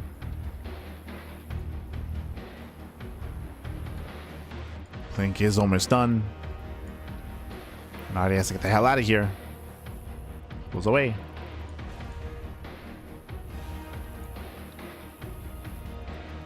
Does pull back home in time. Shield battery is still not yet done. Does have that advantage. He's going to get sliced up though. Both players do. Yeah, both players do. Art a little more proactive, catching out one of the Stalkers. Forcing out the Blinks. Blink is now done. Yeah, Blink does finish. He can just chase everything down, and there we go. 1, 2, 3 Stalkers falling, and better trades here for Art. Does give chase, and he will look down at every Stalker. Ay, ay, ay. Lelix may have had an earlier Blink timing, but he had a smaller army as he was having worse trades, and with that he gets caught. He gets caught out completely. Every unit does full, and now we can just push across the map and head towards the third. Stalkers, they move out. Back at home, Art has I was going to say should have better saturation, but 6 probes did just go down. Oh my god. That's my apologies. I'm assuming Adepts. Yeah, Adepts did shade in. 6 probe kills, very nice damage, making up for the otherwise worker deficit that Lilix should have. So very nice damage. Oh, a little bit short-lived. But we're trading Stalkers for probes here. 5 probes go down for 1 Stalker so far. 2 Stalker kills. This does allow Art, though, to take that worker lead. And you said I see 2 base all-in. I say 2 base all-in, sorry. I should say 3 base all-in. Glaive Adepts are on the way, so it's going to be a massive Mortal into +1 into Glaives. A very committed play here by Lilix. Very committed. And how does Art approach? Art is going for an earlier push. So there's a very strong timing here with a higher immortal count and with Glaives that's going to be available for Lilix. It looks like Art is going to be looking to try to strike before these upgrades kick in. No. There's so far 1 immortal at the natural, now going to be 2. So 2 immortals here at the 3rd location. In between the bases. Art looking for a way in. Oh, nice force fields, looking down some of the sentries. And he does get all 3. Now 1, 2, 3 sentries are going to get picked up. Prism pulls away, the immortals are on their own. And we can start to focus them down. He has warpins, they continue. Artie still has a large army. He goes over, he dives. He dives in, he gets 1. And he's going for 2. He's going for the 2nd immortal as well, and he will get it. Oh, barely not. And boys are being pulled. Lilix is barely holding on. The immortal still falls. But Lilix does survive.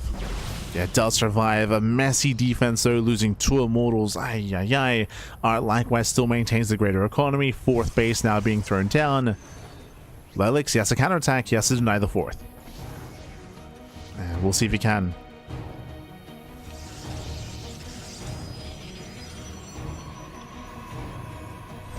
Oh.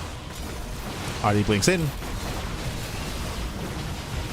And blinks in. Trades with the army. Prism does survive. That's way too soon. Oh. Nice warp in. It barely does deny. Artie's holding on. More Adepts have arrived. They should have Glaives. They do. We have Glaives, we have +1. Lilix does have the greater army. Oof. Alright, trying to fight with the battery. Tries to. Catching out one of the Adepts. And not barely holding on. Thankfully, there's no War Prism, right? Without the War Prism, reinforcements are late. If it wasn't for that, Lilix would have broken this position here already. Alright, just trying to buy time. 2nd battery is now done. Artie's able to pick away at the Adepts. Takes out 1, 2, 3 Adepts go down. But Artie needs more Stalkers, he needs more Warpins. It's still getting very close. As the Adepts they keep arriving. War Prism's on the way. Lilix is close. He's close, Pappy. Art is finishing up charge, and that will help tank. He does help tank some of those shots. We'll clean up all the... Oh my god, more Zealots warp in. Cleans up all the Adepts. Oh my god, he gets all 3 of them. Yeah, 3, 4, 5 Adepts going down. Dives on the Prism, and with that, Art he overwhelms. He overwhelms the army. Just very patient play here by Art. Waiting for his moments. Adepts they shade into the bases. Probe's going to be going down. But Lilix will lose everything. He'll lose that main army. 12, 13, 14 probes going down. These are some heavy losses here for Art, losing so many workers. But what about the army? What about the supply?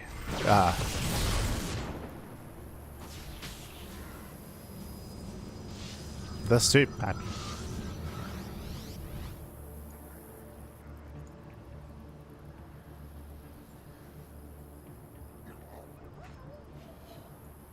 Yeah, as Artie rotates over towards the 4th expansion. Lilix once again going for another counterattack. And again, he has a lot of potential to deal economic damage at least. But will lose this expansion. And there's no saving that Nexus. Behind this, there are no Immortals. There's 1 Immortal on the way. Adepts station into the mineral line. Art's trading with the Zealots. He'll lose 1, 2, 3 Stalkers. Yeah, some heavy losses there for Art. Trading gas for minerals. So these have been some efficient trades here from Ducklings, but did lose the base. Did lose the Nexus. And that may be all that matters.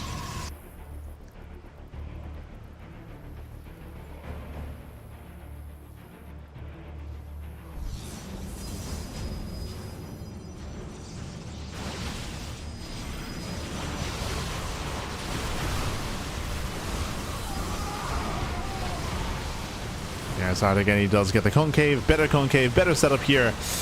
We do see that he was able to get the upgrade as well to be able to catch up with his opponents, and these steps didn't scale well. They didn't scale well. They're going to be going down one after the other. Immortal's exposed. Shields are triggered. Come on, the Zealot just collapse on the Immortal. They collapse in. He wants a prism. He wants it. Oh my god. And once again, Ducklings just cannot sustain these losses. He'll lose everything. He still has no 4th expansion, so he has no economy. And Art has done it. At this point, he has done it. Catching up the final Immortal.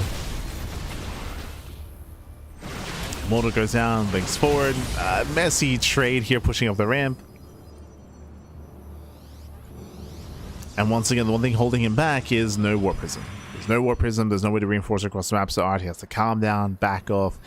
Fully saturate his 4th base, thinking about a 5th. There we go, 5th base now on the way. Art getting further ahead. Further ahead back.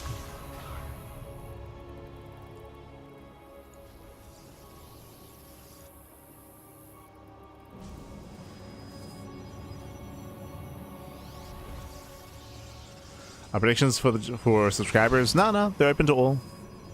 They were posted at the beginning of the series.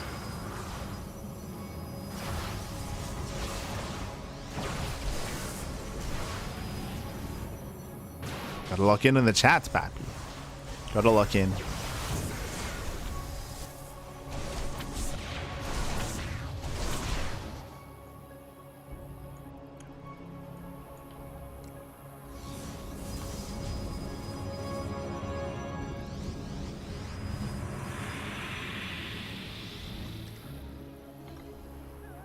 But yeah, from here the deficit is just a little bit too great. It's too great, Pappy. It's too great.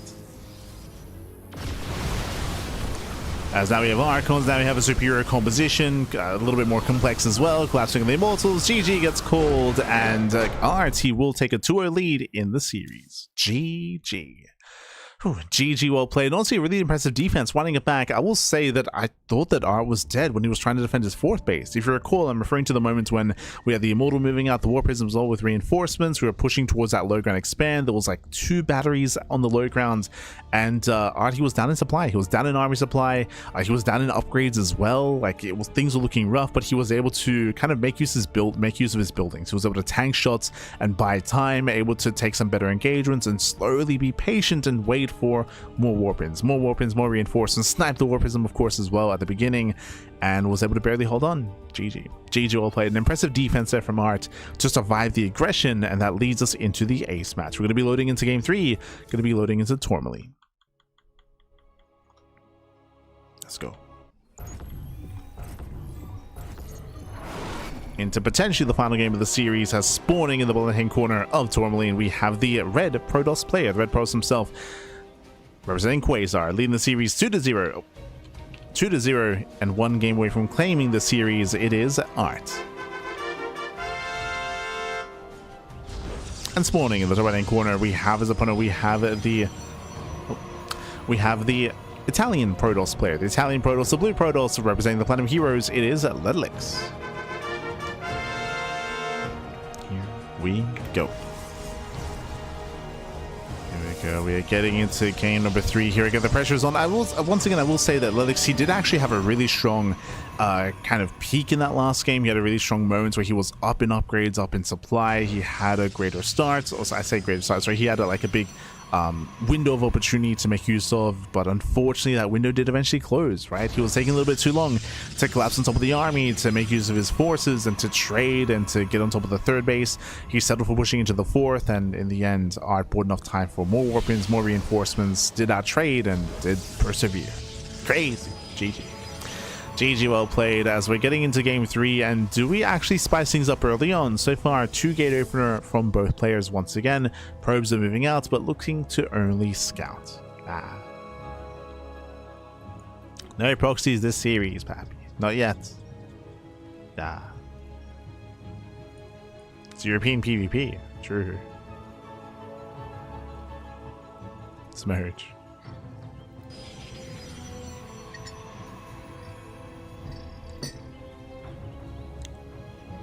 So now we're just scouting across the map looking for pylons, and both players should scout both of their pylons.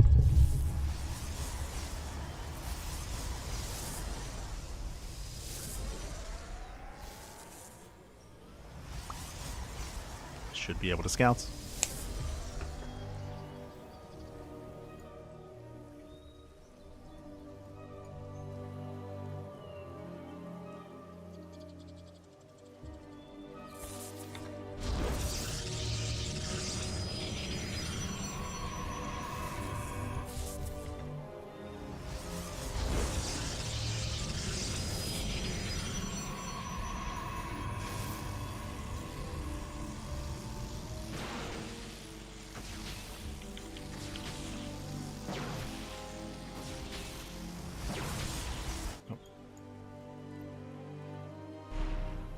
That's when we're going to be expanding. Ducklings does get a slightly faster expand here thanks to the pylon block, so he's able to get his own Nexus up and running. Once again, when it came to the initial openers, Stalker Sentry versus Stalker Sentry, so a very, very tame start here from both players.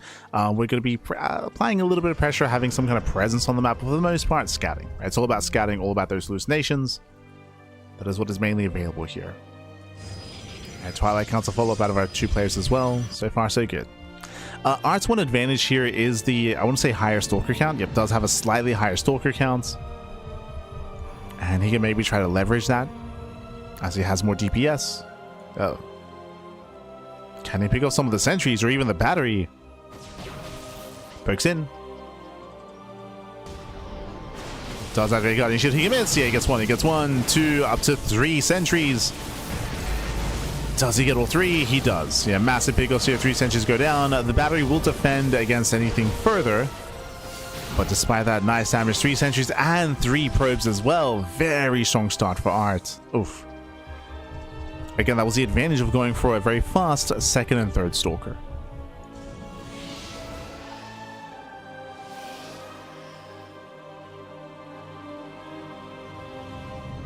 What was the advantage?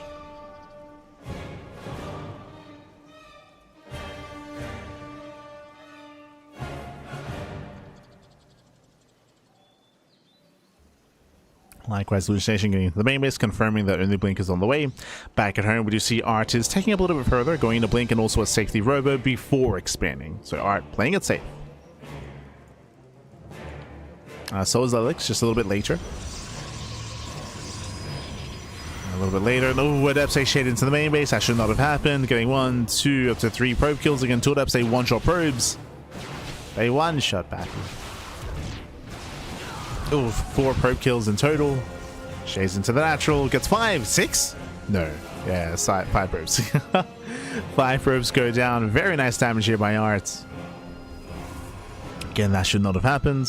Ducklings did step up, was unable to wall off in time.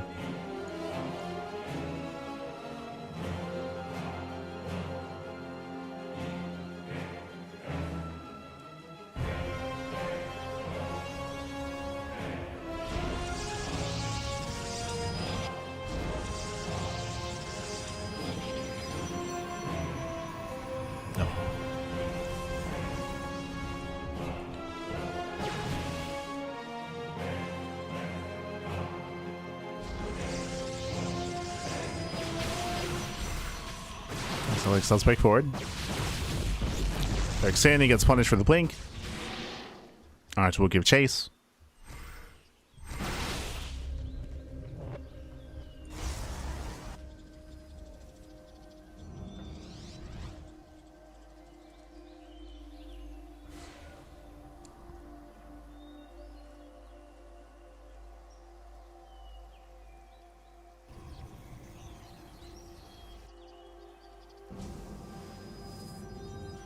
And with that, we calm down. We just calm things down. Both players claim their third bases. Art, his is oh, I assumed it was going to be faster, but no. But we're getting our third bases up and running. Lelix does have a slight edge in that regard because the earlier depth damage, though, is down in workers. It is still down in workers. Still has to make up for that deficit. And we'll see how he does. Oh, we have those two adepts. Let's go. Lelix ready for his own backstab. At the same time, Art, he does move out through the center. Ooh, did get the earlier prism. And he's going for a massive gateway explosion, actually. Just like game one. Just like game one. So Art is going for a big 3-base all-in. Meanwhile, Lelix, he's going for the Forge for upgrades. Adepts are shading into the main. Art is in position. The probes will still go down. And remember, Art is committing. Tries to look down some of those stalkers. Has to calm down. Again, he needs those reinforcements.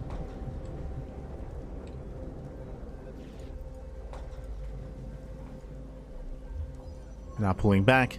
But I don't see any signs of... no. Gets a gas. Does get a gas geyser. Glaives are going to be on the way. So it looks like we have some layers here. Originally, I thought it was just going to be a straight up 3-base all-in with Max Wing Stalker. With the gas being taken, we're going to Glaives. It's still an all-in. It's still hyper-aggressive. There's still no Forge, no +1. No greater setup for upgrades. Still very committed play here by Arts, but in a different way.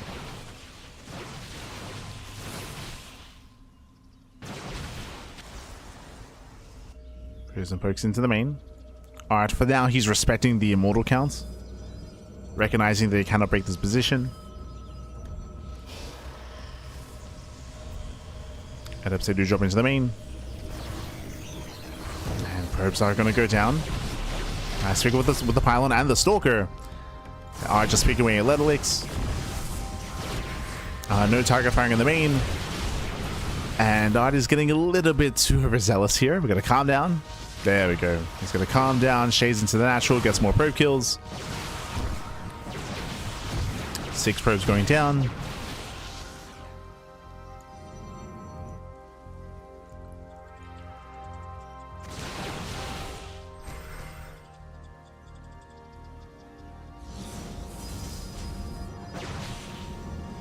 Yeah, 6 probes to the dubs. They do keep shading into the main, or they just keep warping in. They just keep warping in, and the Lacey just cannot keep up with this.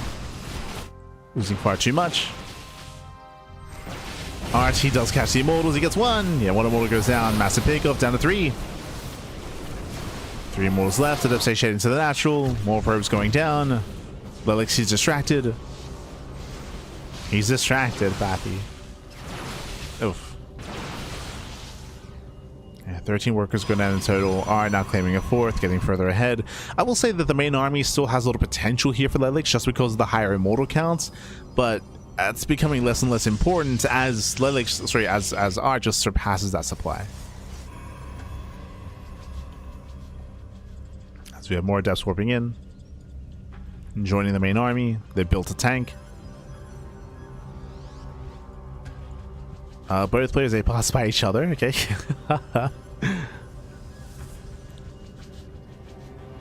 Pass by each other.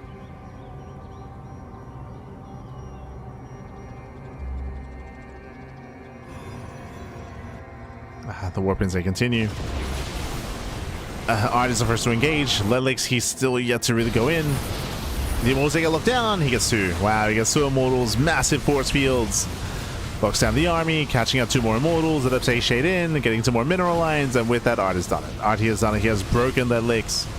Lelix does go for his own counter damage, dropping into the natural, sorry, into the 3rd, but there are defensive warpins.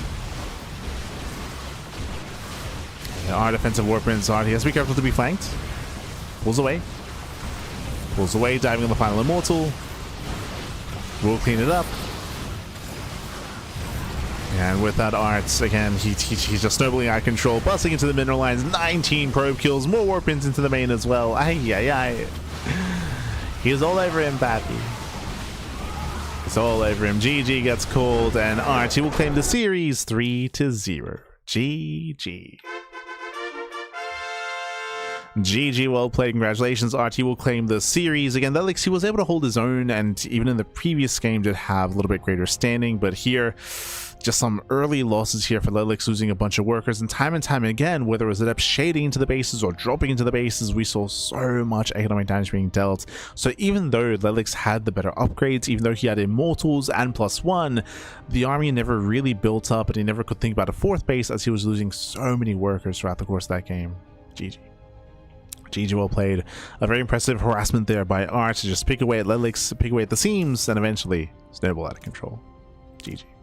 GG, well played. Congratulations. And with that, we have our final series of the broadcast. It's going to be another best of 5. We're jumping into a ZVP. Cham versus Jumi. Oh my god, these two players, I mean, they're quite close in skill, both quite animalistic in their own way. SMH my head. So I'm ready, I'm excited. We're jumping into our fresh series here, best of 5. Once again, my condolences to Ducklings. He is knocked out of the tournament. Congratulations to Art for advancing on into the next round. Likewise, we're here to find out the final player to make it through in tonight's broadcast. A lot of games, a lot of matches have been playing out tonight. We are, of course, going to indeed reach that 5-hour mark. Yeah, this is also why this is the only cast for the day, because I do need to get some sleep after this. Well, let's go. Let's go. Spawning in the bottom left-hand corner of Tokamak, we have it. Oh yeah, Tokamak. We have the German Protoss player, the blue Protoss representing Streamer Zone. It is Jumi. And spawning in the top right-hand corner, we have his opponents. We have the red Zerg player, the Mexican Zerg. It is Cham. And if you're in the chat, you know what time it is. It's Gamba time. It's Gamba time. Predictions are now open. Place your bets on who you think will claim the series. I did see some people asking about predictions earlier, and if you missed them, you missed them. Now is the time. Now is the time to get your Gamba going while you can, as we are getting into our fresh series. Let's go. Let us go. So we have our PVZ. It looks like they were doing their vetoes via Discord. Okay. From here, standard openers, going for a hatch first. Should be hatch gas pool. And welcome to Tokamak. Sorry, I should let's go. Send him a telegram, baby. True. Send the carrier pigeon. Este Jumi. Este Zoomer.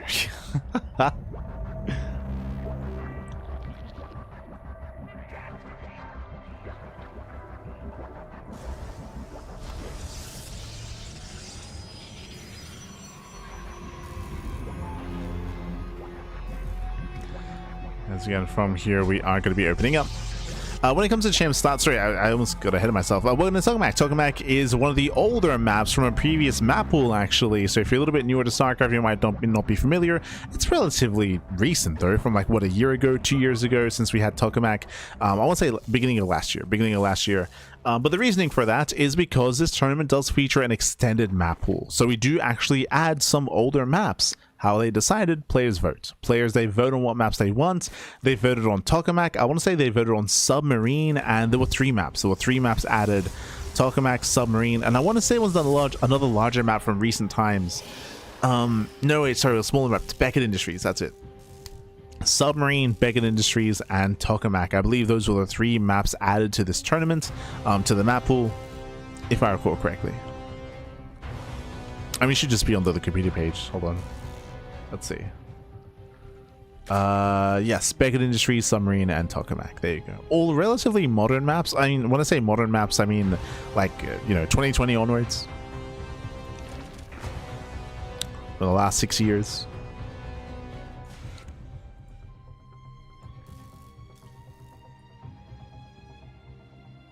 As we are going to be opening up.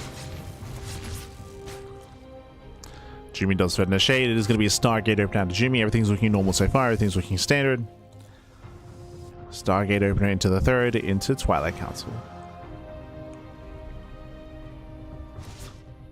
Now, Jumi is typically active in the mid-game. Typically, same with Cham, actually. They're both typically very aggressive inside mid-game, and we don't often see much late game out of our 2 players here, but we'll see. We'll see how they clash against each other, especially because of the map itself, right? Tokamak is known for longer macro games. Like, this is the most defensive map in this map pool. This is more defensive than any map that we have in the current map pool, by the way. I mean, I guess that outside of Celestial Enclave, but more so the Winter Madness, for sure. As you can very easily set up on 4 bases. Very easily. So I have to favor Jimmy in that respect.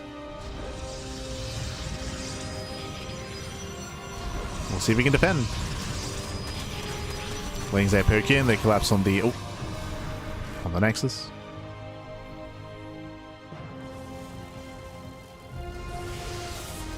The base will survive.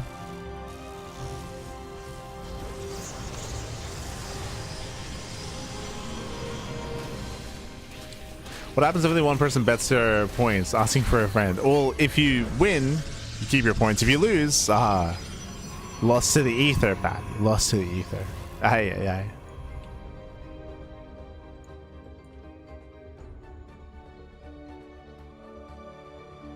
Conch, papi, conch. The biggest gamble. Another. Oh, double oracle into the natural. Does get in. 1, 2, 3. Drone's going to be going down.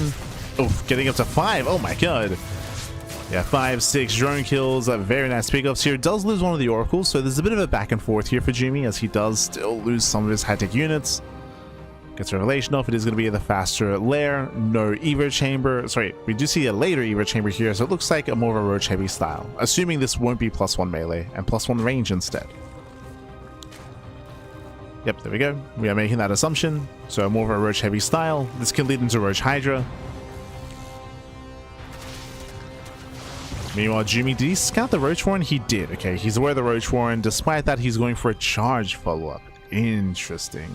I will say that roaches are what you want against Charge Archon, so this is better for Cham. Interesting that Jimmy will commit into this despite scouting the build of choice. Interesting.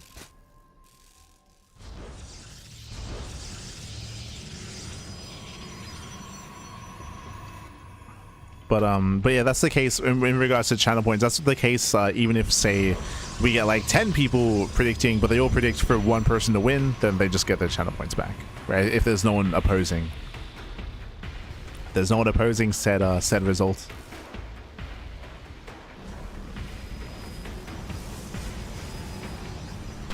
If there's a consensus amongst the people. Another. Now again, Jimmy just securing his 3 bases, building up a storm into charge, into Archons, and so far just settling in. Cham, if you on the flip side, does double expand, but so far I don't see any droning. He does get drone up to 63. We'll see if he drones up any further, or if he goes for a big 3-base all-in.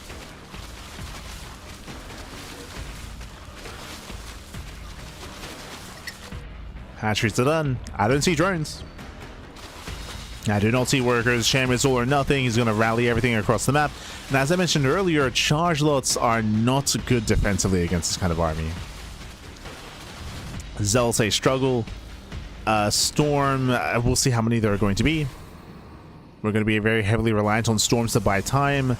There's going to be 1 immortal. Yeah, there's going to be 1 immortal to defend. It's looking like a tough hold here for Jimmy. It's looking rough. As here comes the all-in. Here comes Cham.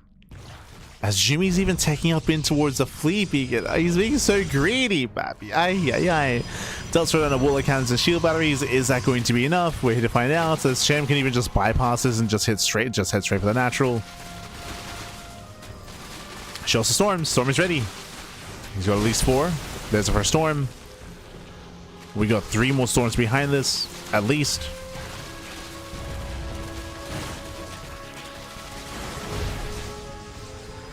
Cham is almost maxed out.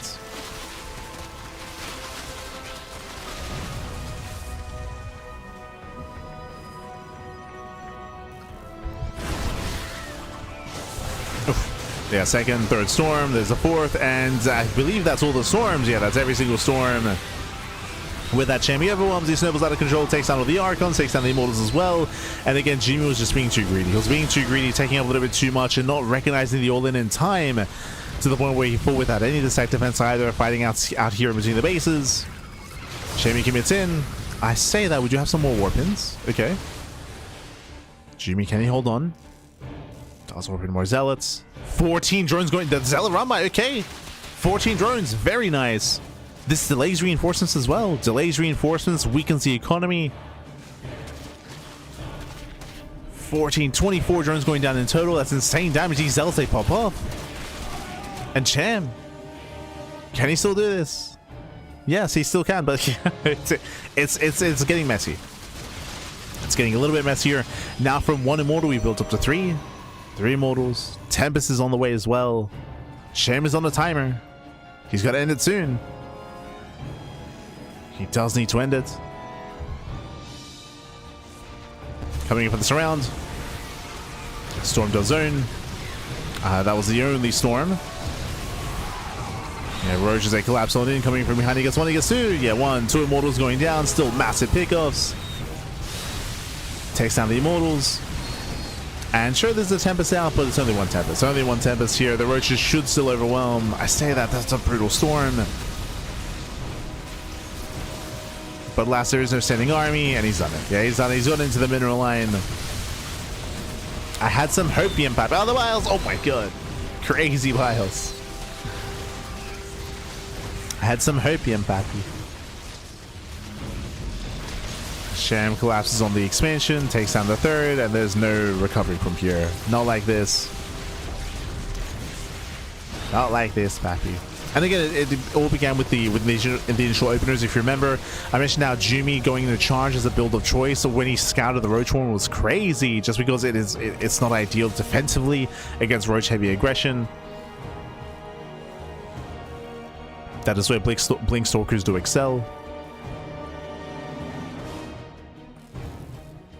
And Shumi, he does survive on 2 bases. He does get up to a 3 immortal count, but that's all he has. Like, there's no 3rd, there's no economy. Cham, he can just back off and drone. He can just back off, drone up, Spire is on the way, +1 melee, Bailey Nest. Cham can just chill.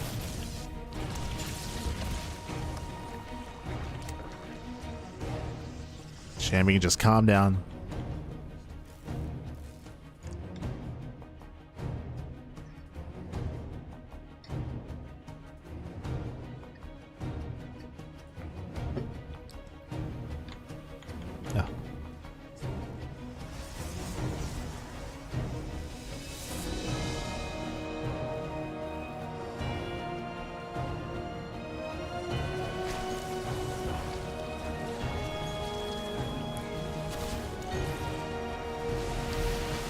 From here, boss, like, just graze the carriers. Ay. The carriers are grazed. 3rd base is denied once again.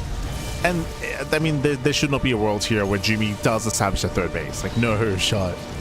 I mean, maybe he does. If Cham backs off and drones up to 80. Like, he drones up to 80, gets a hive, infestation pits, 2nd Spire, double upgrades, greater Spire. Like, if he's just hyper greedy, then sure. And then the 3rd can get up.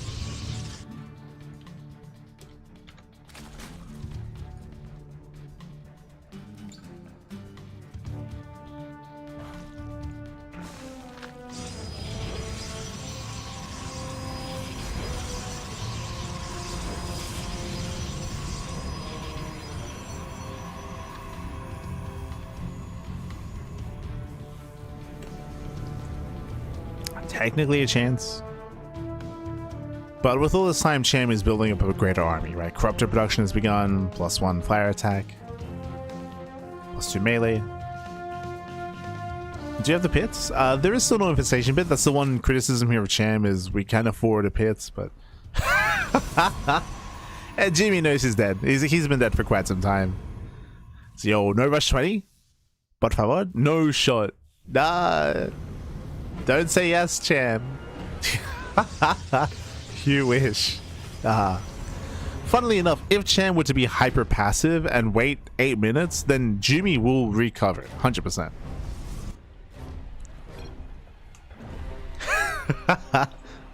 Haggle him down, papi. Haggle him down. It's like, okay. 20 minutes, okay. 18 minutes, though. What are we... No, 18. Okay, we'll meet in the middle. 19. 19 minutes. 19 minutes and 30 seconds. Here comes Cham. Cham is moving in again. He's maxed out. Ooh.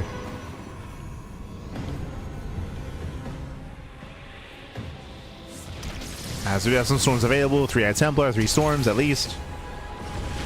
But even with all these storms connecting, we should reset the Skytoss army. Oh, Storm of the Corruptors.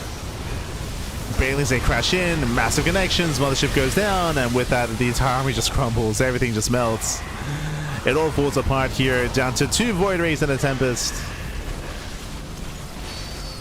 And GG gets called. GG gets called. Cham takes game number 1. GG. Whew. GG, well played. As we're now getting to game number 2, going to be loading into Mothership. Let's go. Loading into Mothership.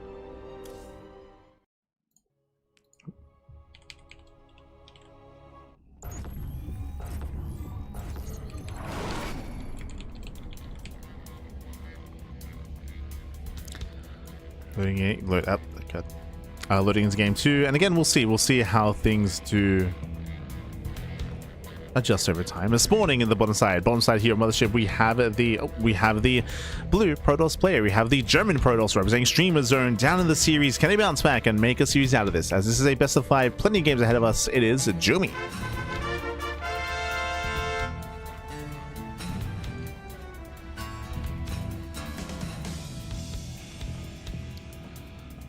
Sorry, just a little bit distracted. As spawning in the top side here of, oh god,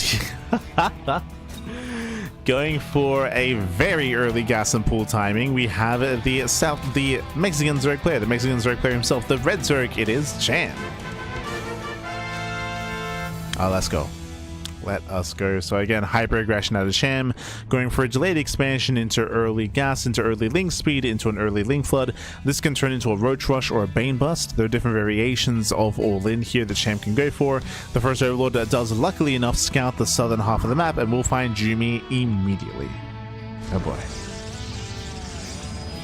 we'll find him. Link speed is on the way. Cham does pull out of gas, does pull out.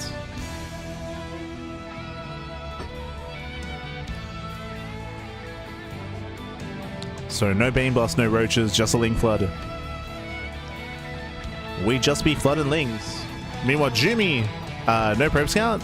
No shot. 0 Probe Scout out of Jumi. So greedy on Mothership.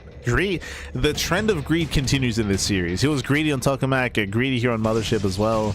I mean, I say greedy also on Tokamak. He had the scouting he needed, but he still didn't quite respect it and still wanted to charge anyway.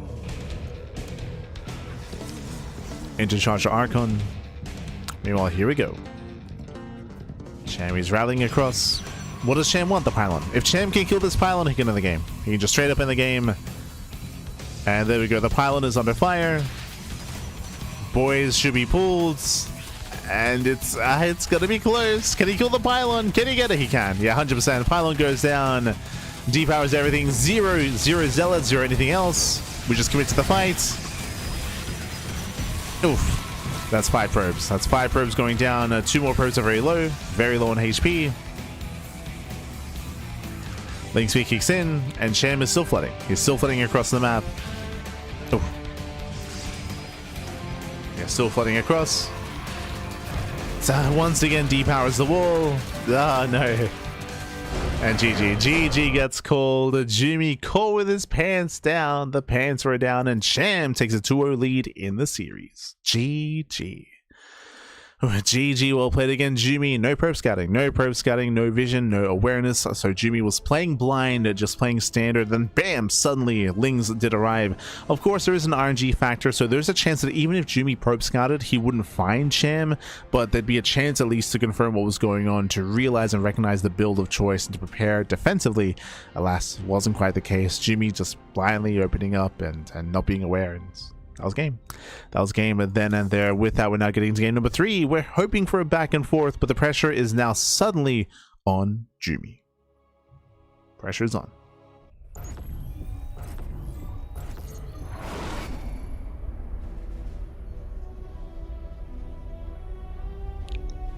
Here we go, spawning in the top left hand corner of Ruby Rock. We have the German Protoss player. We have the blue Protoss representing Streamer Zone down in the sea. down in the series. And hoping to bounce back, it is Jimmy. What's he gonna say? You get food poisoning? It's way too... Papi, he's from Mexico. What do you mean? Este Jimmy. In the bottom right hand corner, we have the Mexican Zerg player. We have the red Zerg. Yeah, I was gonna say, like, that's verbatim. I was like, you don't understand. Like, what is this? It's like this is like a European like comment. Like, what are you? Oh no. The fire. In the bottom right hand corner, we have the red Zerg player. It is Cham. The shade being thrown from Jumi. No. See, if this was no regret, it was just some light pressure. It was some light pressure, baby. Here we go. There we go. This time, hatch first. Hatch first. Hatch a pool gas. This is a Cham's go-to. Oh, the gauntlet's being thrown down. Play late game. Cham's like, no. God no. I mean, funnily enough, I do favor Jumi if we do go to the late game. If we can achieve what he tried to do in game 1 and get into Skytels, 100%. Jumi's favorite, 100%. If he can get there, that's a big if though. That's a big if. As Cham just woke up, sleepy, man, sleepy.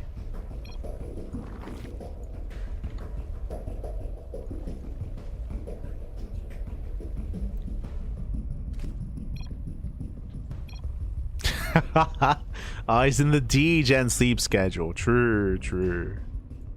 Not like this.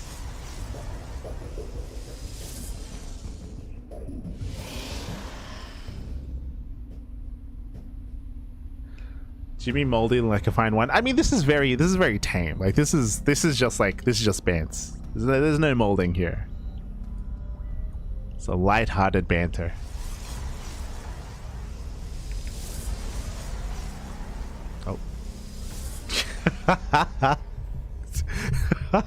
Cham's like, you're correcting my English? Okay. Habla español, baby. True.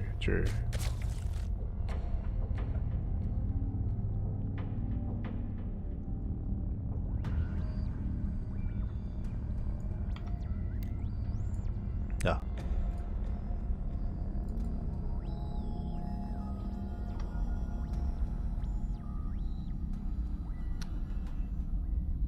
So from here, we're going to be going for... Oh, I said that is Spanish, true. The Overlord gets away. And behind this, we do have our Robo follow-up. Robo and Twilight Council as well. Yo, Jamie scolding Jimmy for swearing. Happy. Kids are watching. You can't say that, Jimmy. You can't say that. Now, the question is, does Jimmy know these words? Or... True.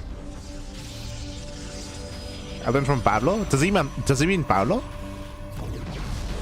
I don't know who Pablo is. I know Paquito. Yes, I was gonna say. I know Paquito. I know Pablo in Spanish. I don't know Pablo in. Oh, okay, there you go. I was gonna say I don't know Pablo in Starcatch is what I meant to say. He knows. Anyway, 2-base all in, Mask Glaive Adepts. It's all or nothing for Jumi. The mind has been broken. The mental, papi. It's over. He's just thinking about food at this point. Just thinking about his food. Meanwhile, when it comes to champ setup here, lair first, gases are being taken. I don't see a safety Roach Warren, which is concerning. Without a safety Roach Warren, then Jimmy, he can snowball out of control. Here we go, Epson moving in. It's going to be purely a Link Queen defense. This is best case scenario here for Jimmy, by the way. Best case scenario. Also Kappa. Cham never met him. Kappa. I'm pretty sure I saw him in that Netflix show. Este Chamaco. Or he was reading his DTs. No! Yeah, he read DTs. The Depths, they move in. They collapse on the first queen. They shade into the natural. Lings are in position though. Lings are in position, and with that, Jimmy will lose everything. Cham, he read this as DTs, but he still defends anyway. Ah, no.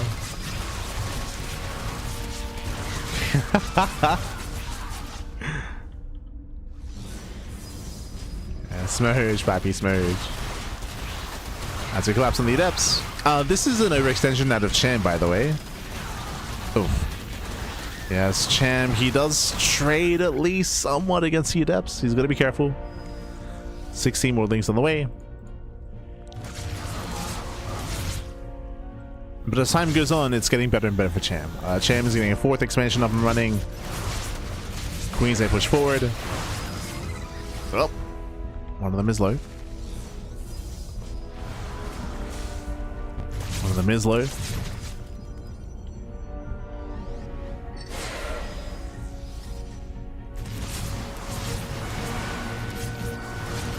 And Jimmy, he is gaining ground. Gaining ground, moving in. We do see Cham trying to get us around here. Evacuates the expansion. Evacuates the 3rd base. Evacuates the 3rd. Spore goes down. Prism in towards the main base. He can go in. He's shading. Oh. And he's just picking up queens. Yeah, queens getting picked off. 1, 2 queens going to be going down. Hydras are being sprinkled in. And now we have Hydra defense. Oof. And Jimmy's gonna lose everything here. Gonna lose everything. 2 adepts they shade into the natural. The boys are pulled to fight. And that's all that Jimmy had left. That's all he had. Behind this, he starts +1. That's ambitious. Begins +1.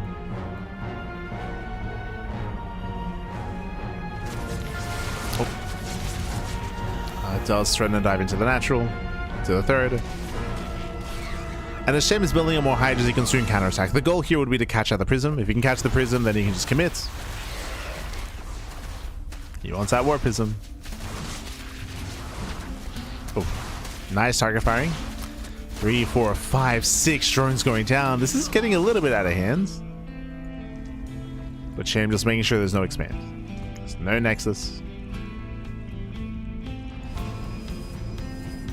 Depth Trask continues.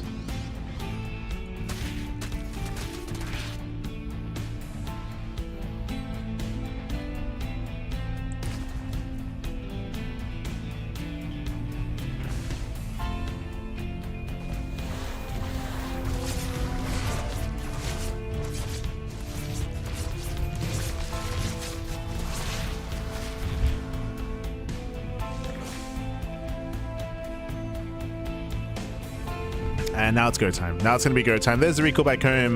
Cham is not aware. He's keeping his Hydras inside of the main, so that will keep him busy for a moment.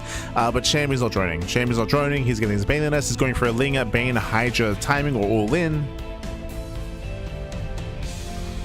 He's going to be committing. Likewise, Jimmy also going for his own 2-base all in as well.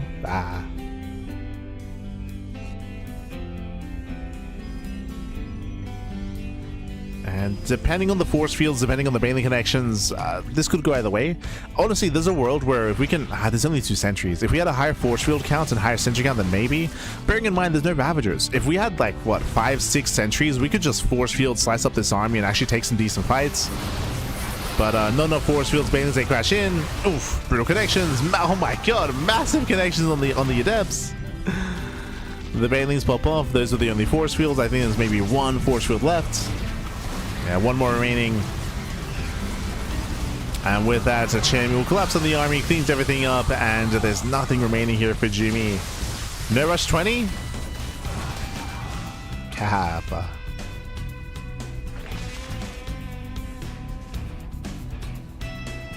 Should we look at Jimmy's POV? Like, what do we... Did he just leave? Look at the production tab. Jimmy's doing nothing. He just left. He just alt-tabbed. He's like, you know what? I'ma just open up some Narcos on Netflix. There we go. I gotta go. If only he didn't have to go, papi. GG, well played. Cham will claim the series 3-0. Had somewhere to be, papi. True. GG, well played. Shout out to Cham. Much love to Jimmy as well for making an entertaining series. Again, Shammy had no idea, by the way. He had no idea Glaives were coming. He was getting ready for DTs. That's why there was no Roachhorn. That's why there was no Baliness. But Jumi did commit to the shade. He got surrounded. That was the moment where the aggression ended. When he shaded into the natural, he got surrounded by the Lings and he got shut down completely. And he tried to recall in a panic as well. From that moment onward, there wasn't really much remaining there for Jumi, and with that, it all just fell apart. I mean, even from the beginning, I don't like Jumi. I feel like he was a little bit mentally broken coming into that final game as well. After game 2, I mean, hey, getting Ling flooded and getting all in like that, and insta GGing because of Lings taking down all the pylons, it doesn't feel good, like for sure.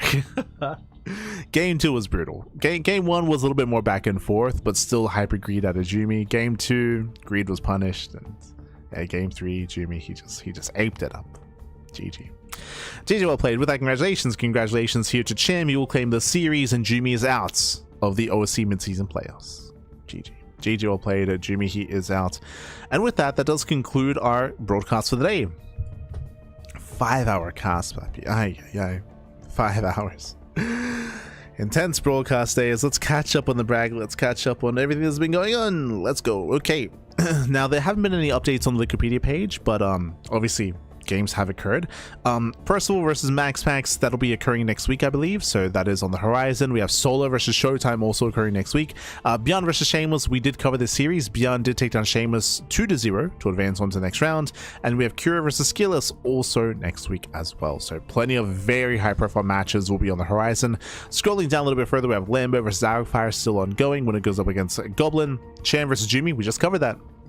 Chan takes on Jumi, and we have a bunch of ZVZs down here. This is where I have to Funada the admin, as we clumped up all the Zerg players to knock each other out. A lot of ZVZs and very minimal other Zerg matchups as a result, as we have pure Protoss down here, by the way. Art did take down Lilix 3-0, so Art is waiting for the winner of... no, I think we already covered that. Sorry, hold on. So, Harsim's match. If I recall correctly, let's see here. So Fjant, he took down Rebellion 2-1, then Fjant played against Harsim. Harsim took down a Fjant 3-1. So we have Harsim versus Art. So another PvP going on there in the lower portion of the bracket. We have Nightmare, I believe he has an opponent. Cristiano, I believe he has an opponent now as well. As again, we did cover a lot of the previous round matches on today's stream. So again, the bracket is progressing. As you can see, there's still a lot of matches to go. Every series is casted and it is double elimination. That's why typically this tournament lasts like 3 months. Like it takes a long time to get through the tournament. Very long event, but again, preparation is favored because you have like a week, if not more, to prepare for your matches as well. So there's that preparation aspect that also comes into play when it comes to the mid-season playoffs.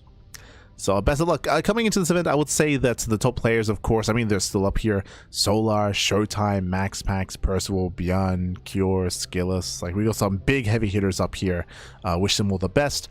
I would say that Max Pax is probably favored out of all of them, but we have seen Solar take the Max Pax. We've seen Percival take the Max Pax as well. Like, these players, these top players, ByuN, Cure, Skilless, they can all threaten Max Pax, and they can definitely bring him down, but they got to bring their A game, for sure.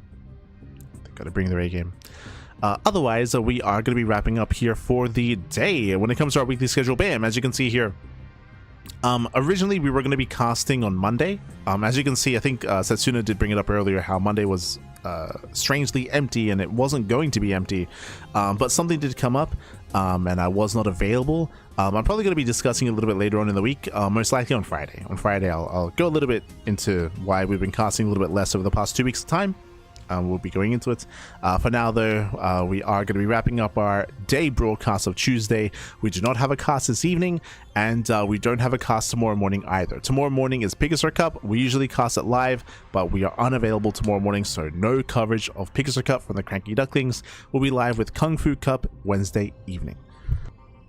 But Kung Fu Cup Wednesday evening. Thursday morning we're not available either, so we do have the Pond cast Thursday evening, and then Friday we have the OSC Rising Star tournament. That's going to be the final day, and most likely we'll be discussing what's been going on after that cast. But otherwise, thanks for watching. Otherwise, thanks so much for watching. Thanks so much for tuning in. We do appreciate it. Thank you so much. And we will discuss, or we'll catch up some other time. Likewise, we have GSL-CK. GSL-CK is over the weekend. That's going to be a big cast this weekend. We are the official English casters for the GSL-CK. So look forward to that as well. is exciting. Otherwise, thanks for watching. I'm gonna go get some breakfast, and then I'm gonna go get some sleep and rest up. Otherwise, thanks for watching, and I'll see you guys next time. Until then, ciao, bye, ciao, hasta luego. Until next time.